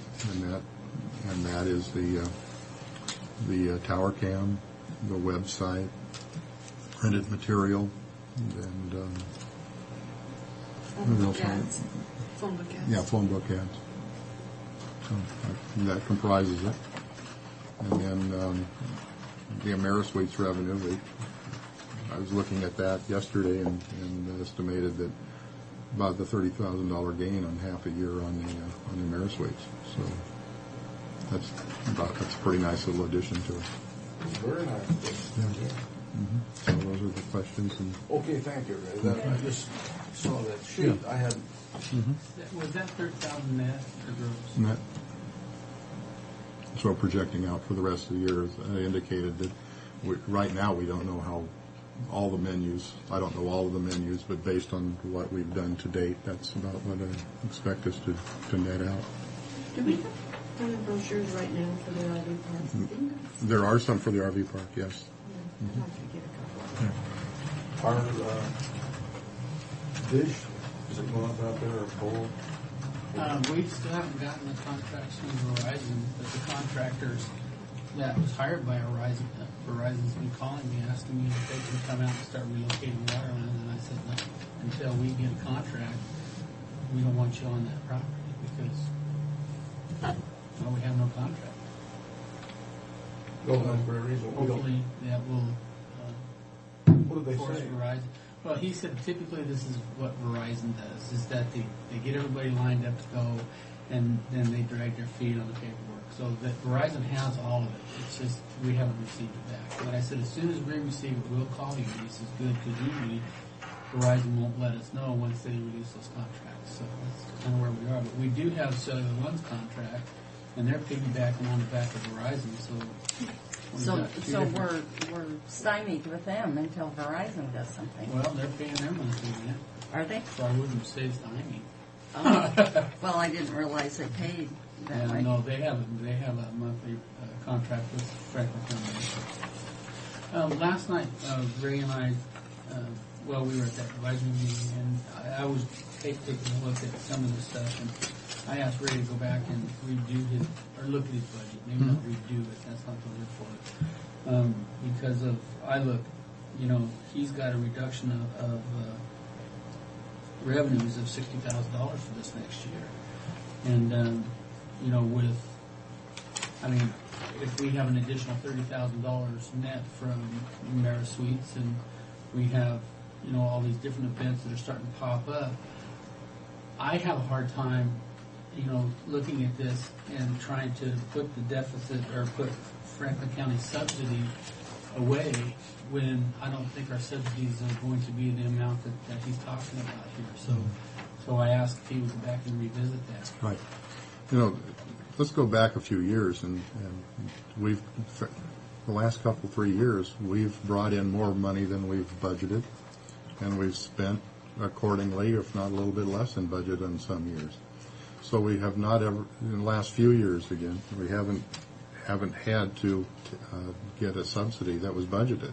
We've done better than that. And what I submitted, again, was based on a very, probably too conservative, especially the way the business has popped here in the last couple of months. And you heard this morning of all of those events, 4 or 5 a day.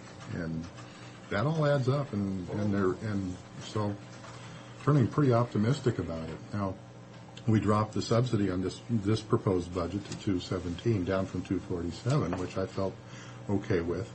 But I think we can do better than that. And I was talking with Becky, and I feel that we'll relook at this and drop that down even further, because there's no sense tying up resources if we're ending up not needing them. And that's just a responsible thing to do. Again, it's pulling out the crystal ball and giving it your best shot as far as what we project as far as the revenues, and controlling those expenses accordingly. And I think we can come out with a revised off of this as a base budget that will meet our needs and help out the county's financial position at the same time. We're open to being helped.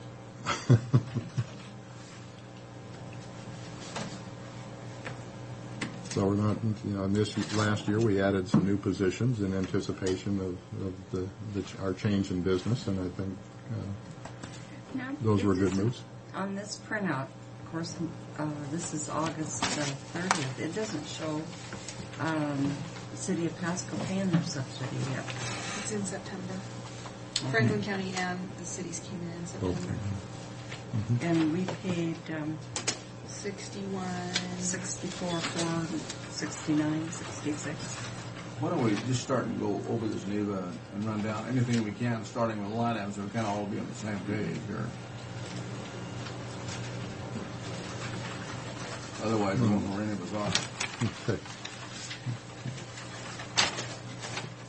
Where's Well, I thought we were talking about subsidies, is why I went to Mhm. that subject.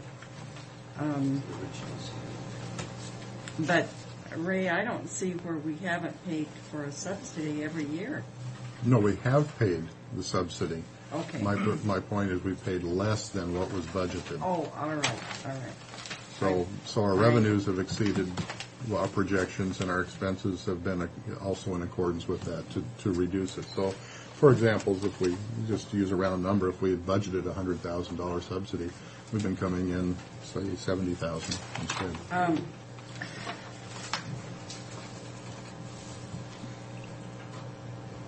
The $41,750 under capital outlay subsidy. Fred, were we going to do that? I thought you said we weren't going to do that. Well, that was my comment last night, is that, we need to take a good hard look at these and the county's position at this point, unless it's absolutely necessary. If you have a broken share, yeah. But if it's not broke, I'm not recommending that we buy it. We have that bond money for capital. We'd have to go back and take a look and see how much is there, and that's for the walkway to the restroom. But that money is committed. Well, that is. Yeah. The question. What's in excess of that? In excess of that. Now, there is money, we have to go back and take a look at it, but we still have that hard floor that we're looking at for the rodeo arena. And I don't know, because we put a freeze on all capital when we started running into difficulties on this stuff. Until we finish the RV park, we really haven't spent any more of that bond money. But, we really do have a timeline that we need to get that spent. So I've been kind of waiting again to get the bids back from that walkway, because typically those bids come in over what we estimate them to be. And I don't want to spend all that capital bond money until we have a contractor lined up to do the walkway to see how much money is actually left over.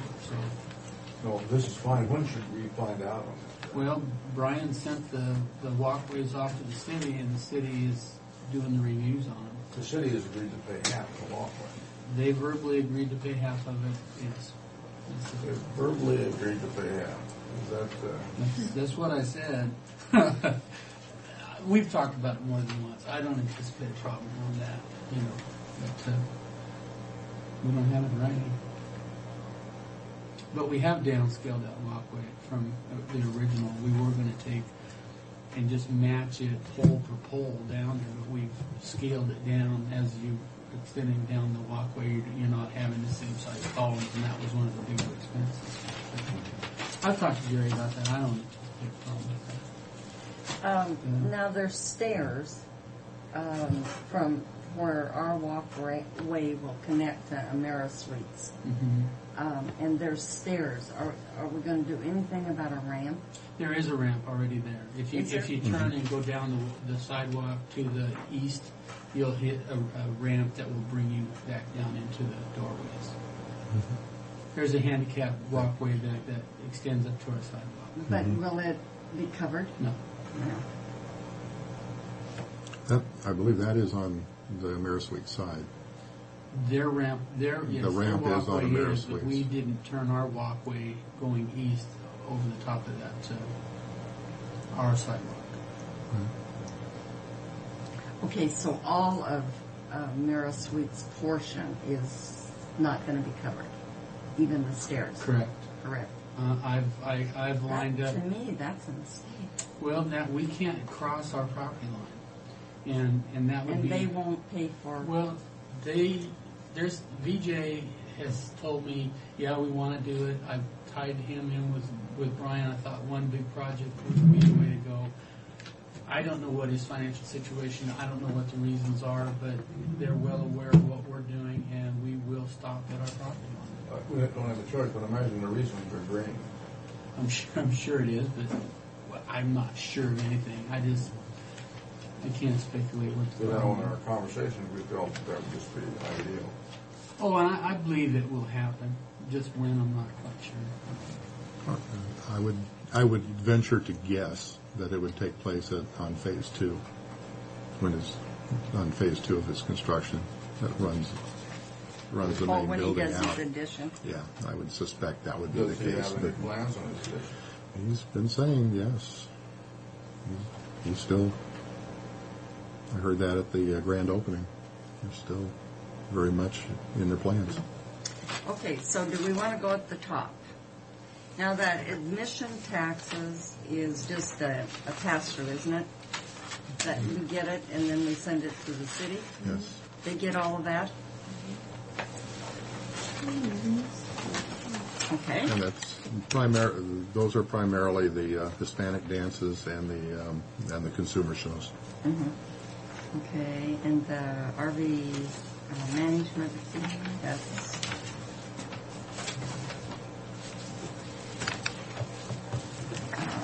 event services. No. What does that mean? Event services are going to be like like the electrician that we have come in. We're going to charge. We up that 30%, and so that would be an event service. The same thing with security. So we charge a overhead fee on what they charge.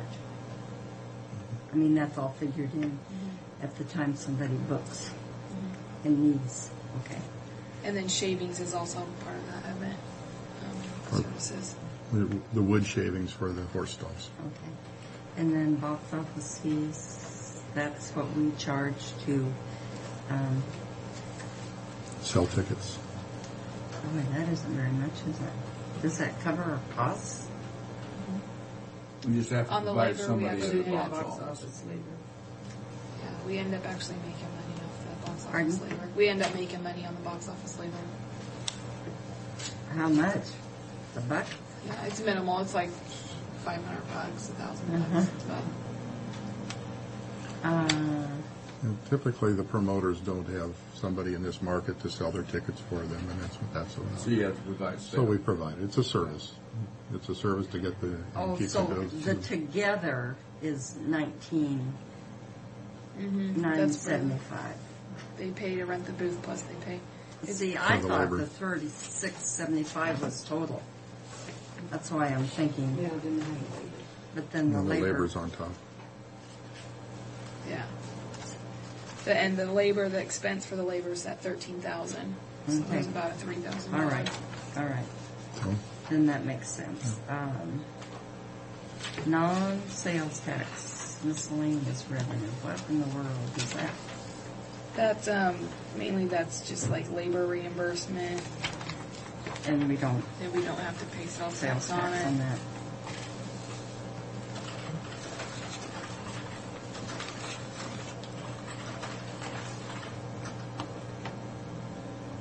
Okay, now our equipment and On your Vehicle rentals, what would that be? Equipment revenues, that's the tables and chairs, the pipe and the drape, the carpeting. that you rent out to That the we people rent who out. service or come to the facility. Right. But that's really gone down. Well, that's what I was referring to in the very first, about half. We're going through those questions about we've lost those events.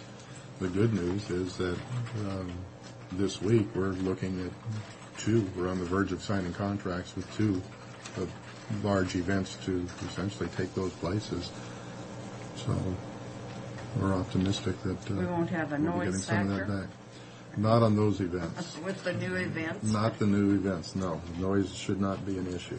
Just out of curiosity, we had and I'm sure this is taken care of someplace else, but in 202, we had 31,000, and it dropped off to about half that. The reason that did that is because we rent the facility to the people that come in and take the parking too.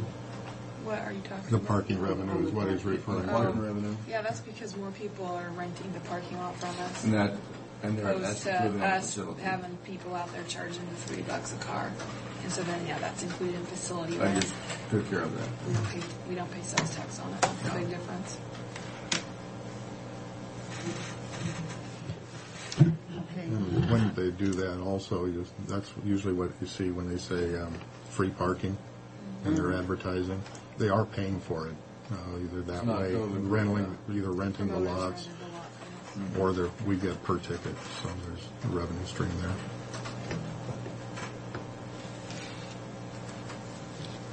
Exhibition hall. Yeah. Again, we anticipated that we would be increasing the revenue on that. We're looking at it from You those think you'll new make events. budget on that one? This year? Budget at 185, and this figure is 118.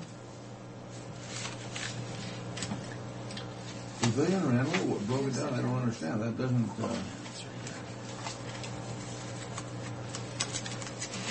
We've only got 3,000 for pavilion rental. That's outside of the ice. So that's like when we have wedding receptions out there. Oh, I or see that. That's the out of the ice.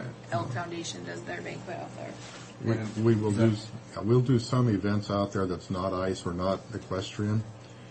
What we've been finding in the last couple of years is that it's cheaper for us if there's nothing going on in the pavilion, in the expo hall, not to make that conversion, not to clean up the equestrian, the stalls and everything for a one weekend, and then turn right around and put all that stuff back in. Oh, yeah. So from a cost effective, if we don't have that expo hall rented out, we'll go ahead and then just move that event into the expo hall without the air conditioning, because they wouldn't be getting that in the pavilion. You, the expo hall question, at the end of September, we were at 152. And that doesn't include, we still have one more Hispanic dance in there, and then Custard. Custers and lots of Christmas parties. Lots of Christmas parties, so we should be there. So you probably should be. Yeah. And I'd like to also increase the rates on that to reflect an inflationary figure too. That should really get us to that point, But somewhere in the 2 to 3%. the meeting rooms are down. Is that because of AmeriSuites? Our meeting rooms are down. Well, actually, it went up from 65 to 69 is what I'm proposing. Well, on the that's meeting what you're proposing, but I see only 18,000. I don't think you're going to get 65. So is 69 a realistic figure? Yeah, yes. The issue that was based on track meeting rooms and AmeriSuites meeting rooms, and we had anticipated getting into the AmeriSuites meeting rooms early on in the year, and in fact, we didn't get it until later. So your 69 figure. We're at 37 now. We've jumped it from pretty well, and then we're jumping it even more here this month and last month. So we're gonna. I feel okay with those numbers based on next year having the full year to go. I was just going to comment on your arena rental, 136.5, and then your exhibition hall, 194,250. They're that close in that? Yeah, they Those are. Hispanic dances. The dances are the key. Okay, because you come down and you have your stall rental, and looking at that, here are your stalls. Mm-hmm. Your stall rental is projected at 46.5. And of that stall rental and the arena rental, Yeah, most of that arena rentals, I would say, is from dances and then from your home and garden show. Because those dances, I mean, that's a 12.5 room for one night, so not too many of those add up. but I'm surprised that it's that close to the Well, again, it's because of the multi-purpose capability of the arena. that arena, yeah. That when we do have an equestrian event, it's typically multi-day.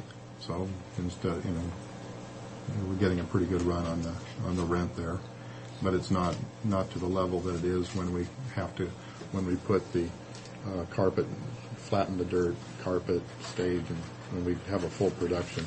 Those numbers add up pretty quick, and our rates are higher for that extra work. It's not the same rental rate per day as equestrian. Equestrian, we just pretty much condition the dirt, turn on the lights, and there they go. The other ones are much more labor intensive. Oh, yeah.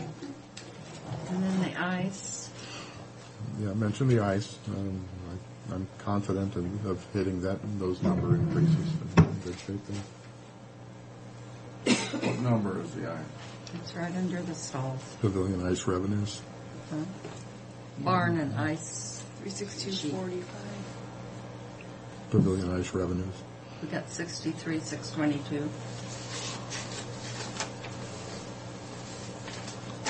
You see it, Frank? Right under, after the stalls. Okay, I should have had it, but okay, I'll put it there, yeah. Okay, I see it, right in the stall. Yeah. Good Lord, that's a good... Yes, it is. Now, is that what? That's a culmination of the the contracts we have with Walla Walla College, Titans, and TCAHA.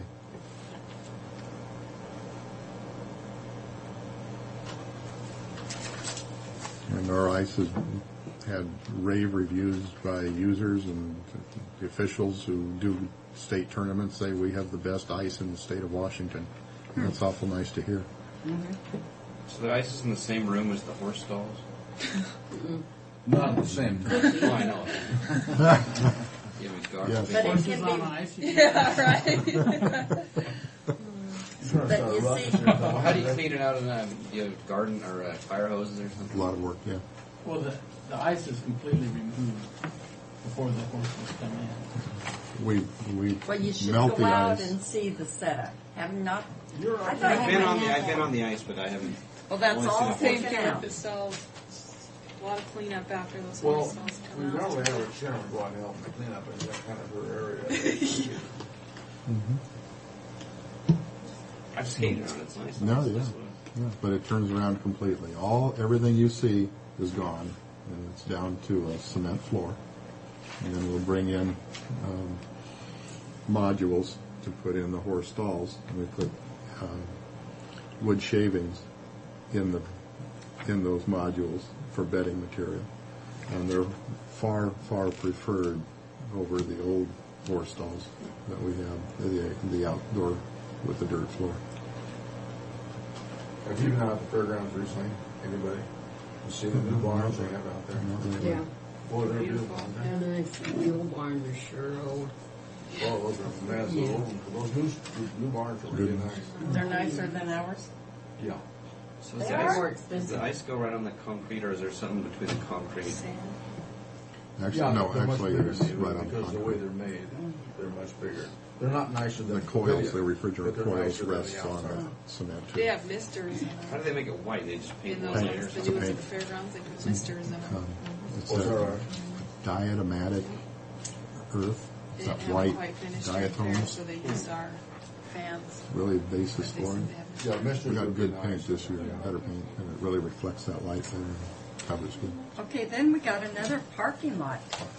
What's that? That's the rental, so that's when the promoters rent the whole. That's the one across the street, isn't it?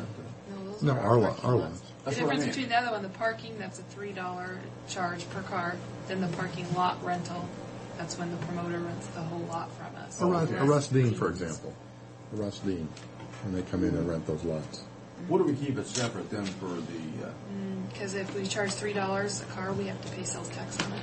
And if we're renting the whole parking lot out, we don't have to pay the Before they had citizens. that RV show over there, at the same time we had the vaccinations, Mhm. where do we show that income?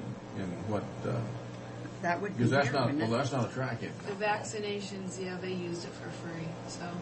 Oh, you mean, No, we had- to the other Little lot? Mesa. 6 Yeah. acres. 6 acres. That money today, that's all lumped into tracks, but we haven't gotten. But it's not a track income. Well, you're right, but up until today, Track's been paying for the expenses, like the labor we've had, and so it's been pretty much a wash. Up until this was the first time that we've actually really rented out that parking lot as a. Yeah, there's only been, to my recollection, this season, if you will, I think we've only had 2 events, ticketed events that utilized or that. I think we had one dance one night got over there, and then the La Mesa RV, and that was originally scheduled to be out at Track.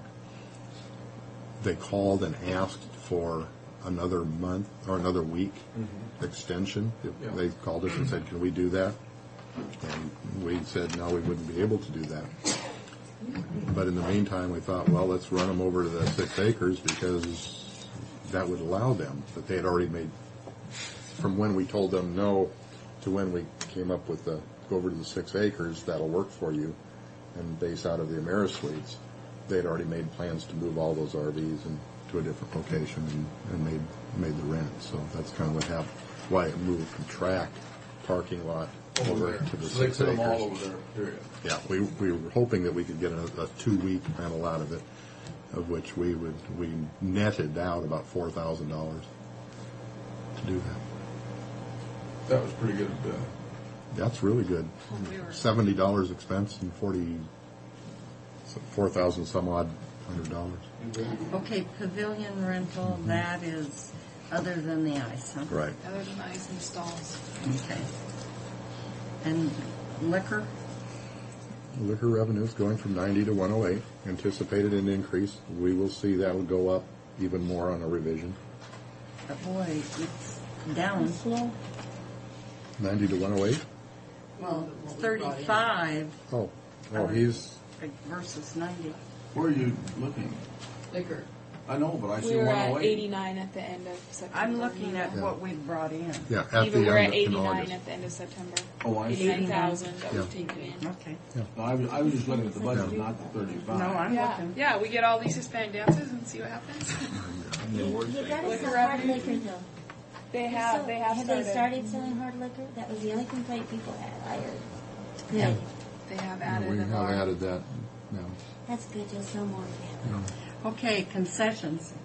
Concessions revenue, what we're doing, it's going down, and from this standpoint, an example of why we're changing from doing it all ourselves all the time to contracting out. This past weekend we had Family Affair, and we had, I think, 4 other banquets going on with our food service over the weekend, plus we had a Monday huge event that we had to prepare for. Mel didn't have the staff to adequately cover everything. So he went out and obtained Pizza Hut, I mentioned, and the barbecue to cover for us. And instead of staffing it and taking that risk of how many kids are going to, or people are going to buy, we just took the 20%. And so what we're doing is instead of taking all the revenue that we were getting in that $135,000 case, dropping it down from 90 is what we hope to get with our own concessions. But if you go down to commission concessions, you see the 13 this year jumping to 25 next year in anticipation of expanding that. Okay. And that's the Does commission. any of this, no, you got ballpark concessions. Yeah, the softball is going to go from 19 to 24 next year. That hasn't been a very big money maker No, for us. about 33,000 plus he made this year. But we never figured on that one being a moneymaker. Not Just- a big money No, maker. just stabilizing our crew. And Mel's turned that around from just really truly a break even to $3,000 to spend somewhere else. Okay, then catering inside. That's Mel's catering operation. That's when we do our catering. And how is that 100? What are we at the end of September? We're at 127. So with Christmas parties and stuff, With we should October. make the 50. I think in October we'll probably hit that. We'll come real close to it. Okay, then. So this was just August on this. Mm-hmm. And August then, 30th, though. Then For our- 2/3 of the year. But again, with only AmeriSuites, not even half the year, or about half the year. Okay, and so you're saying that our subsidy payment for next year will be $106,000? For operations. That's with this budget, yeah. Well, that's what I'm talking about. That's And I the think- others are debt service in the fireman's fund are givens, but Right. Besides that, one for the capital outlay, that one, the 41,750. Mhm. You just had to take out those capital improvements, that would come out. well, we're taking that out right now until we know what is in that Right. bond money. Right.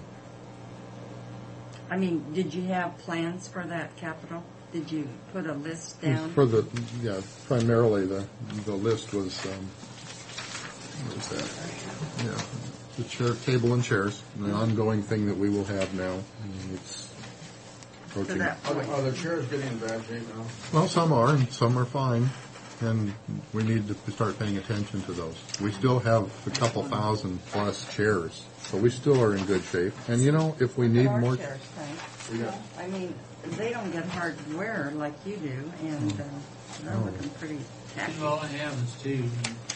What's underneath that? No. What's that one? You gave it to me. Can we make some copies? Track projected expenses. Okay. And revenue. Yeah. Is this yours? No, you can have it. It's just I only had two, unless Yeah, you can have mine. Mary. Because you were asking what here's another one. Frank needs a copy. He's got a copy. We're not talking about this. Think about 3 or we 4 are. copies of that, Mary, would you? Yeah, we are. We're talking about that, Nina. I know, but who wants the whole? Oh, In the other enchilada. is just the other is exactly what you're looking at, just in a different format. Yeah, I know, but he wanted it, so I'm giving it. Hey, I was just trying to help. I didn't. Now you're really going to keep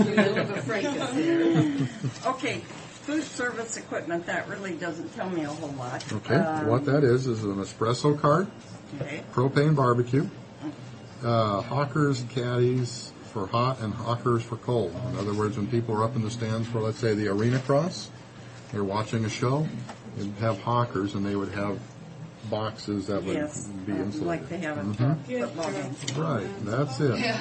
He has 1 to 3 pans, 1 to 6 pans, 1 to 9 pans, 12.5-inch adapter bars, 20-inch adapter bars, a scale weight for liquor, refrigerator walk-in to increase the size by going through the wall and going into where his office areas are with a 10 by 10.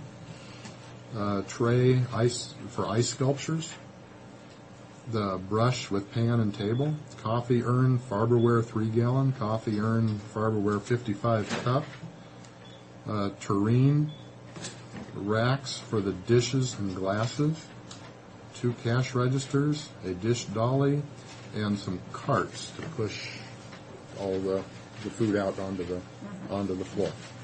And that is what is on his equipment. If there was something that I would say would be the highest priority, it would be the walk-in refrigerator, the 10 by 10, especially if there's any increase in our food service capabilities or requests in the future. What would be the cost of that alone? I believe that was $10,000 for the walk-in expansion. That's just our best guess at this point. Not a budgeted, That would help out bid. its refrigeration. Yeah, it would. Well, you store more stuff, and when you're doing lunches for 700 people, that takes a lot of refrigeration space. And we've been doing it. I mean, you just saw last weekend where he did all of those events, plus but it really puts a strain on it. And if we're going to grow anymore, we really do need to take a look at expanding that refrigerator side. Everything else is great stuff to have, make us more efficient, time efficient and such, but we've done fine. Okay, so the 41,750 is half of this for us and half for the city. Okay. Good. Thank you. The only other thing on there too is the auto rake. That's the rock rake. We took a look at the rock rake. Came out. They showed us what they could do. We were not impressed. Rich thought it would be workable if he had more time to work on it. So that's why we didn't buy it. So it's still on that list as something we probably want to take a look at if we can afford it. We need some. Well, we're looking at a liability issue on that thing. On those rocks putting up and then soil in there, it's really bad news. And somebody comes through with a high-priced animal, they could cripple them real easy. Yeah. But on the other hand, we don't want to spend $9,000 if it's not going to do the job and still have the problem. No. So we're continuing to search. There has to be something on the market. Well, we're confident that there is. Yeah. We just haven't found it yet. So. This isn't the only facility that has that issue. No, far from it. They're landscapers, and Becky made mention yesterday. Landscaper people have those same issues. Yeah, somebody has to have something. Here's your coffee back, There Fred. you go, Fred.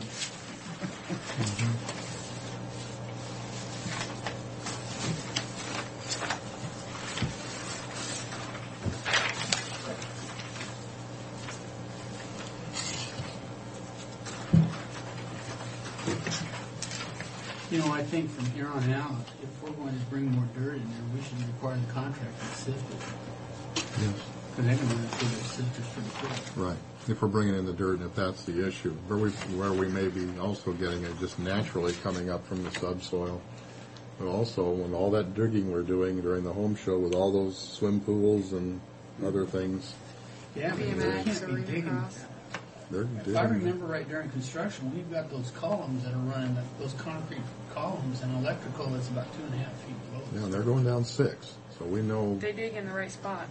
Helen's there and she tells us. this is where we dig. They're probably doing that, but Detector. It's too bad if that's the case and that's our concern. Maybe we ought to get sifters ourselves, that they can, when they pull the material out, they can run it over it real quick. We have that, and we have the bicycle BMX jumps and the arena cross. So there's quite a bit of We dirt haven't had movement. some of those for a while, though, have we? Those are in the January, February rotations. March, the spring rotation. Well, do we want to go over the expenditures? Myself, I would just assume before we go over this budget, Ray's going to go back in there and do a revision. Oh, is he? If we're going to do a revision on it, we're kind of, just for general information, this is good, but if we're going to be doing this all over. Yeah, we will be submitting. I feel a whole lot better today than I did the day I was putting this together. And it's based on what contracts we're signing and the phone calls that are coming in and the response that we're getting from those user groups. So I think we could go through that, but there will be some changes in there. My colleagues here, but they want to I don't care to, just do something that we want to redo No sense in again. doing that. Okay, how is the bank machine, the money machine? ATM? Yeah, or is it working fine and no We problems? had one problem one time, and they came right in and fixed it. So we've got an ATM person to come around and do it. From Kennewick, I believe, was on contract. I just hadn't heard if anybody was using it. Oh, they are. Huh? They They are. are? Oh, yeah. Helps with concessions. Right, beleaguered there, Tom. Beleaguered? Eager. Not beleaguered. Oh, probably beleaguered and eager, both.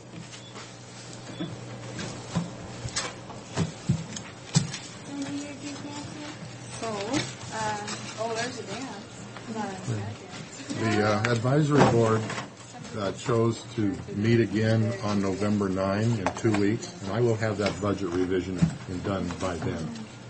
And I will present that revision to them at that time, and then whenever we come back and go again. But November 9 is the next meeting.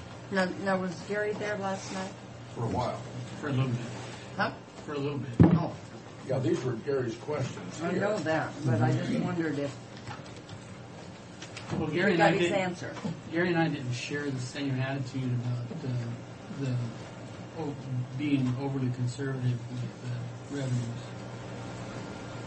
Because he said, he wanted to be on the conservative side, and I said, I just want to be on the responsible side. I don't want to be over conservative, because being overly conservative, let's just say that we have to basically put $50,000 more into our subsidy than we absolutely have to. With what we're facing, $50,000 means a lot on our current expense side, as long as it's a responsible budget. But don't be too conservative. But he wasn't there to hear me say that. We will come in with a responsible budget, which will look different from what we have here. And how are we making out with our chips out there? Have we hauled our chips out in the truck? Wood shavings? Not yet. Not yet. It's on the list. Again, remember what the crew is doing. And if we need to get it, if they have to be out of there, we'll get them out immediately. Yeah, my biggest concern is getting something done to that truck. Yeah. So that wheelbase is somehow extended.